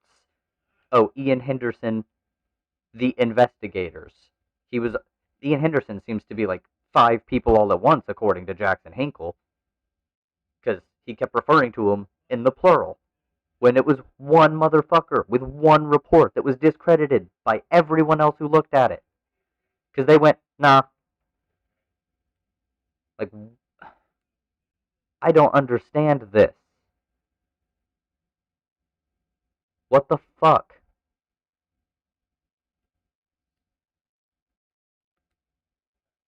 Now, this is the thing. Let me go ahead and... I don't remember when I started that bit, but let's go ahead and put this other timestamp in right here. So we'll just do 20. Let's go ahead and give a little bit of a nice critique of Vaush on this. There's really not much to critique him on as far as like substance of the debate, except for buddy Vaush. Big fan, am subscribed, as you can probably see here. You know, I like your content. I've watched a lot of it. And usually, when it comes to data or like evidence of things, you go way harder. Now, yes, you referenced a lot of stuff, but when it came to, like, do you have an explanation for the foam at the mouth, for the bodies on the stairs, stuff like that, you needed to have gone harder. You needed to have gone with the hundreds of hospital visits, the people who had the corneal burns, the people who were having like weird acute asthma symptoms that are consistent with chemical weapons attacks, especially chlorine, the people who are having pulmonary apnea or dyspnea, just like that's another thing consistent with chemical weapons, especially chlorine. Like, there was a lot more you could have gone into as far as, like, the damage that was caused. Do you have any reason why this, and this would be symptoms of the people who didn't die? Why the people who did die had these these symptoms, these things going on with them? Why were they obviously trying to go towards open air, but they died? Chlorine's heavier than regular air, so it would sink, and it would trap, it kill the people at the bottom. The people who were up top would actually have a better chance of living. It's a whole line of shit that he could have gone through. A whole line that he could have gone through on that. On top of that, he could have, I don't know, fucking muted the guy once or twice. To be like, dude, you need to listen. Just like, hey. But I don't think it plays over well with the audience, so rhetorically it may not have been that effective. Leaving the way he did, perfectly fine in my opinion. Like, just knowing, having seen the debate and not being somebody whose entire politics or anything like that is, you shouldn't listen to Vaush. Vaush is bad. Anything he says is bad. So go read theory, when none of these motherfuckers have actually read any theory. They may be able to cite books, but they don't understand any of the fucking arguments. They don't know what they're talking about. Jesus Christ.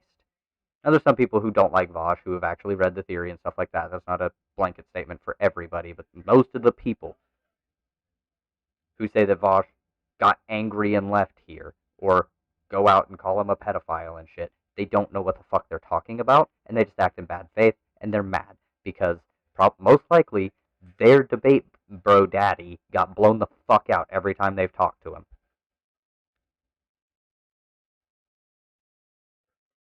So, come on. Debating in a conversation. I like that.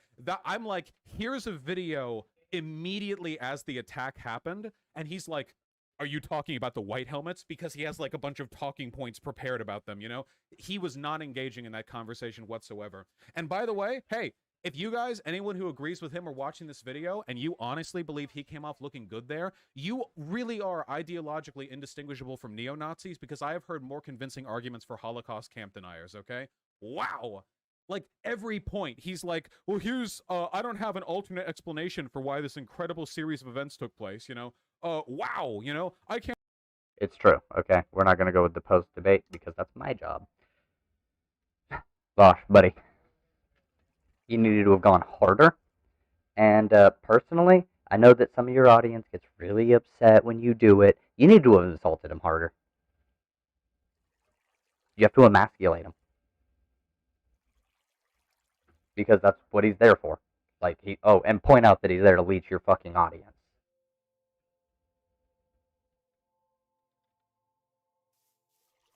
Oh, yeah. I need to make a door. But I can only make 3 doors.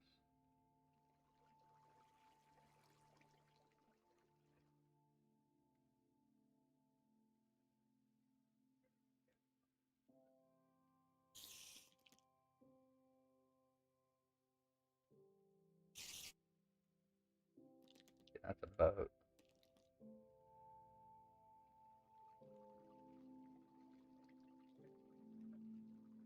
What is that, though?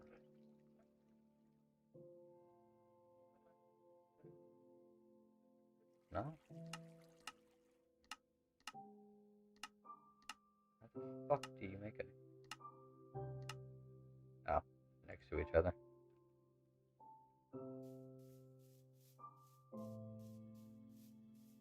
Look at my house.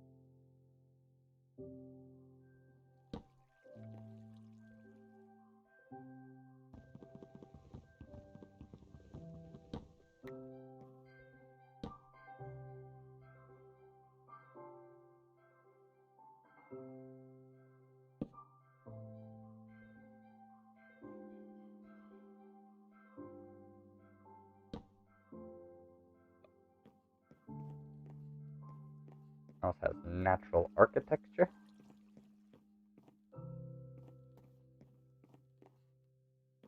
Beauty. Security. Wonderful natural features. Now I need to fill this in.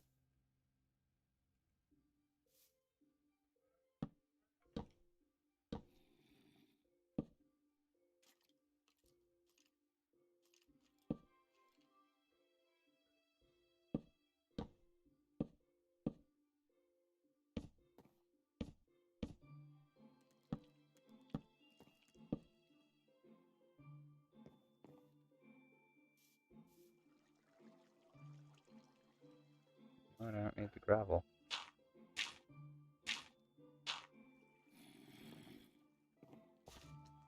Luckily that's jump outable. And if I want to,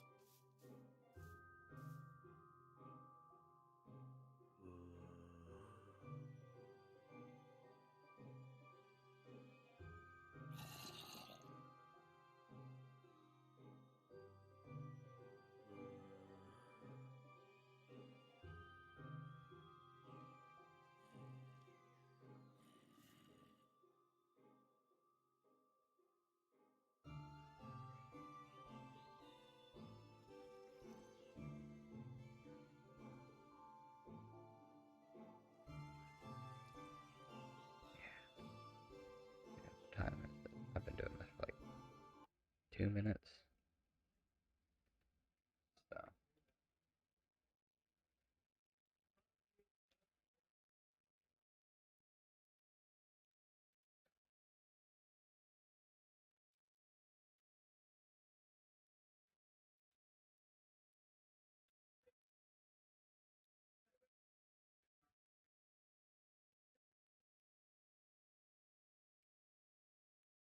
okay, so I've got a little bit of notations to be able to put some, what do you call them? Timestamperinos in the description of the video so that I can maybe have segmented areas, because there's that. I don't know even when I started when I go to the studio, I'll just put more notations in. See, we got, god damn it, Vaush critique at 4 hours 41 minutes and 20 seconds. Jimmy Dore starts at about 55 minutes. 4 hours 47 minutes in is back to Minecraft, you know. So I've got some notes. But as it stands, you know, back to Minecraft is I need to stand up and move. I really do. It's been a while. I've been sitting. My leg is asleep.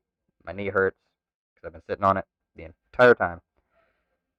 So I will be right back, and who knows, I may go ahead and maneuver over to the server online and play with friends, but that is to be determined. So, you know, if you have been enjoying the stream, slap that like button, slap that sub button, and we can keep partying. And I will be right back.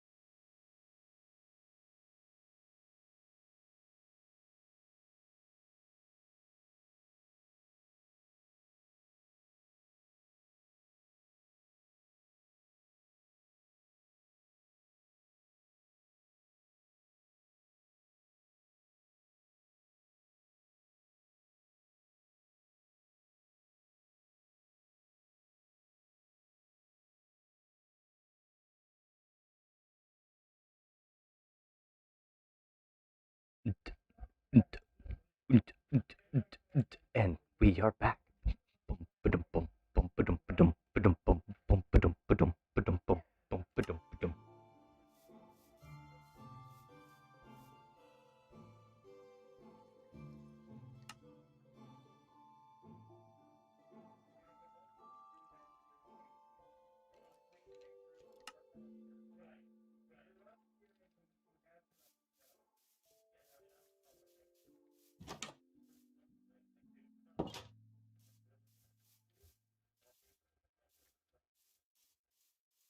Time to get some more wood.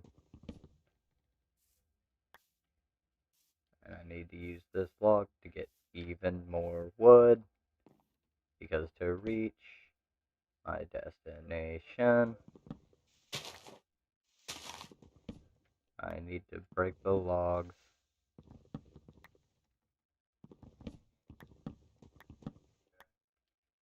Luckily I'm in a forest with multiple kinds of trees, and nothing here is gonna be able to stop me. I will become the king of the forest, the king of the forest.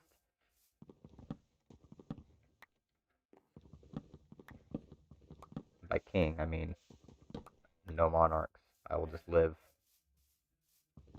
Granted, I have to tear apart a fucking forest to be able to do this, but not really. I'm gonna replant it. It's gonna be completely sustainable. As soon as I can remember where I put all my fucking saplings.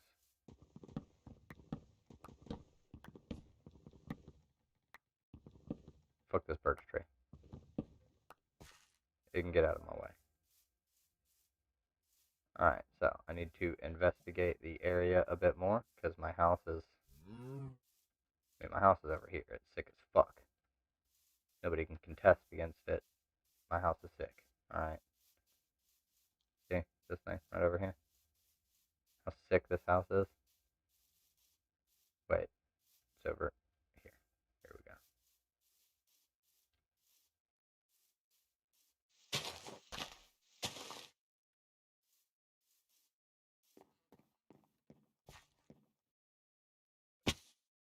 Now.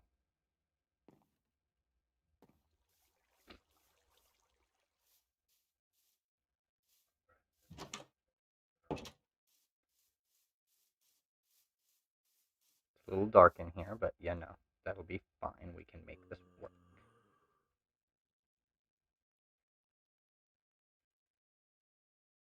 To make one stack here. Then I have these logs over here, which I need to make more of. And then I make about a stack of those. I do that. Then I do beep, beep, beep, beep.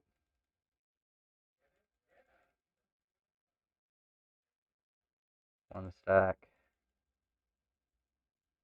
Two stack.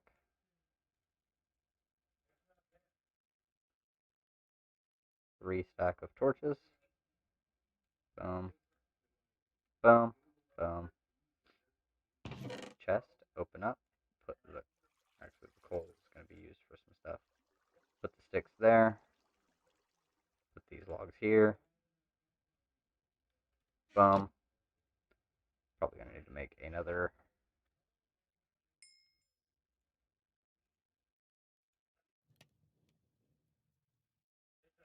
So that's cooked rabbit.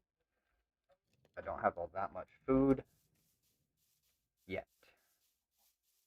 But there's a lake right outside of my fucking house, and hopefully there's fish in it.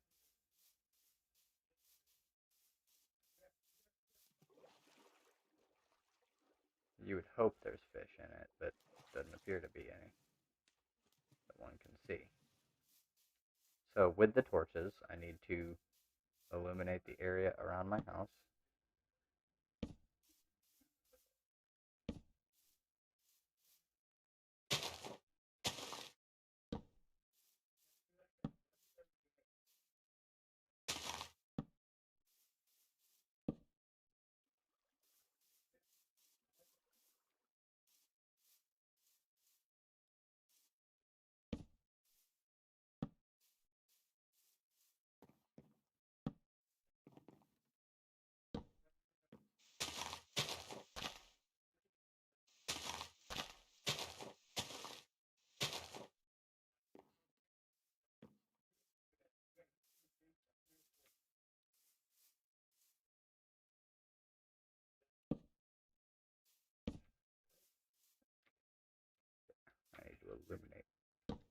area around my house, and also the top of my house.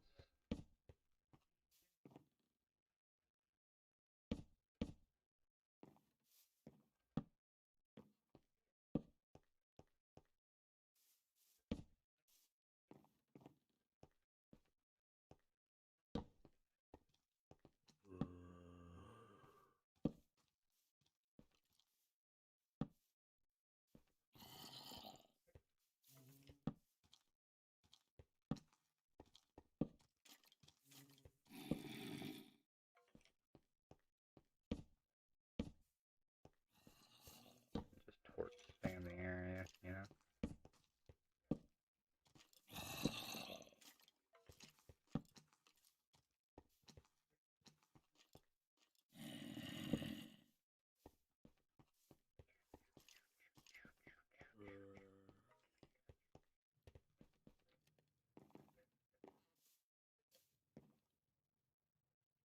Creeper isn't coming this way now.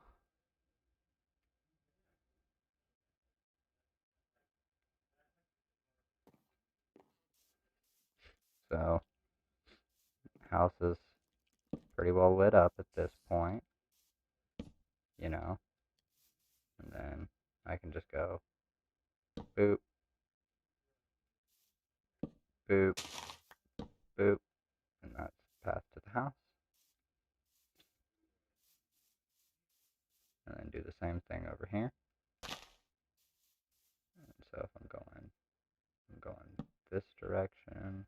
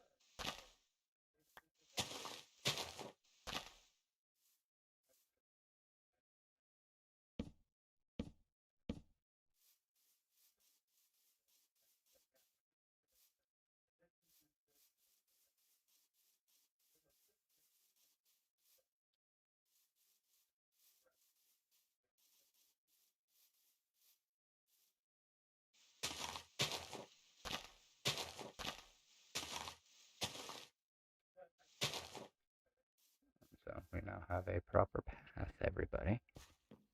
Look at that. Boom, boom, boom.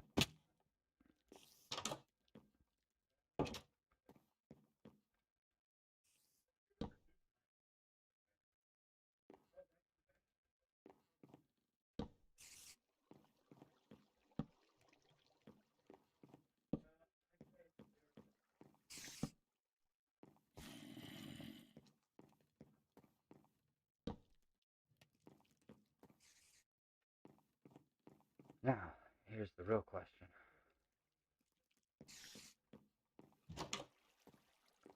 Okay.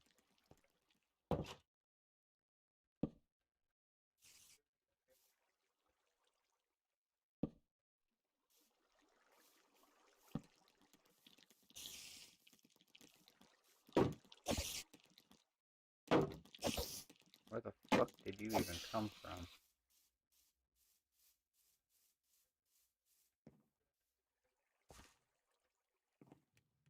That's blocked off. That's blocked off. Did you just spawn in here? Because it's not dark, or it's too dark?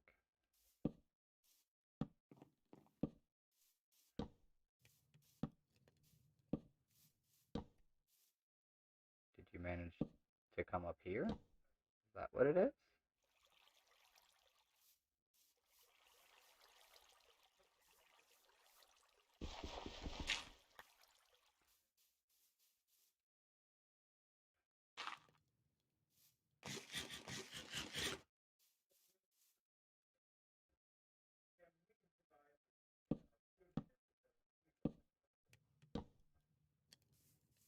Not allow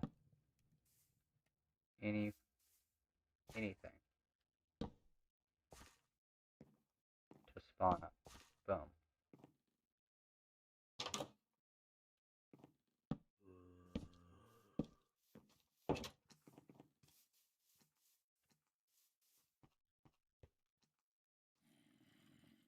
And I have a hidey hole.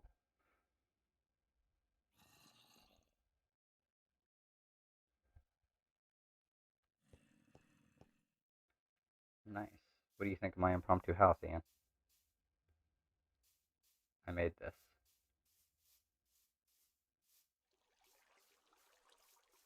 It took a lot of resources, but I made this. I don't want any spots that are just straight dark in here.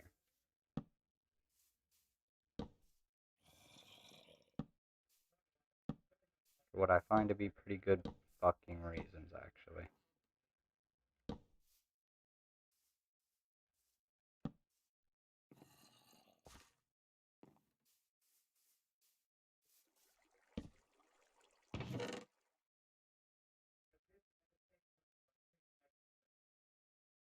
That's birch saplings. These are oak saplings. So if I go to here, oh, it's nighttime.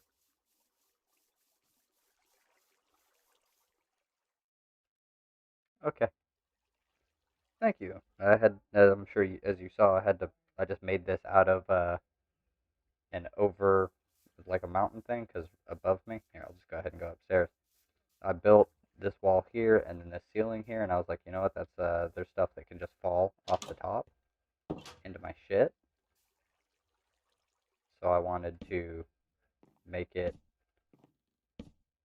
harder for that to happen.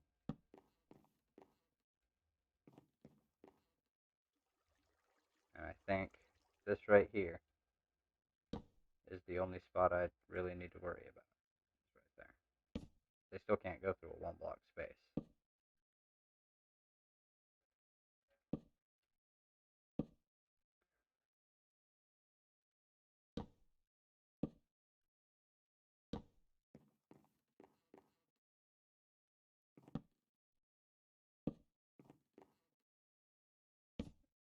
I just want to make sure everything has enough light that it's not about to freak out on me and spawn a bunch of stuff in my upstairs either.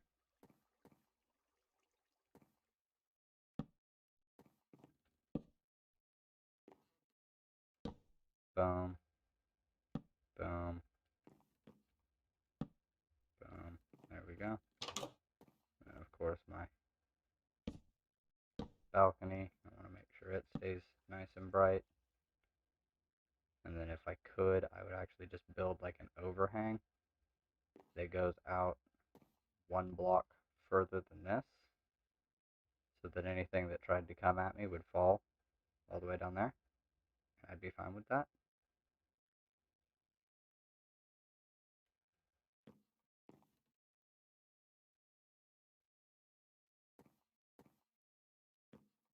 And then I can put a door here that would allow me to run out that way. I can block this in. Yeah, I'd block this one in from here, and then it would just be, yeah, sweet.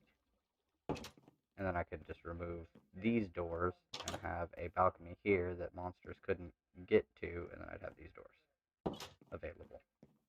I'd be able to remove this pillar here and just walk out. I'd be able to remove a decent amount of stuff. So until I can build that, I want the safety though. So let me do this. Since I have an axe again.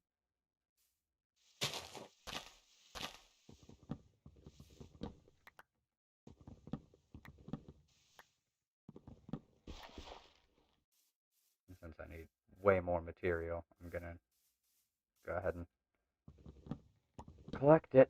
Oh, that's a short one. Okay.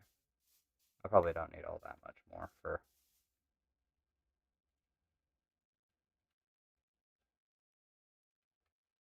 That should probably be enough, you know? Okay, so...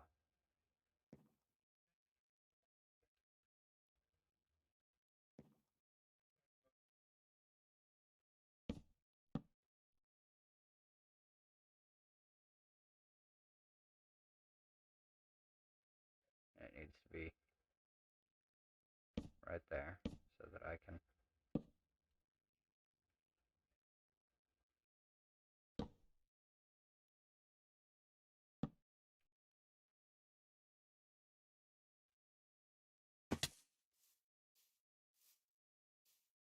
supposed to be crouched, placing blocks, but I guess swinging it doesn't work.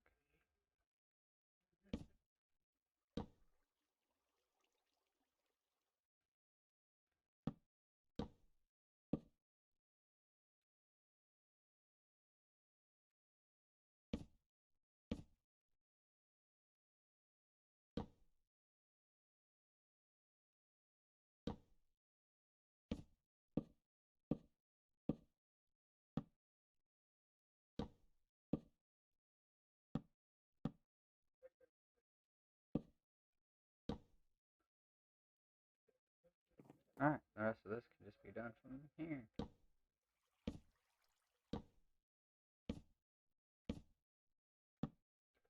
Boom.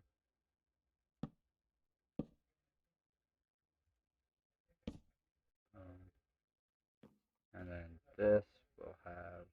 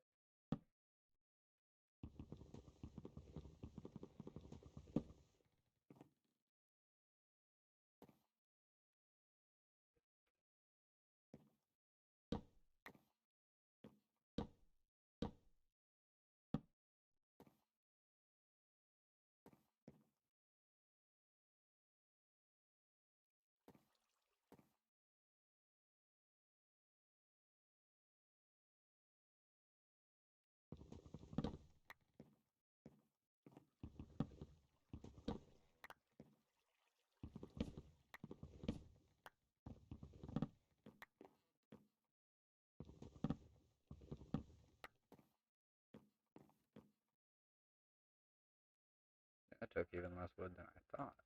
And then I've got these doors that I can go beep, beep. And I need one more block placed above them. And I can do that. Beep. And just run around and go apples and sticks and saplings. And then go to the saplings and just go boop. Let me not plant it there, that close to the water. I want to plant it like here, here, so that they grow up in an amalgam. And then like here and here.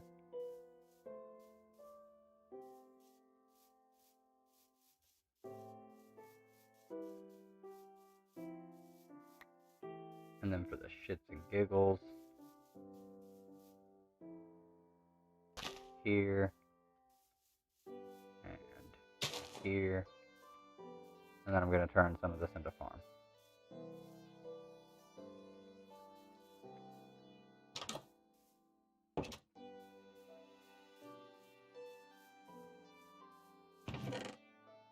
I'm spending a decent amount of time doing a whole shitload of work. There's some wheat seed. Got some apples.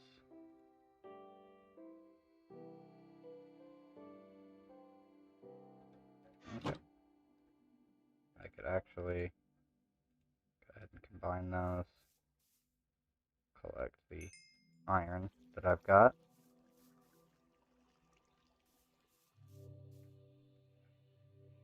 Here. Gonna make myself an iron hoe because I'm hardly ever going to need to use it. Hopefully. I'm going to make myself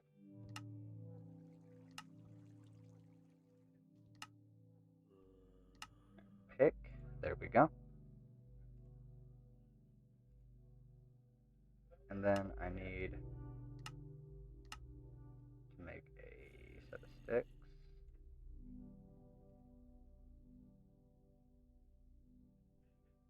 Let me just do 8 of those. Keep the rest of my wood there, and then make myself an iron shovel.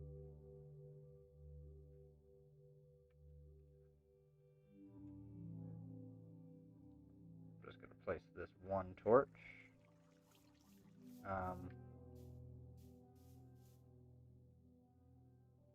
Here. And then I guess I can put one hang down like here. Place a torch on it. Place a torch there because it's not bright enough. Place a torch there. Place a torch on every side of this, I guess.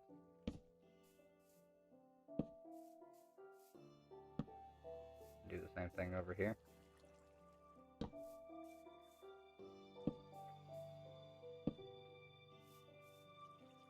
Okay, that explains why that's a thing in Minecraft quite often.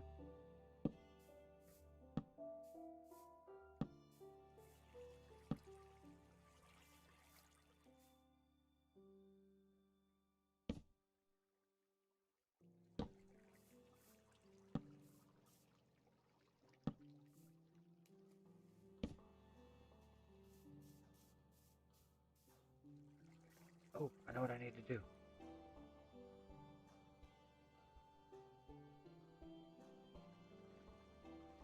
Boom. Bucket.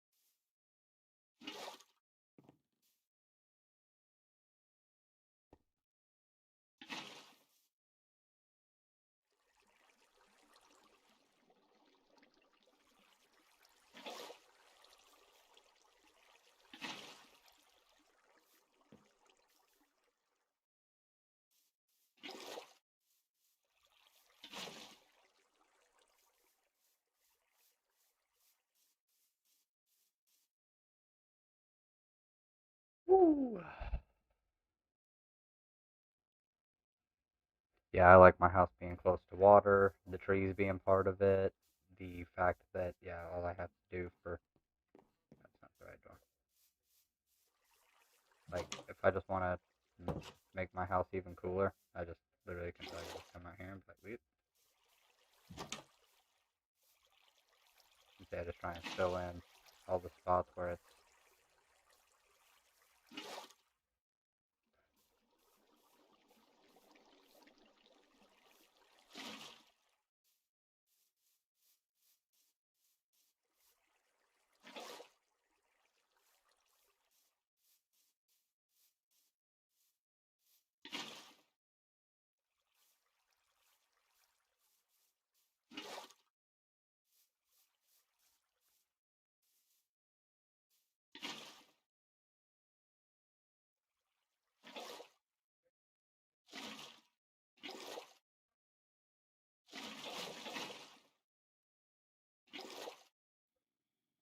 Perfect.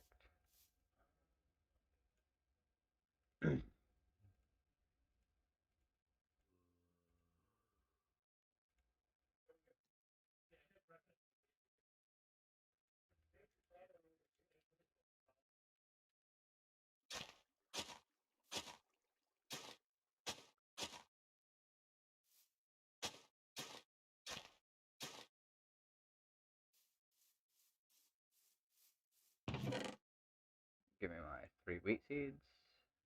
Boom, Boom. Go to the wheat and plant it and plant it and plant it. And they will grow.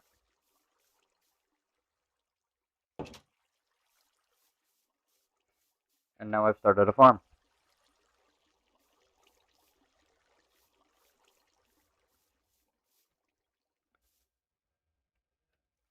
One of the best things I can do, actually, is I can come out here and see I go to my shovel.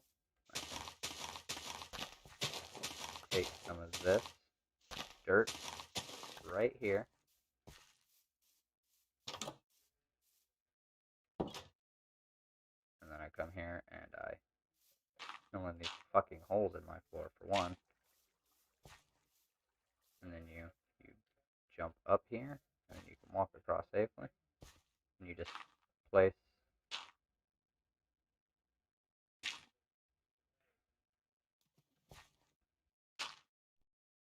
things here.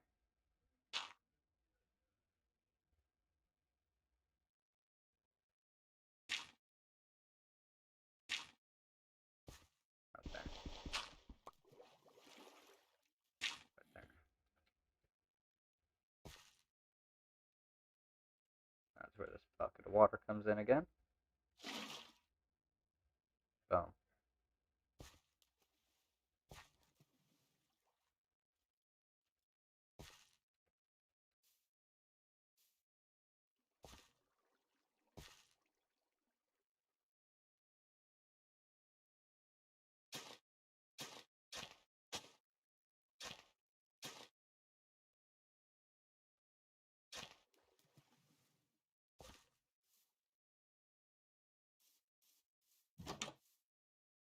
And there we go. We now have a tilled field. And I just need to find some stuff. Now, I ran for quite some time, so I have no idea where my original house is, where I had stuff prepared. Why did I do this? Because that's just how I play solo Minecraft. I don't stay in one fucking spot for too long. Unless I get something cool like this. This is now my house, and as a matter of fact, since I'm standing in my house, print screen. And also F2 just because. There we go. F3, let's go ahead and actually 5 hours and 27 minutes, that's actually quite some time. But, hey, you know, we're having fun building home. I now have this, which is pretty well unknown, really. So, let me take the block, place the gravel there, and then we torch.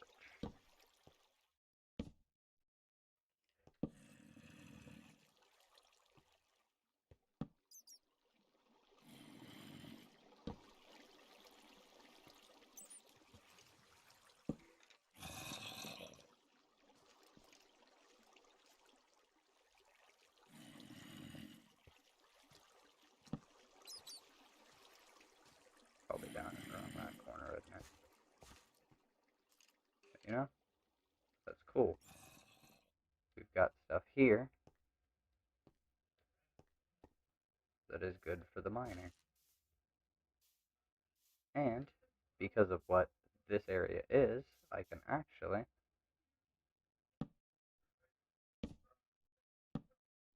build up a bit.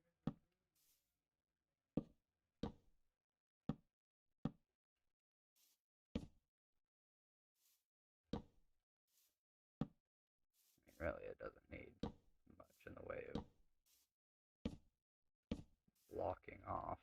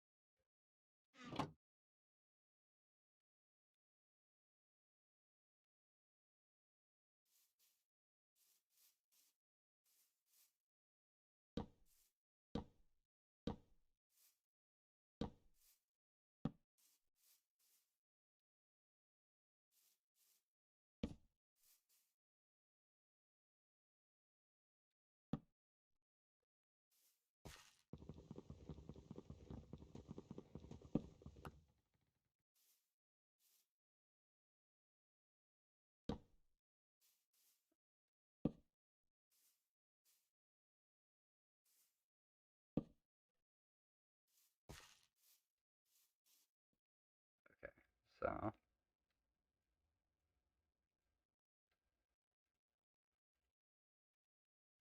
doors, boom, boom.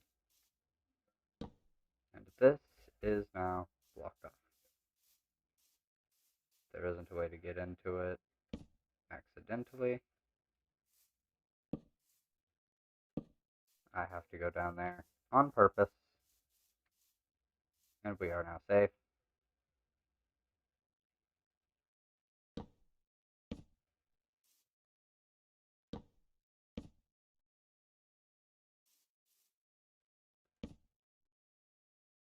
Mines.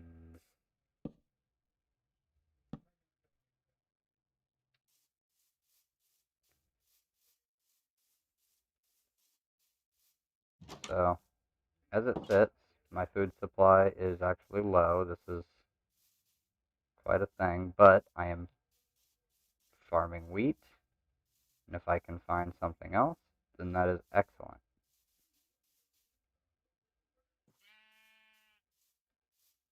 I know what to do. I need to make fences. And since I'm farming wheat, I'll be able to do whatever I feel like.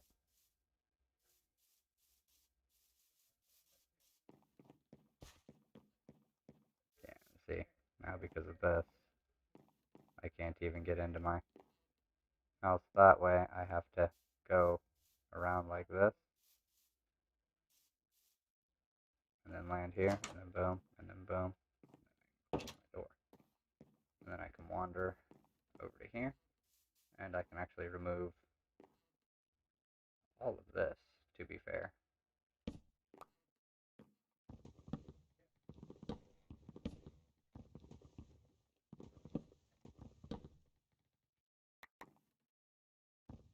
Wait, that one may not be entirely good to remove. That can still be good. But maybe this one can go. Yes.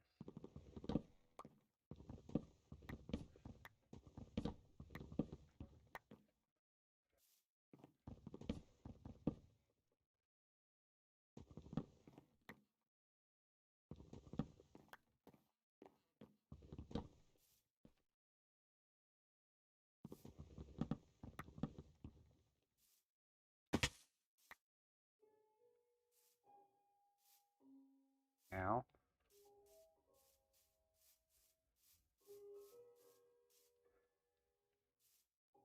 okay, maybe there was a reason for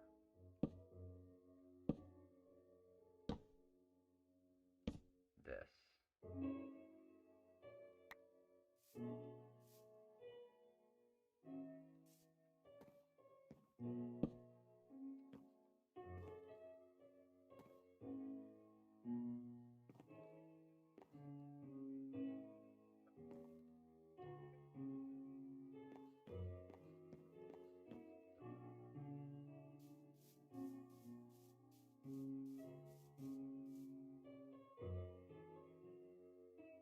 Alright.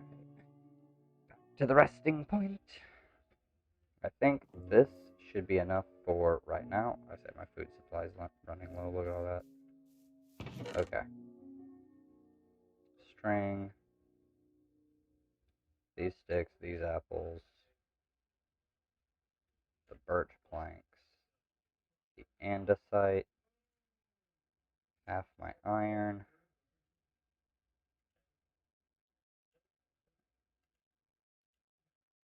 My bread. I went through a conquest for this bread. Let's cook that fish. And then once all this stuff grows, we'll be good. As it sits for now, I'm actually going to be switching over to the online version. So I actually have to close all of Minecraft and reopen the launcher and go and do some finagling. So at that point, I guess I need to stand up again.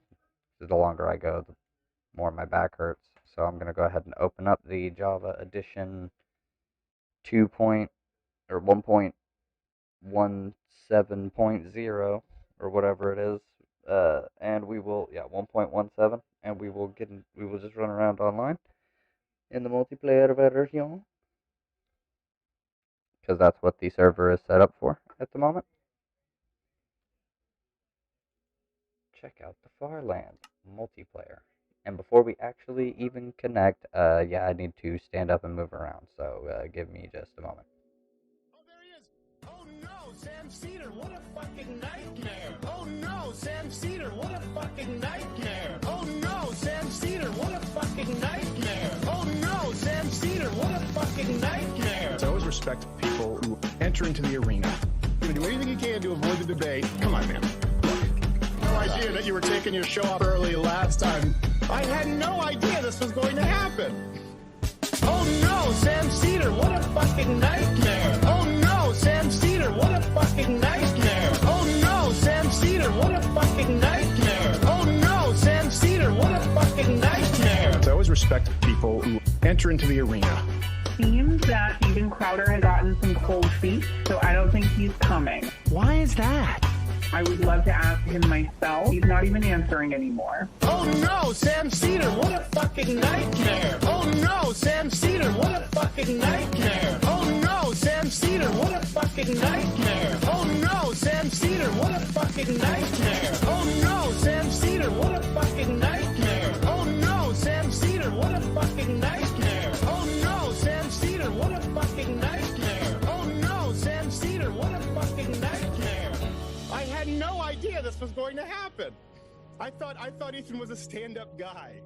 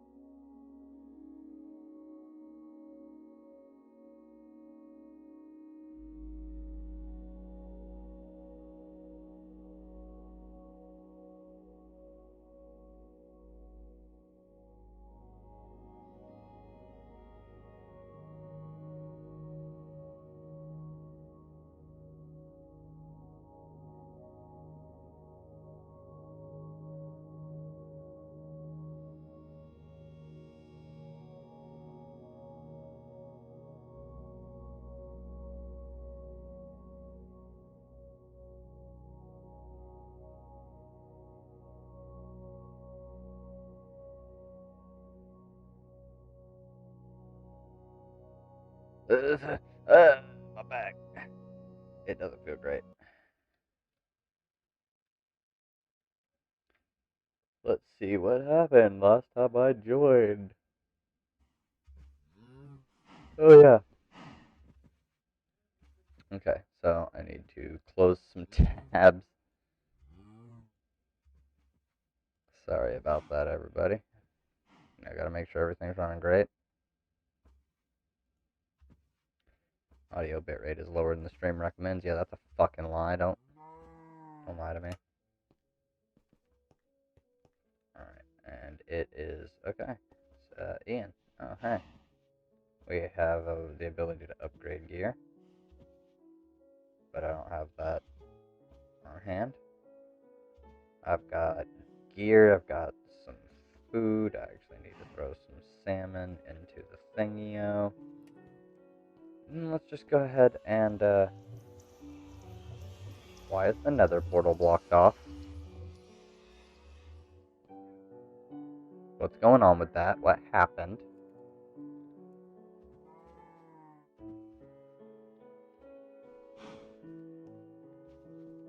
Ian, do you have an explanation? Jesus fucking Christ, y'all.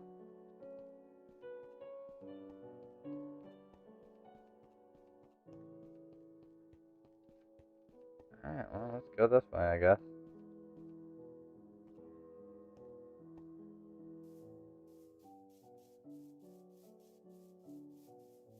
We're just gonna run. I don't think anything can actually go through your nether portals.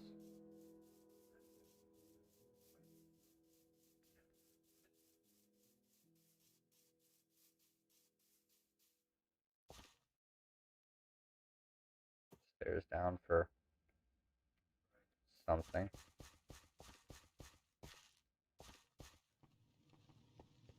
Is this the other house you made up? No zombies allowed.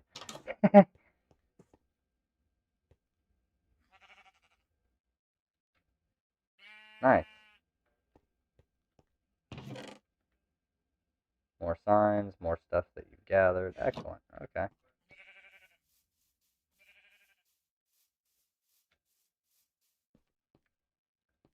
Hello, my chicken friend.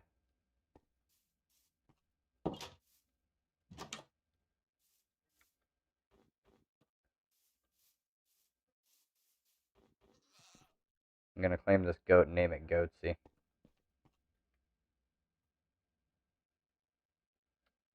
Hey look, there's Witch Hat Mountain. We were gonna build a house there too, but we didn't.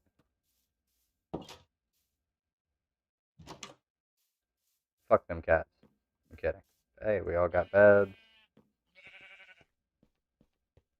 What is this? This is a place that you started mining out?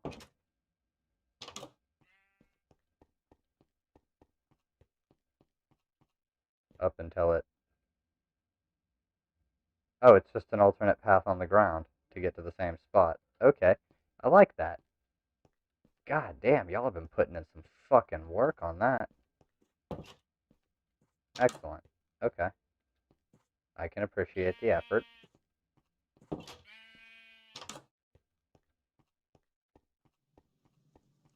And then there's more going on this way. So does this just lead out to here and then you're done with building it for now? Yeah, that looks like the case. Except you continued on over here. Alright. What is this? Where does this go? Did you just make a big fucking loop back towards... No, because the house is over that way. What is this? What did you do? How... Ian, you maniac. What did you...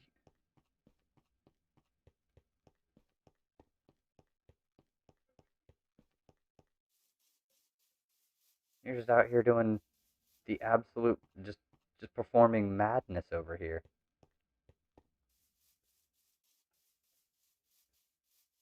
I love it.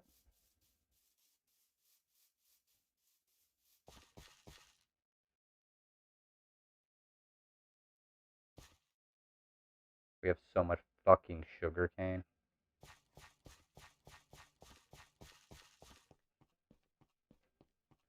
but we should probably get to bed due to the fact that it's becoming dark.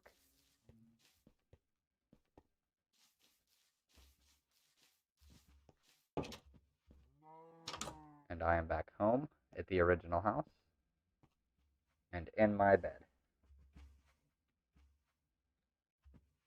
A path that goes under the ocean. The fuck have you been doing, Ian? Oh my god.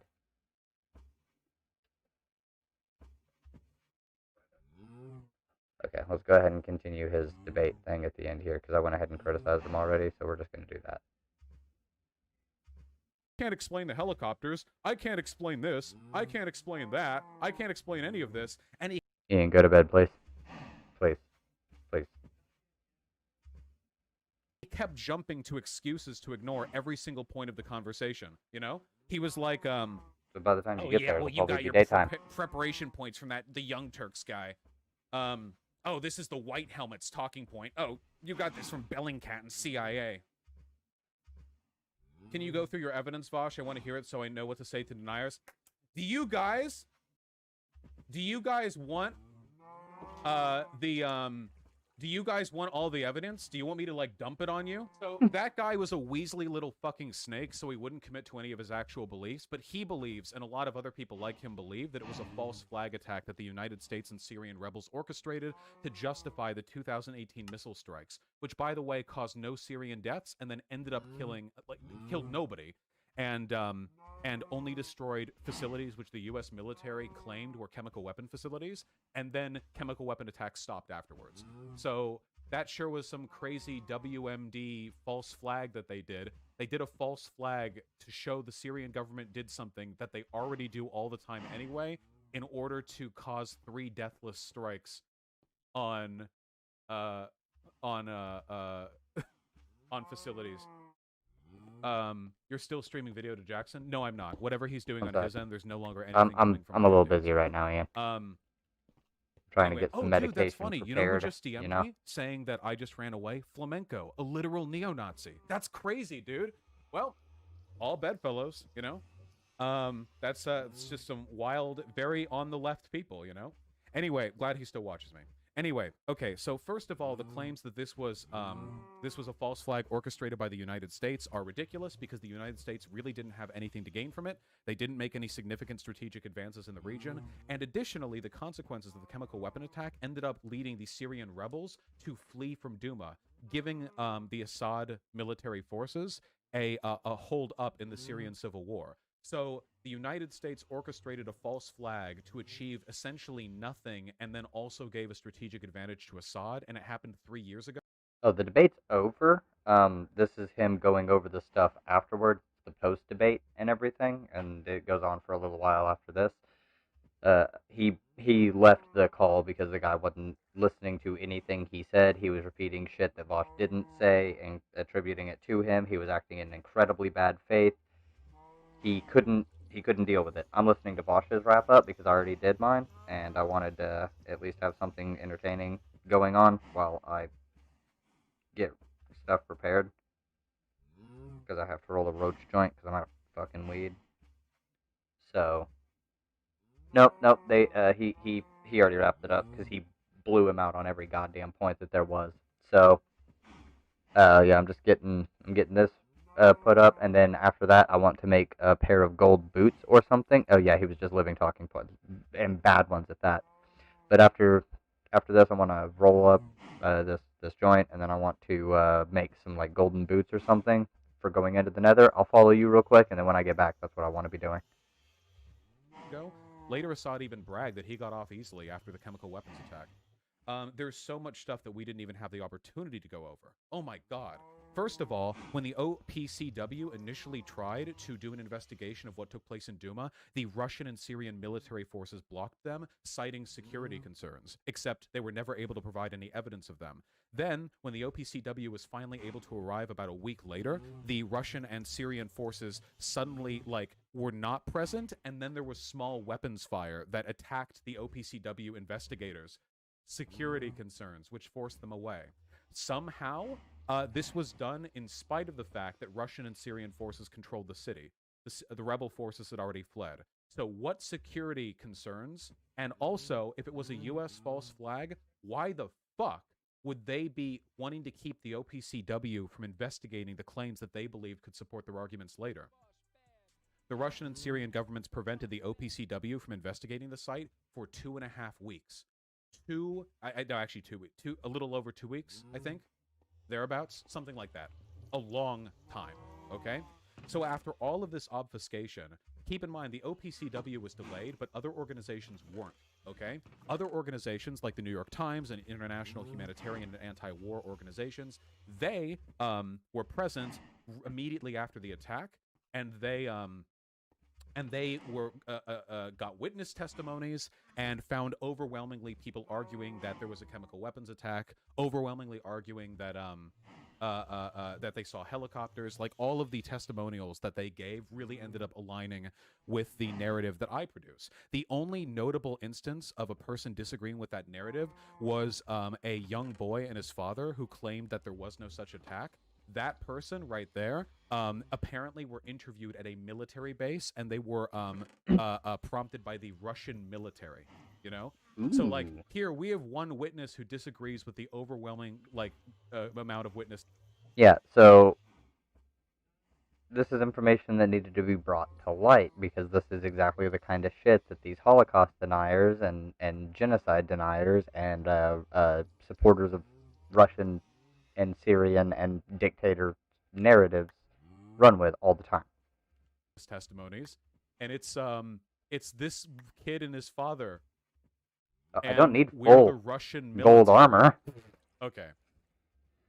Anyway, there are like a billion, like a trillion even, like little pieces of misinformation that Russia and Syria spread immediately after these attacks. For example, Russia made the claim that the attack didn't actually not happen at all, but instead that there were attacks locally at a Syrian rebel-controlled chemical weapons storage facility that later turned out not to exist. It was like a complete lie. There was like a scramble to assemble a bunch of different narratives. There were people saying that there had never been any chemical weapons attacks, and incidentally, there were also like dissonant reports coming out from medical experts who were in Damascus 10 kilometers away, who claimed that the people may have died from like dust inhalation, except that's not consistent with any of the medical evidence or any of the evidence. Oh yeah, you only need like one bombing piece or shelling effects in cities before, so it seemed like a really huge waste of time. Guys, if you're wondering why like the tankies or Asadists are freaking out, it's because they're alt-righters, okay? They act identically to alt-righters. Have you ever seen them on Twitter? They're completely identical. They're not different in any way. They get along with alt-righters. There's a reason why Partisan Girl is literally friends with Nick Fuentes, okay? They're alt-righters. They're authoritarians. They just like it. They like conspiracy, and they like it when people are murdered for, you know, as part of the domination of an ethnic minority. They just enjoy it, okay? Anyway, so all of that aside, there's so much evidence aligned against every element of this. First and foremost, the Inspector A, the Alex person who published the first draft of the interim report, that person, many of their claims were based off of biochemical analyses of the bodies and of the survivors of the alleged chemical weapons attack. However, the OPCW as early as 2014 claimed they would no longer use biochemical indicators as a suggestion as to whether or not there was any evidence of a chlorine gas attack. The reason being that they're not reliable. In terms of the evidence of there having been a chlorine gas attack, in addition to an overwhelming number of witness testimonies, corpses and corpses of people with like foam and bubbling at the mouth, people with injuries consistent with chlorine gas, though it can vary tremendously depending on length of exposure and how quickly you were treated and stuff like that, which is why the OPCW doesn't use those indicators as reliable suggestions anymore. Additionally, here's a nice little piece of evidence. So here's one of those cylinders that the coward we just talked to said that he didn't have any alternate explanation for the presence of. What we're looking at right here is just 2 months of erosion. Look at this. This is a steel canister. Over here, this is a picture taken right after the bomb was dropped. Over here, 2 months later, it looks like it was fished out of the ocean after 100 years at the bottom of the depths. What causes that? Well, chlorine gas causes that. Chlorine gas causes metal to erode and rust. Chlorine gas, when it comes into contact with moisture, produces a number of acidic substances that erode metal, flesh, a lot of other things. Additionally, the OPCW reports the locations they were allowed into because Syrian forces didn't actually allow OPCW investigators to one of the locations. That's why people talk about locations 2 and 4. They didn't actually let them there.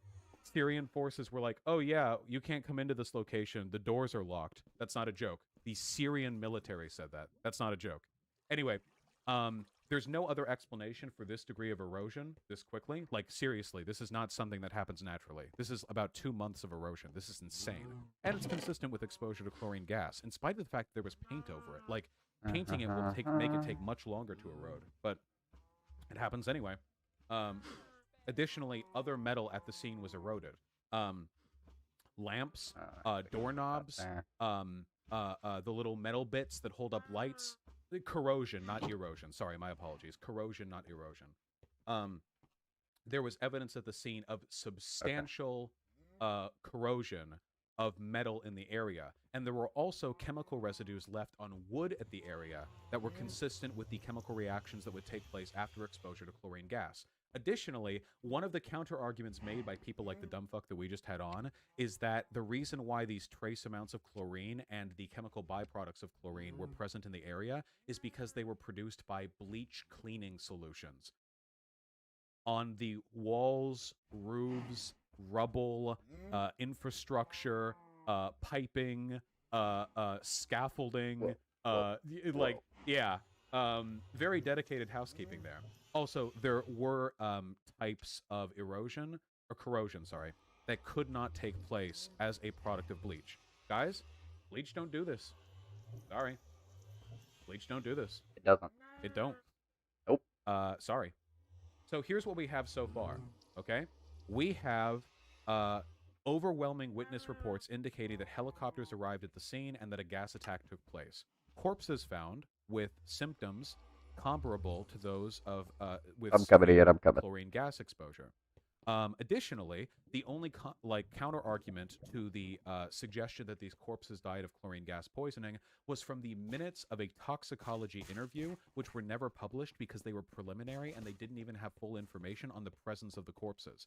The report from the toxicologists was done on the assumption that people wouldn't be in a contained area. However, the actual facts of that bombing were basically like perfectly orchestrated to maximize the death and the casualties in people at lower levels. Again, keep in mind, chlorine gas is heavier than air. The roof being blown out, which the guy we were talking to kept seeming to think was some kind of own, means nothing. Chlorine gas doesn't go up. It goes down. It doesn't go up. Right? It goes down. It hit the roof and the corpses were on the lower level. Additionally, there are videos on the scene of people freaking out, dying. You can see like losing their shit because there's a chlorine gas canister right there. Additionally, here's another piece of evidence. Now, the tankies are going to get super triggered because this is from Bellingcat, but I'm only showing it on Bellingcat because the alternative would be to show it in a very, very graphic video that I can't show on Twitch because it shows a lot of bad stuff. So I want to show you two photos right here. I'm just taking the photo from Bellingcat, but again, this is verifiable through other sources, you know. Here are two pictures right here. Are you looking at it? These are two pictures of the chlorine. If you want to know how you can move quicker, this is the one jump and bounce your head off the roof. This is the one that got lodged partially into the building. The one on the left is a frame from a video taken while people was dying. The one on the right was taken by investigators much later. Note the rubble. Or the rust, my apologies. Now, what do you notice about the one on the left? Is there anything odd about the coloration that you see? But a bit of material does still lots of coal. Oh, wait. It's white. Now tell me, did you see any white in the images that we were looking at previously? It's a yellow canister. Why is it white here? Well, in this video that was taken, this bomb had only just been dropped. Do you know why it's white? You could actually move really quick. This is a process called auto-refrigeration. When highly pressurized gases quickly release from a contained area, the container and the surrounding environment cools down. It's an endothermic reaction.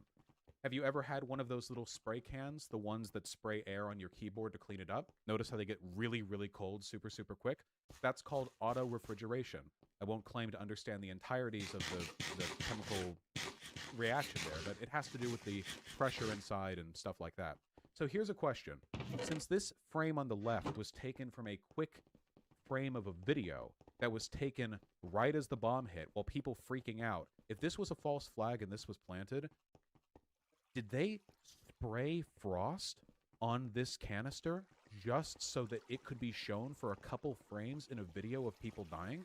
This is only visible for like a fraction of a second. This is cool. Were the false flaggers so fastidious and dedicated Ian just doing the that nuttiest they shit. somehow adhered frost or some other kind of white congealant to the underside right here, specifically so that it can be seen in a shaky phone video for a quarter of a second, and then later somehow remove it?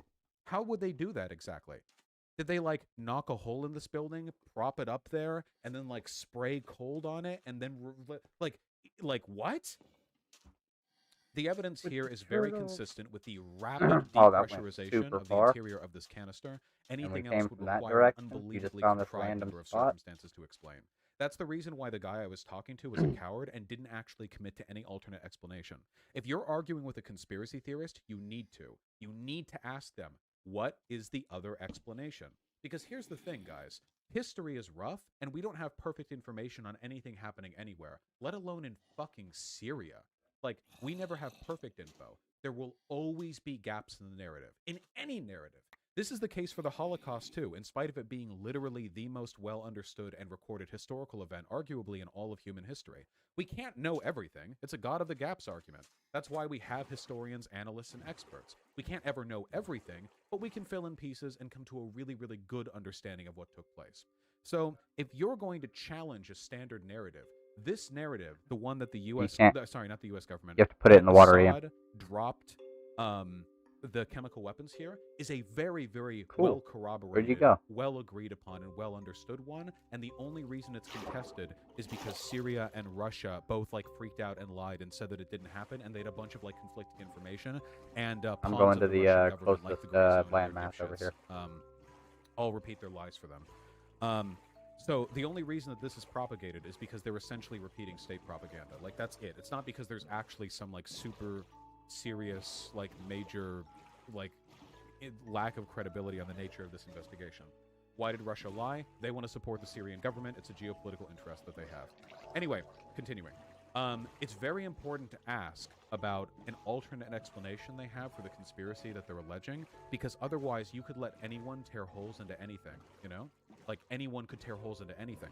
Well, this one historian said that in 1443, a train manifest in Nazi Germany was inconsistent with the broader narrative that there was a payload of food and supplies that was delivered from Munich over to here, and you know, anyway, yeah, like, this one guy's pretty credible, and he says that didn't happen, you know? And then you're like, okay, so what are you saying?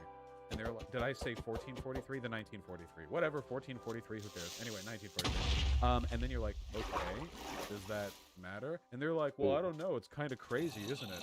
Anyway, like, if you disagree with me, then you're like a Jewish shill. Wait, hold on. So wait. Are you alleging that there are inconsistencies in the narrative, or are you alleging that anyone who disagrees with you is like a member of the U.S. State Department? That's the thing that I have with these guys. If they literally just had like a couple questions about the specifics of this event, that I wouldn't have a huge issue with it, but they don't. He was like meek and simpering with me. This is the I'm just asking questions things that Holocaust deniers do. But on their own, they make very strong claims. Ever notice this with Holocaust deniers? In their forums, they're like, yeah, bro, really. Holocaust never happened. Jews faked all of it. Wish it did happen, though. Yup. But when they're talking with other people, they're like, no. I don't believe any of that. I just have some questions on these reports. Look at this photo of a door. Does this really look like a door to hold people in gas chambers? And it's just like a photo of a random door? This is what I mean. Like, it's the concept. Somebody's already been over here. Between very severe and very definitive there's claims, a torch and these here. weak ones. It's a Mott and Bailey. And here. Anyway, maybe I'm in the total dark of how many people are countering Vaush's position on this. Kyle Kalinske, Glenn Greenwald, The Gray Zone of Aaron Mate and Max Blumenthal, the guy we just talked to. Found a village. Types like that, like Assadist types. Unfortunately, Kyle Kalinske is in line with them, but I don't Jimmy Dore too. Yeah, Jimmy Dore is pretty big on this. Socialist MMA is coping so hard. Oh yeah, I bet. I hope that guy enjoys the gigantic boost to his career that he gets from like being able to talk to me. You know. Yeah, no. Wait, I'm actually getting report. Apparently, like at some point, he started like tampering with the video, or something like that. Huh. Apparently, he like delayed the video like after I left or something. I wonder if he did that echo on purpose. I have no idea. I think he seemed to have been like fucking with it at some point. I'm not really not entirely sure. Anyway, what was I saying exactly? Forget what it was. It ruined. I survived yeah, tonight. Anyway. So basically, the idea that there was some kind of false flag in this situation is completely impossible. Like, so we faked all the witness testimonies. We somehow like planted corpses there with nobody noticing. We faked video footage. We faked the helicopter presence. We faked the damages. We faked everything. Everything was fake, but there's no proof of any of it. The only proof is like there's one independent investigator who disagreed with the OPCW, and like that's it. It's really, really dumb. So, what was the point of faking it? Okay. Yeah, the funny thing is that with regards to the point of faking it, like there's not even a point really. The U.S. government already achieved its goals in Syria with regards to the 2018 April 7th bombing of Douma, and they didn't do anything more. Like there's not really much else behind it to it. I would be really, really suspicious of people who buy into this Assadist nonsense, in large part because, A, I really do think they're like intellectually on the level of Holocaust deniers. Keep in mind, there are people who are going to say that Rage quit that debate. I only did so when he made it incredibly clear he wasn't even talking with me anymore. You noticed that, right? He wasn't even talking to me anymore. What's the point of having a conversation past that point? Like, there's no, like, what? This is one of the tactics that alt-writers like to use as well. When they realize they're losing a debate, they act so insufferably that you no longer see any point in continuing to talk with them, and then they act like you walking away is some kind of loss. The fact that I like mentioned a video that took place at the site, and then he was like, "You claimed there was a video of the bomb being dropped on the building," when I literally never said that. Did I ever say that? I'm really confident that I never said that. I do not think I ever said that, but he was like so insistent that I said that. And then he kept trying to go to the White Helmet thing because he had his prepared talking points on that. You know? It's bad. Another like indication of that guy's dishonesty is like the fact that he kept saying engineering experts or ballistics experts said this or that, but he kept referring to the same guy. He was talking about the same guy every time. One guy. You know what I mean? Like, he was so clearly trying to inflate the number of people who agreed with his perspective by not actually mentioning the name specifically, you know? And he didn't know what peer review meant, yeah. Maybe you should have a language check for debate never mind. in the future. No, I knew it was going to be like that. Why do you guys think I stayed up so late, like, looking up arguments last night? Conspiracy theorists are incredibly exhausting to talk to. You know? Like, it's always going to be like that. They're basically just neo-Nazis. In terms of the way they deal with the world and the way they regard, like, empiricism and factual information, that's basically what they are. And that's basically what they give, you know? Let me see what I can get over here. I'm just trying to see what I can fans see. Are trying to dislike bomb the stream and failing. Yeah, another thing they do is they brigade like crazy. This is, by the way, this is something that I'm a little bit proud of. I have disagreements with plenty of other communities. You know what happens when my community has a disagreement with another community? You guys go in there and you're like, Vaush bad, Vaush bad, Vaush bad. When other people have a disagreement with me, they brigade and they're like, you're a fat fucking pedophile, Vaush, you fucking piece of shit, you fucking Jew. That's normally what I get, okay? They really act like indistinguishably from alt-writers. I'm happy, though, that all of these types were watching because I want to experience the cope in the years to come, okay? That guy couldn't answer a single fucking thing. He was repeatedly caught out on lies and misinformation, and he had no alternate explanation for anything that he presented. He was also walking back earlier claims. Where'd you go, Carlos? Like, I just want there to be an investigation, but no. When you're so anti-American that you start defending people... Oh, you already found this village? Shit to their population than America. Yeah, peer review is when you have people who look at it. God. Are you saying we should do the same? No. I like that you guys are chill. Harpoon. I want Harpoon.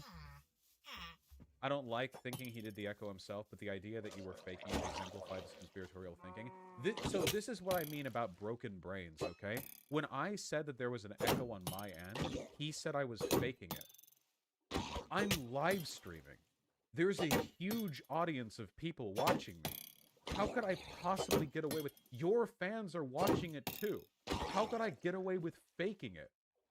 But that's like tendency towards conspiracy. He doesn't actually believe anything. He'll just throw out any counter-argument that he can think of to buy time. Conspiracy theorists often don't actually believe in all the arguments they make. Ian, are you on I Discord? enjoyed the research stream last night. Literally any subject would work for me. I like doing it with conspiracy stuff, you know?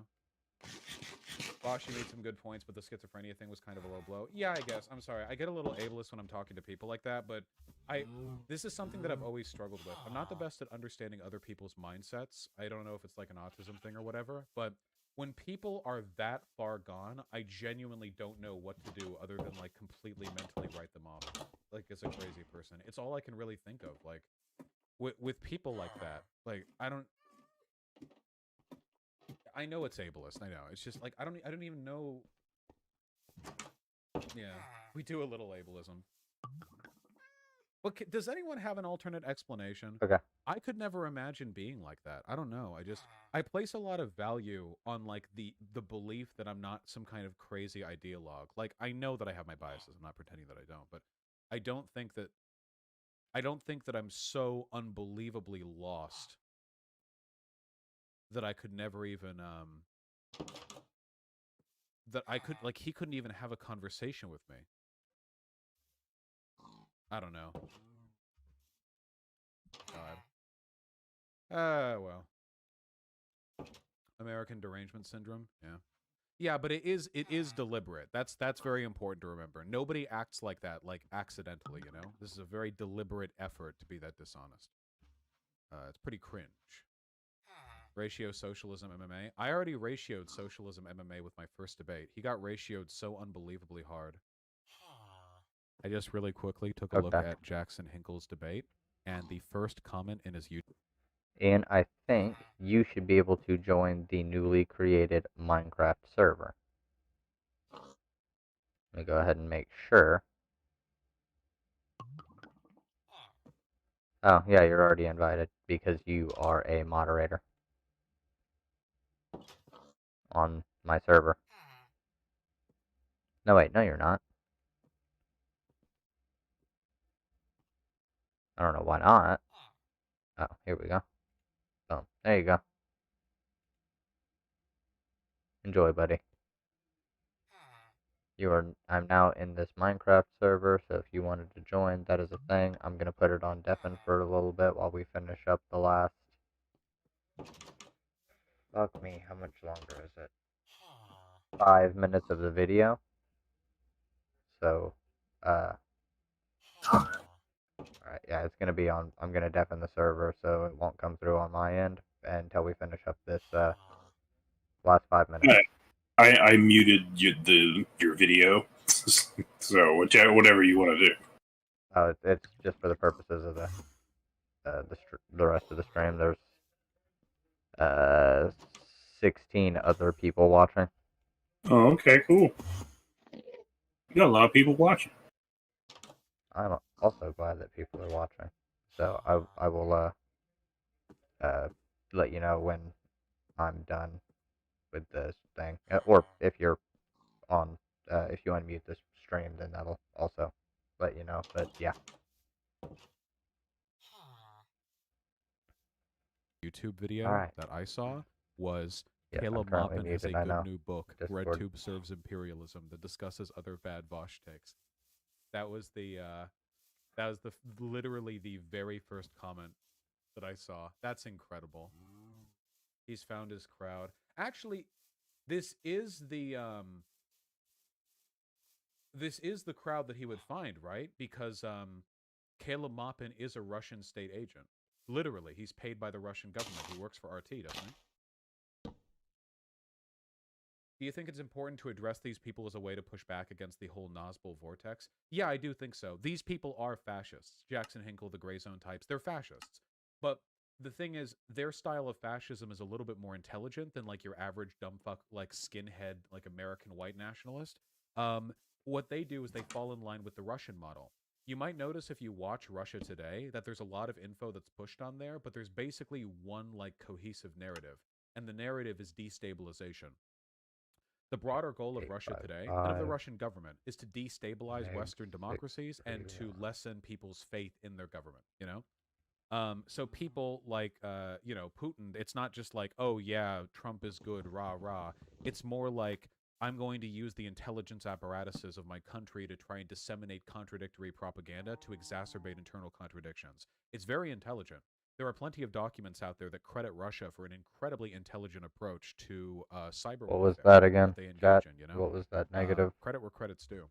Coordinate? Anyway, for these fascists, the one that we're arguing with right now, their brand of fascism isn't to advocate for fascist-like policy. Have the VOD. Their brand of fascism is to defend foreign fascists, to delegitimize any alternative to those systems, to claim to be on the left, but to attack everyone actually pushing towards the left, which is why they've turned on AOC, Ilhan Omar, Bernie Sanders, the DSA, everybody else. They've turned on every like actual way of pushing for the left, but then they praise people like Tucker Carlson.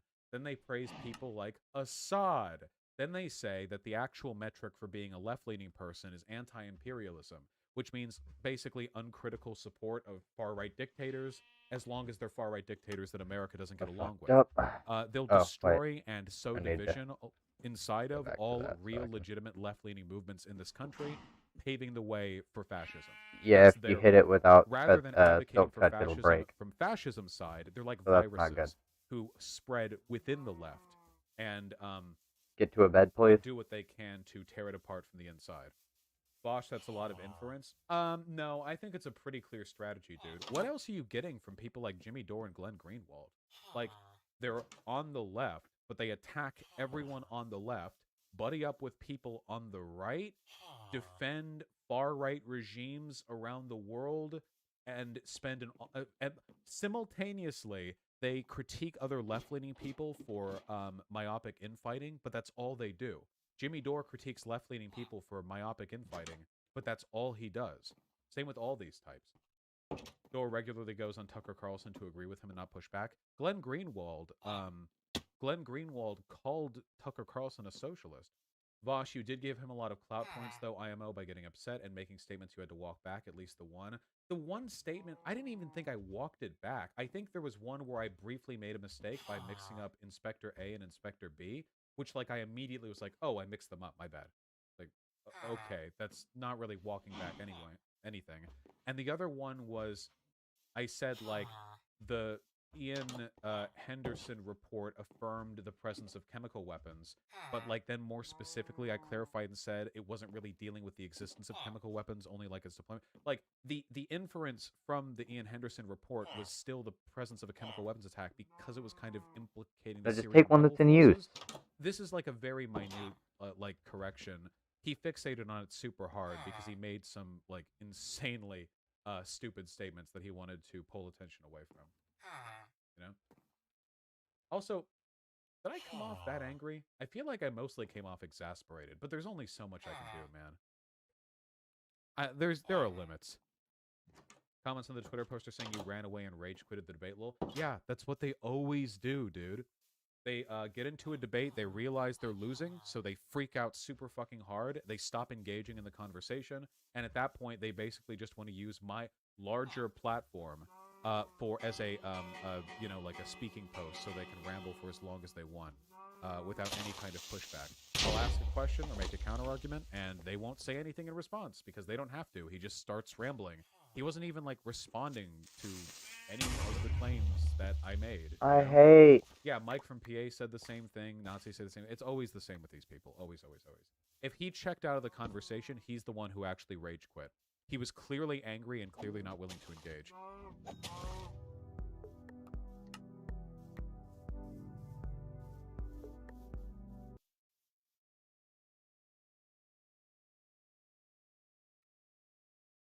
All right. So with that evidence, it's pretty obvious what happened. All right, and we're back. That level of evidence was overwhelming. I can't believe that anybody could really push a narrative that there wasn't a chemical weapon attack.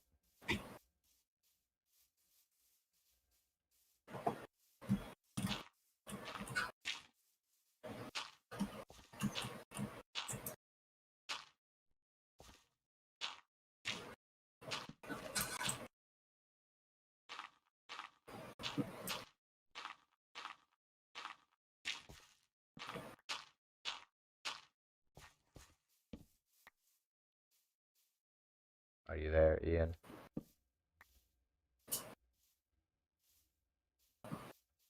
Yeah, I'm here.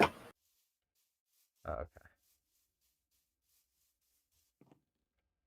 God, I keep leaving that door open. I don't know, how the hell do we get back to where we were? I have no idea. Actually, if we head this way, it'll head back to our area of the continent. If you want to follow, we need to find that spot where the ice was. Where the ice was? So, yeah, there's a spot where there was polar bears and stuff. That okay. ain't it. So I think we have to go the opposite direction of this. Oh well, there's a pass through. It's over this. Well, if you go through the area where the trees are, it'll pass through back to the continent.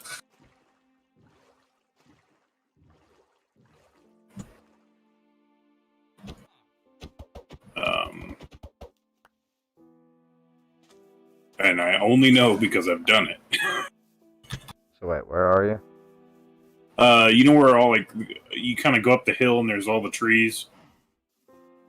Let me go up there. Let me just get out of my way, villager. I see you.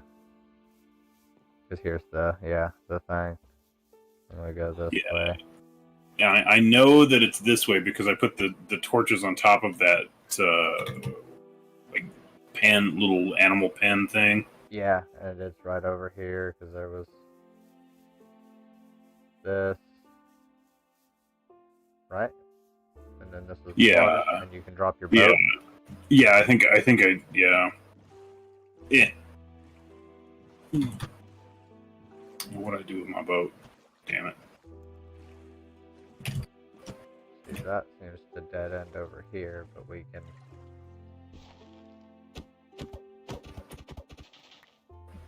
Yeah, I think I had to walk part of the way. But this looks correct though. This is kind of the way I came the way before. Yeah. This doesn't look right. Yeah, no, that's still correct. We just got to keep going. There's the horses. Remember the horses.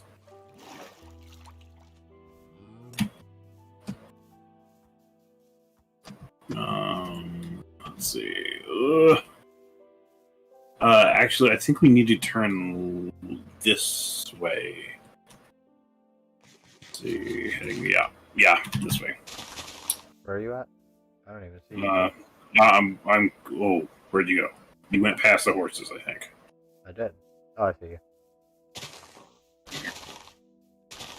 Tallgrass is doing a fucking number, my guy. I've got two different maps. One is a giant map of the whole area. This one. Okay. I only have a map of our home. Yeah, I went ahead and I've got two different ones. I have the one I gave you, a copy of the one I gave you, and then I also have one that's I made bigger with the cartographer station. And okay, all right. We're not that far from where we need to be. We need to head kind of southwest. So. I just went and knocked down some more tall grass, so I'm gonna go to you. Yeah, literally this way.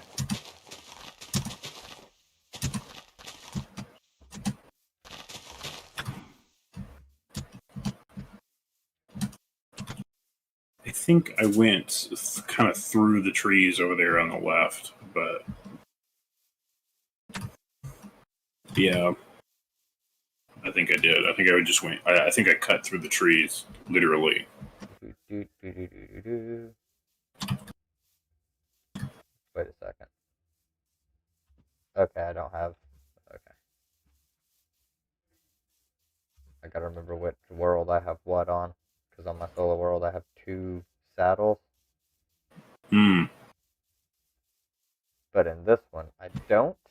But I just picked up from that village. Which is why I was like, wait, did you actually go to that village? Like, you actually, like, I thought you might have looted it or whatever, because, I did. I grabbed up most of the stuff that was already there. Yeah, I managed to get the emeralds. Yeah. I didn't go through everything because I was like, I need to get back to the home place or I'll never find it again. Yeah, I need to... And I didn't want to die because I was holding a shit ton of stuff. So I need to follow you. Oh, do you know where I am? Oh, okay, I see you. Ugh. I missed. Should have taken more food with me. I didn't realize it'd be out this long. I didn't either.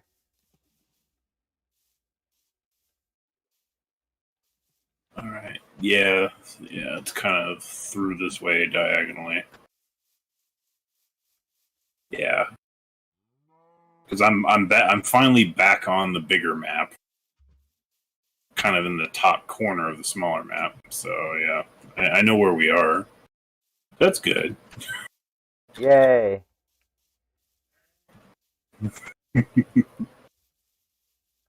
All right, and then there's. Okay, I remember this part because I think I used a boat for part of this, and then walked the rest of the way. But I remember this part. I gave you boat. You did, and I don't know where the hell I put it, but it's okay. What? I gotta walk.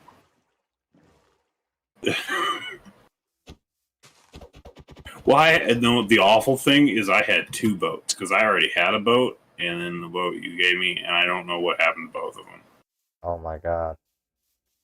I may be tired. I'm sorry.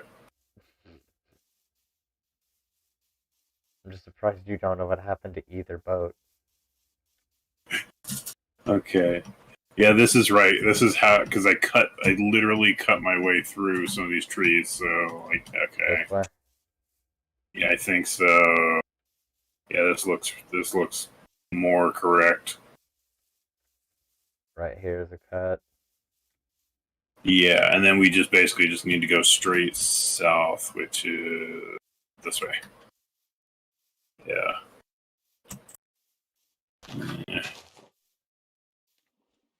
Yeah, if we just kind of go straight this way, we'll be back at the house, the original home. Oh, come on, get out of the way! Stupid tree. Watch out for holes in the ground, apparently.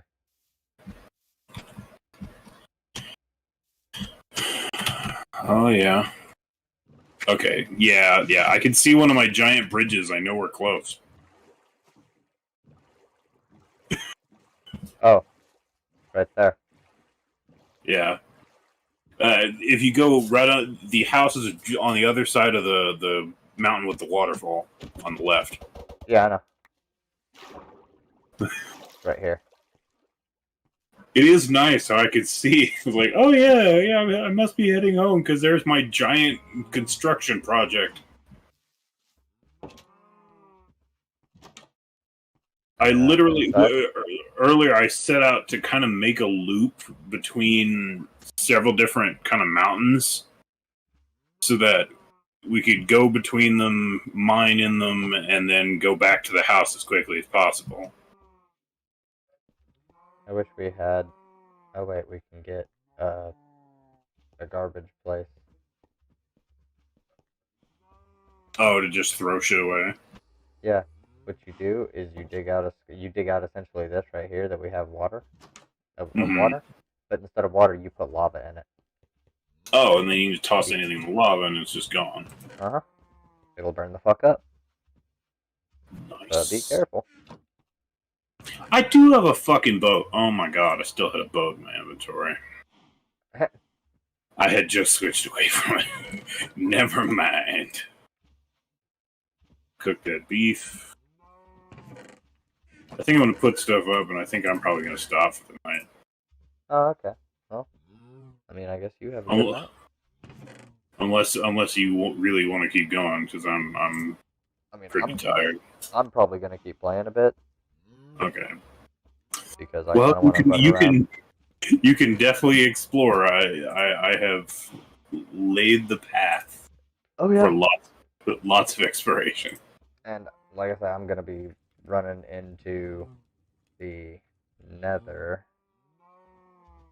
Yeah. And now you got your gold whatever that you needed. So. Gold boots was the main thing. I have 7 bread and 4 apples for food. Well, yeah, that's one thing I had made at the other house is there's a hay bale there where the sheep are, because there's sheep in that pen on top of the house. And there's a hay bale, so you can just snatch out hay, and then you can make bread with it. Nice. We have a shitload of hay, don't we? Yeah, it's like 2 or 3. We have a bunch of stacks. There's yeah, it's in this. Yeah, I see it. Yeah, it's a bunch of stacks. We have so much crap. We have so much crap. I'm actually gonna feed the chickens.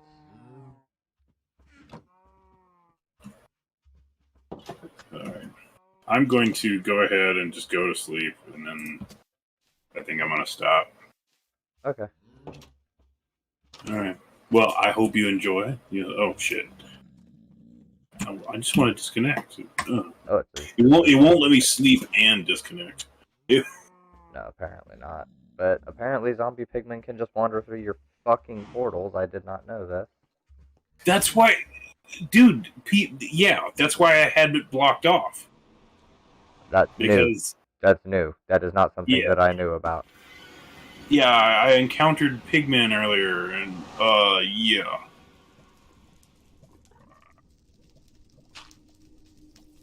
There. Now they can't. Because is he from the Nether? Uh-huh. Now they can't. I'm gonna step through and then I'm gonna kill his ass. Oh, he's a piglin. I didn't know all of that. Well, that's fucked up. I just know that I encountered him randomly. Well, actually, I encountered 2 of them. One of them I encountered that had, like, come through the portal, and then I guess he had followed one of my long-ass paths because I found him on one of the other mountains. Just kind of walking around. They are just everywhere down there, and they will just wander around. They do not attack you. The zombie piglins don't attack you unless you hit one of them, which, since they're kind of everywhere, you'll hit them. It just almost inevitably. And then all of them immediately in the area come and swarm you. Gotcha. So which is why I blocked off the path to get into our portal.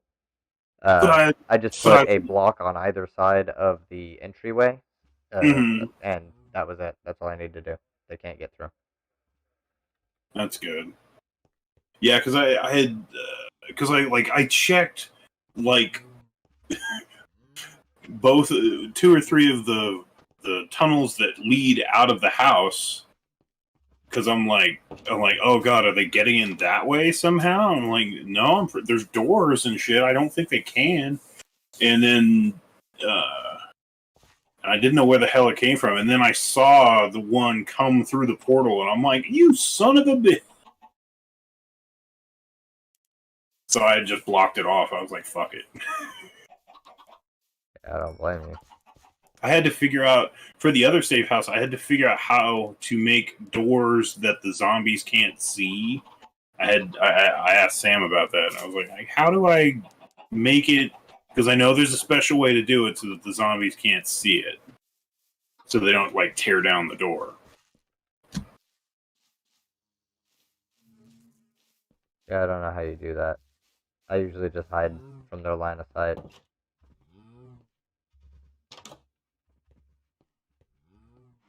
Oh, I had to re-round up all those damn chickens because well, no, a creeper had blown up one of the sides of the pen. Yep.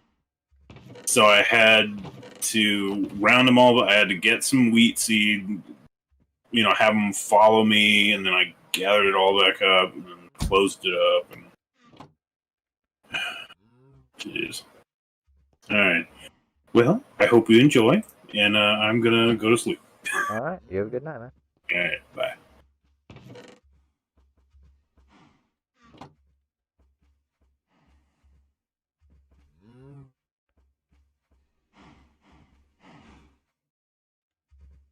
Alright, so Discord was unnecessary for that long, at least. It does eat up some computer usage. But it's not that big a deal.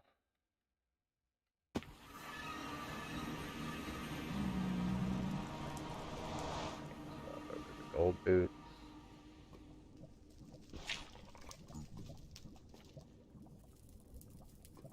Put the block back.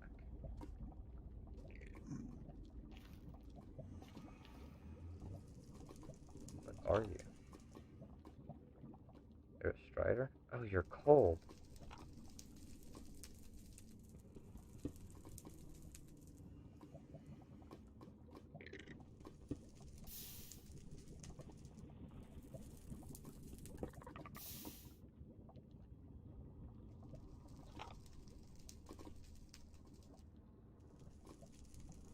There you go, homie.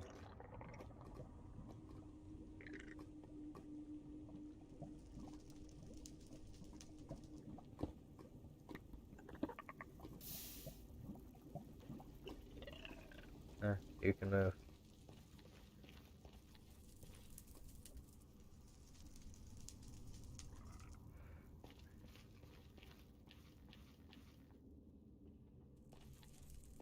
I hate the nether.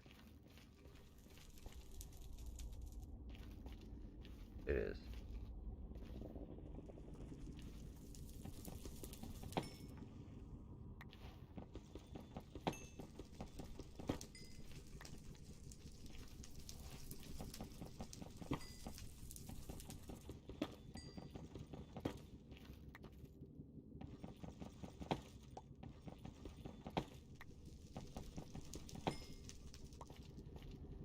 Never just dig straight down or up.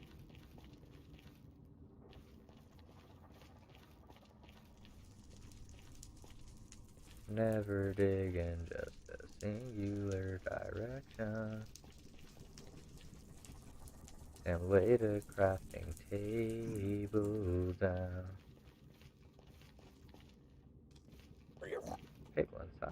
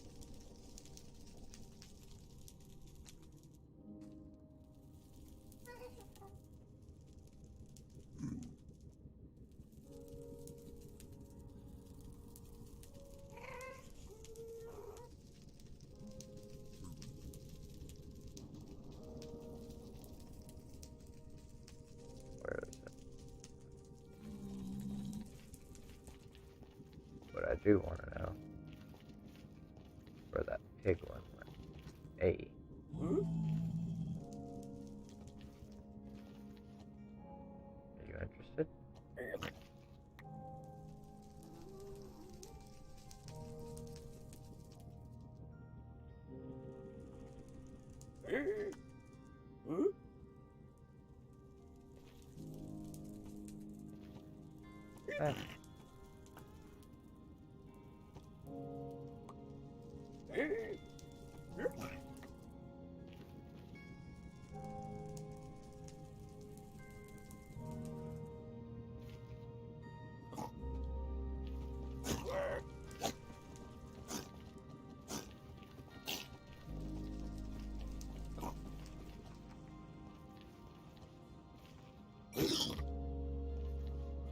Little bastard.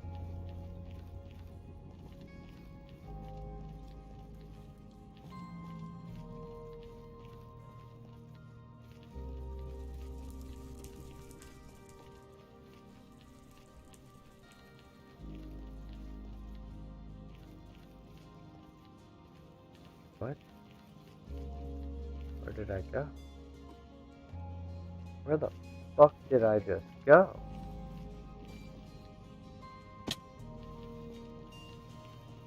Oh, fuck me. Is it up here?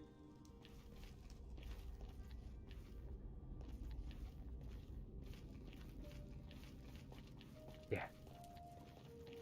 Yeah, okay. So, it's right here. Okay. I'm not going to explore for very long, because I don't know where the fuck I'm going.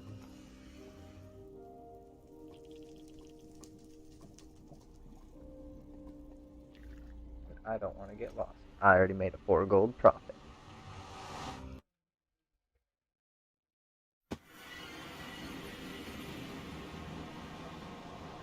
And I'm level 13 again. Somehow, some way. I got these on, and now I'm level 13 again.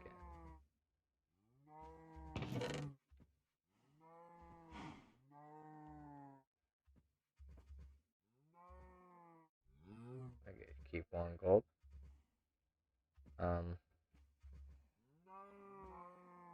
Put those there. A bunch of copper. We have a couple leads. We have all the redstone that we need for now. Just put that in there, that in there.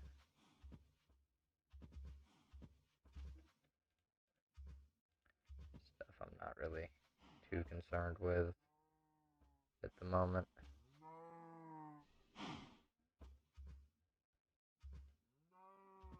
This will be my adventuring blocks. Right here. And by mine, I mean anyone who wants to come and grab them can. I don't give a singular fuck.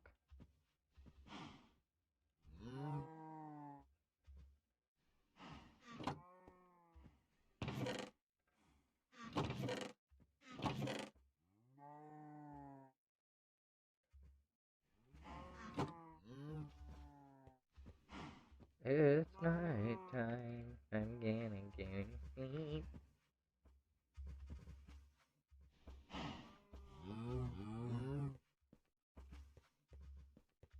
Then I get up.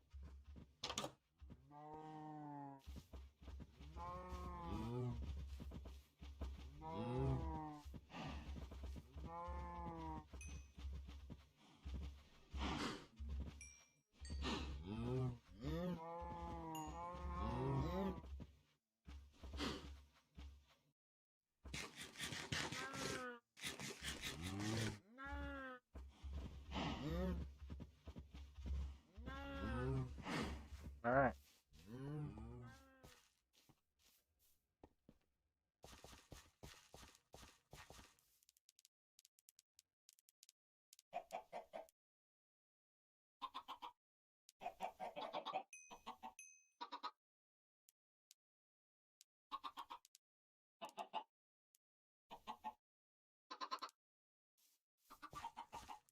Chicken's fed.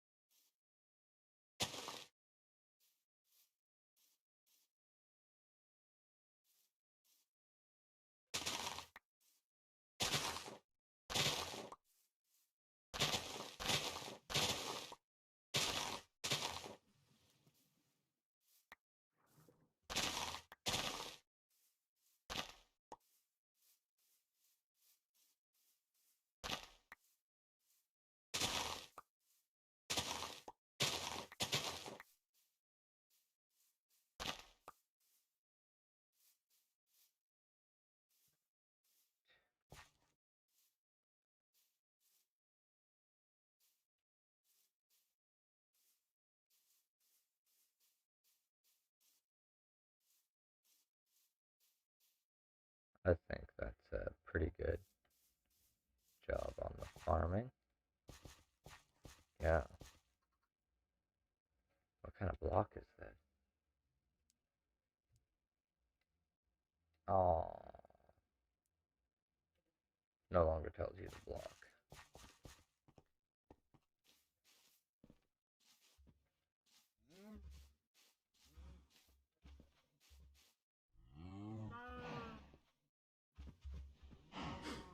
We're getting a cow collection and a chicken farm.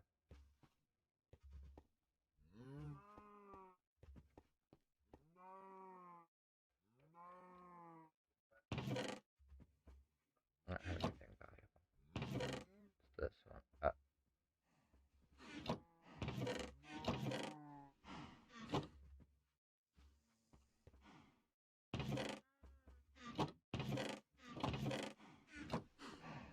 I hate.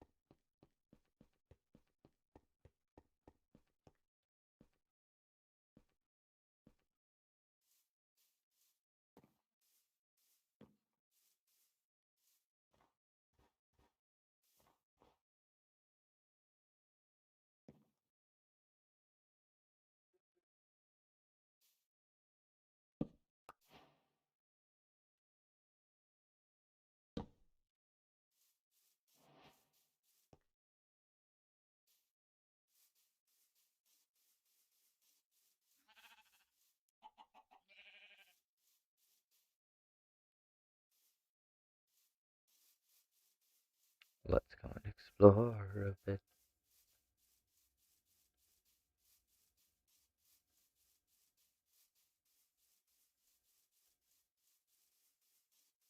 See, that's a little safe house.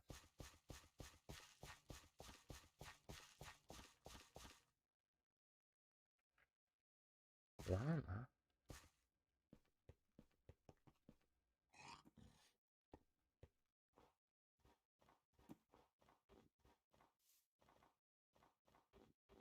We're going off grid. But I have my map, so it's okay. Am I even on this map? I am, so I'm safe to go anywhere over here.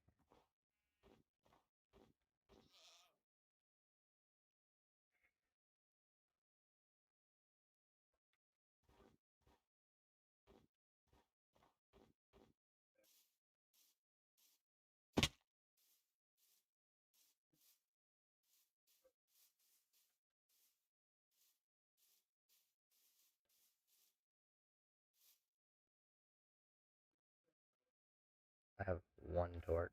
This is a bad idea. I should go back.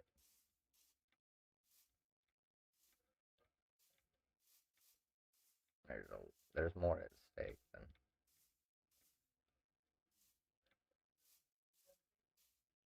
there is a reward at the moment. Let's be completely honest.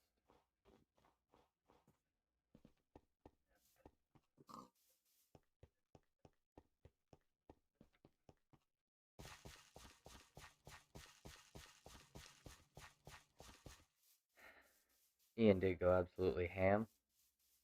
You guys have already seen this. My NB friends, my people of, well, all genders, hopefully. Because gender isn't shown for like any of my videos except for one particular stream. It says that all of my video analytics, all my viewers are males between the age of 24 and 35.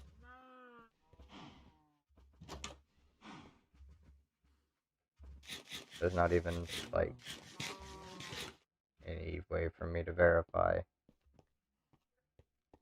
that in totality, because, you know.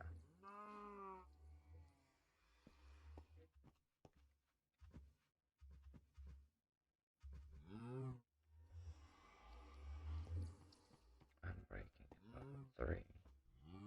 Starting to become night. I don't have any torches because I'm a dummy.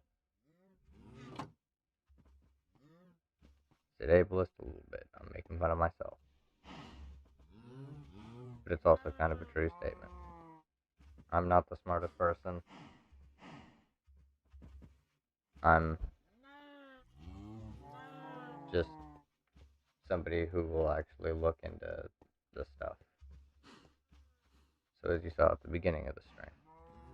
As a matter of fact, I think, because it's not going to really matter, I bet I do want this. We've been going for almost 7 hours. We are 3 minutes away from 7 hours. Which is a pretty long stream. I mean,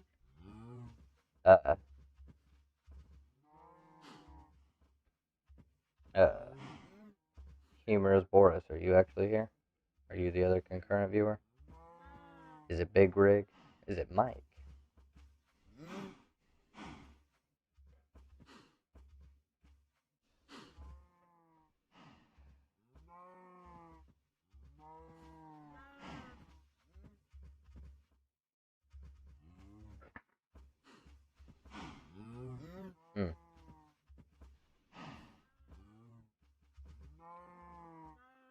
I am going to take myself a bit of a break. And when I get back, I'm actually going to go ahead and disconnect from here for now. Nobody on. Okay, so we're going to disconnect from that real quick. We're going to bring this over.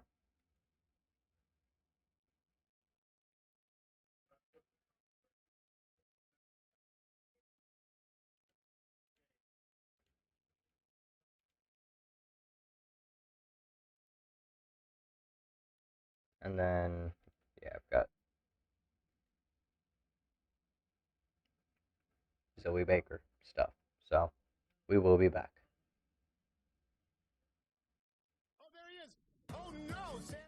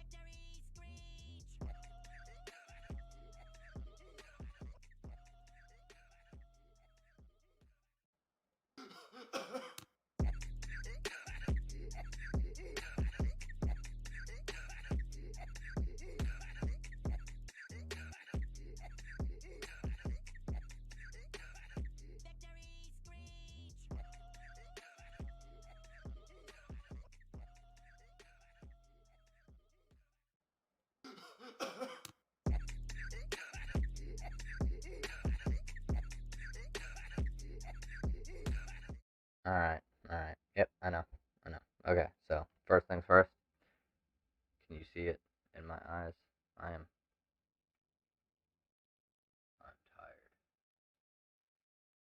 tired. I'm very tired. But, as far as things go over here, it is 1:50. I will probably go over a couple more things, and then we will wrap this up. So, let's go. I guess first, we'll do this. Wait, how long is that fucking interview?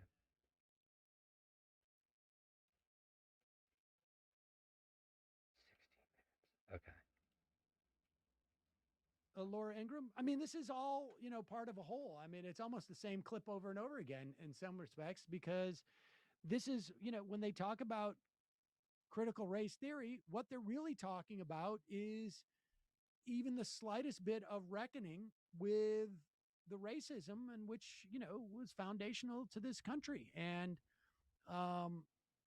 here's Laura Ingraham. She is super mad still about these Confederate statues.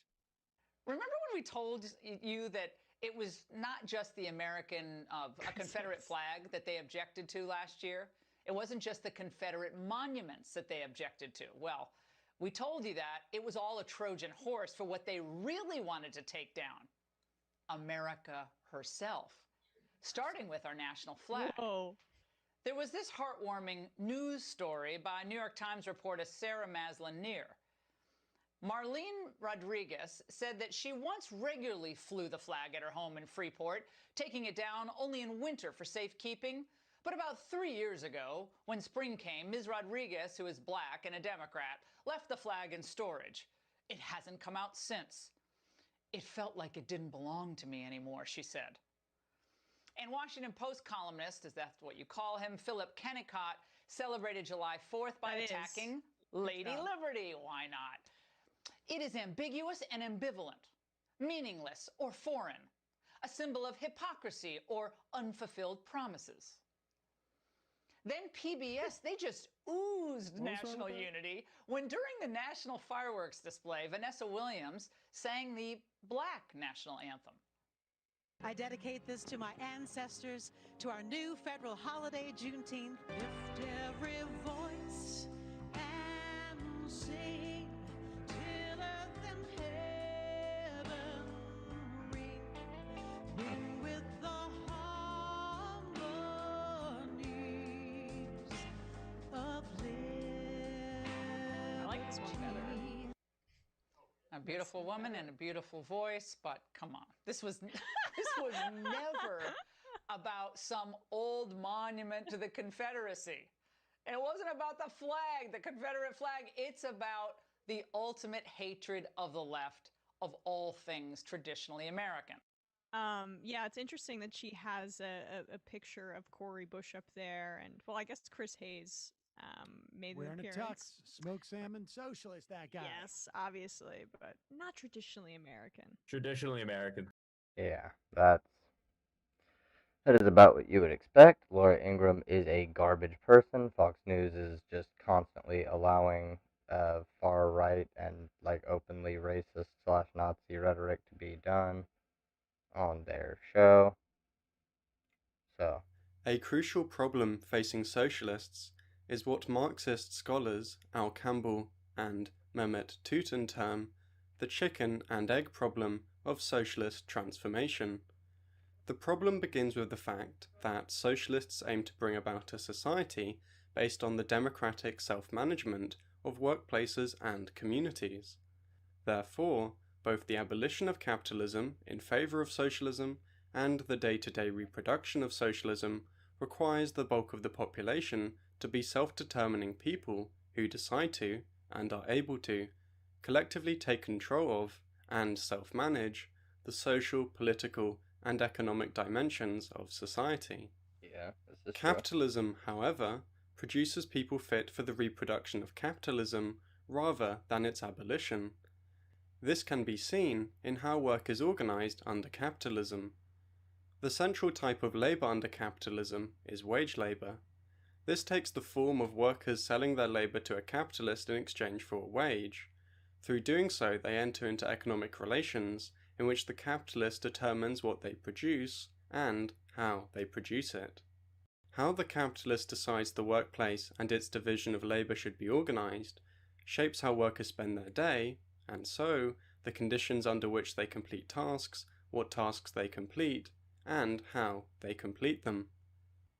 This in turn shapes what capacities and psychological drives workers develop and which ones they do not develop. Work is not merely something which the worker does, but is also something which changes the worker as they are doing it.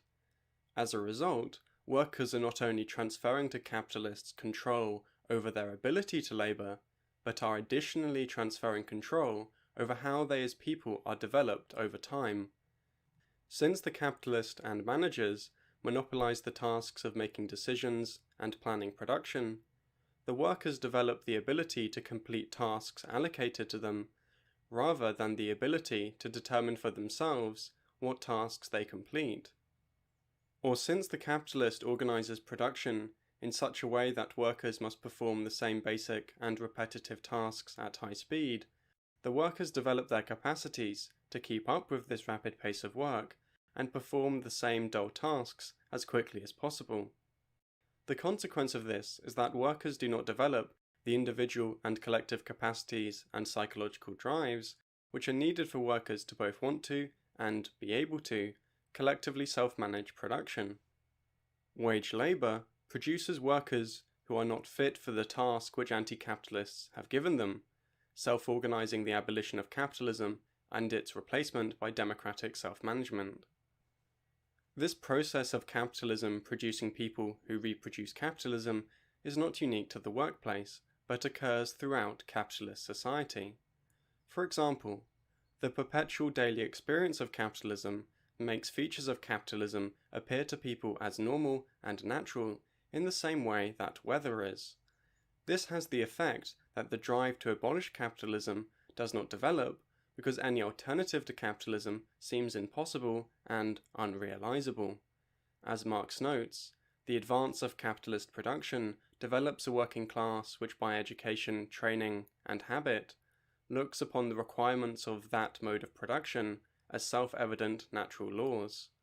The result is that, quote, "It is easier to imagine the end of the world than to imagine the end of capitalism." Self-determining people would be produced by a properly functioning socialist society. After all, how people within a socialist society develop would be shaped by the institutions that they spend their day in. Since they would spend their time in institutions which are based on individual and collective self-determination, they would develop into self-determining people. These are just the kinds of people needed for revolution. Unfortunately, we live under capitalism, not socialism. We thus have a problem. In order to transform society, one needs transformed people. In order to have transformed people, one needs a new society. How? Yes. Okay, so Zoe Baker, I'm pretty sure, has a PhD in philosophy, like philosophy tube and stuff, and Zoe Baker focuses mostly on anarchist philosophy, so has a very in-depth knowledge of anarchist and Marxist philosophies. How then can socialism be achieved? The most promising answer to this problem is revolutionary practice, which Marx defined as, quote, "the coincidence of the changing of circumstances and of human activity," or self-changing. This refers to the process whereby people engaged in social struggle simultaneously change not only themselves, but also social relations through their own collective activity. For example, a successful strike changes social relations, wages increase and workers gain more power over management, and changes agents. Workers have an increased sense of solidarity with one another and the knowledge of how to organize a strike. Thus, people socialized under capitalism can transform themselves into the people needed for creating socialism through the struggle against capitalism itself. One of the most important kinds of revolutionary practice is prefiguration. Prefiguration refers to the process of social movements attempting, as far as is possible, to construct the world as they wish it was during their struggle against the world as it is. One of the earliest statements of this idea is the Saint-Villiers Circular of 1871, which states that, quote, "The society of the future should be nothing other than the universalization of the organization with which the International will have endowed itself. We must, therefore, have to care to ensure that that organization comes as close as we may to our ideal. How can we expect an egalitarian and free society to emerge from an authoritarian organization?" Well, you couldn't possibly, really. The only way I could see is a very long, hopeful, like it takes a lot of good luck, hope, and not most, and re- reliance on not having somebody take your rhetoric and run with it for their own purposes to accrue power and try and spout off your ideals and stuff, try and join your cause just to backstab you later. But essentially, you would have to be able to like get a hold of the reins of power, change like here in America, for example, you change the voting system from first past the post to ranked choice voting. And it does take a little while to implement this kind of thing. You start getting multiple parties elected that are more socialistic. They start doing bank reforms and stuff like that to be able to get worker co-ops more funding, more loans and stuff like that easier. People start working more at worker co-ops. They start seeing the benefits. That starts radicalizing people more and more into the idea that they shouldn't be working at a capitalist institution. More and more businesses start going to worker co-op models. Eventually, everything is worker co-ops. Then you start the entire time you're actually working on putting anarchist thought into the minds of the population, and eventually you would abolish your state. But I know that's kind of like a weird mix between reformist socialism and anarchism. So, that's the only way I could see something like that happening, but it would again require people not to like co-opt your movement and shit like that for their own ends. So, not super practical. Impossible. The International, as the embryo of the human society of the future, is required in the here and now to faithfully mirror our principles of freedom and federation, and shun any principles leaning towards authority and dictatorship. A more condensed expression of this view can be seen in the IWW's famous commitment to, quote, "forming the structure of the new society within the shell of the old." To prefigure socialism is therefore to attempt to create, in the here and now, the kinds of non-hierarchical and democratic social relations and practices which would exist in such a society. Such prefigurative spaces are sites of the kind of self-change envisioned by Marx. As people live within and experience prefigurative spaces, they develop the kinds of capacities which they would develop were they raised in an actual socialist society.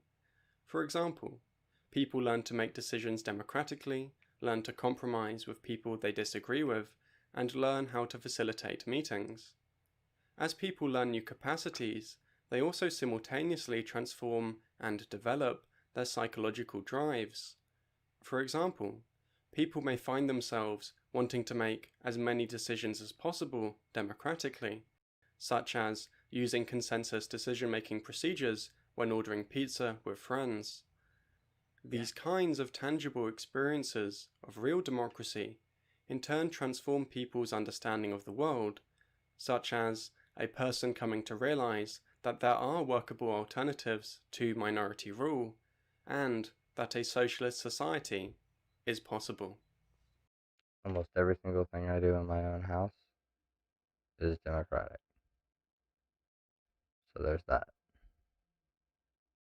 When we go buy things, democratically decided what we get, etc., etc. We go over the decisions for the house and discuss them.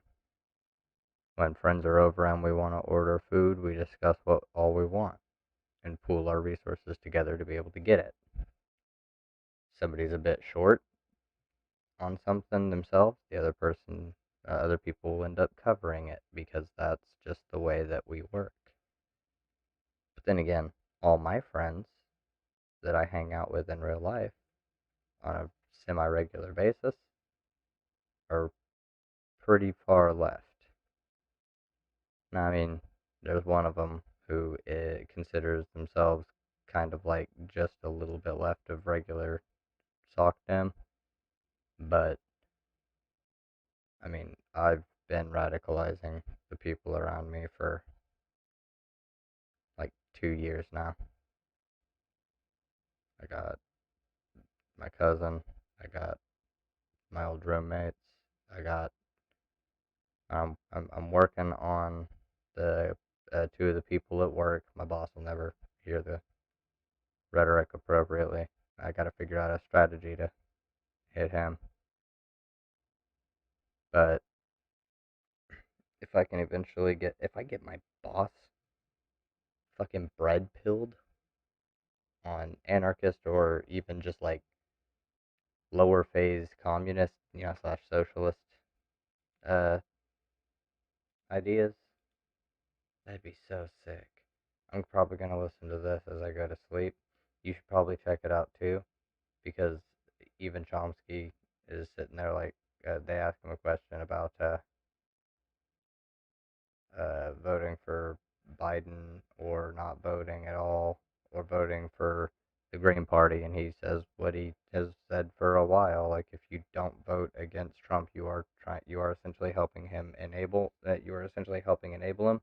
So you need to vote against Biden because he is the only candidate with the ability to win because of the way that the duopoly works. Because Noam Chomsky isn't an idiot and understands poli-sci and understands the stranglehold that the duopoly gets. So, because I started this technically yesterday and finished it today because it's 2 o'clock in the morning. But that is something to, so yeah, just look at the New American Left and look at Chomsky socialism, and I'm sure that'll get you there.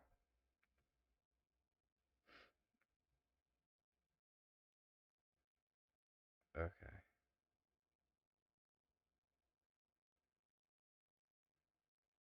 Anyways.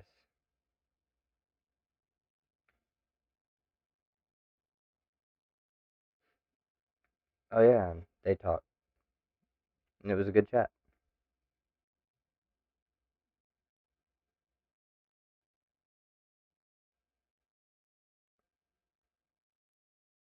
Wait, what? Okay, I'm gonna have to check this out before I go to bed.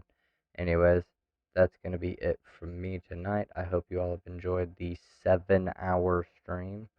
I know that there have been, let's see, when did number 17 come in? Okay, so like, not that long ago. Less than an hour ago. I appreciate all of you for tuning in, especially the 2 people who've been here since just before 7 o'clock, like 6:40 when I started. Y'all are the real champs hanging out in my playbacks. Because, yeah, I don't know if you can, but I can see all. I see all.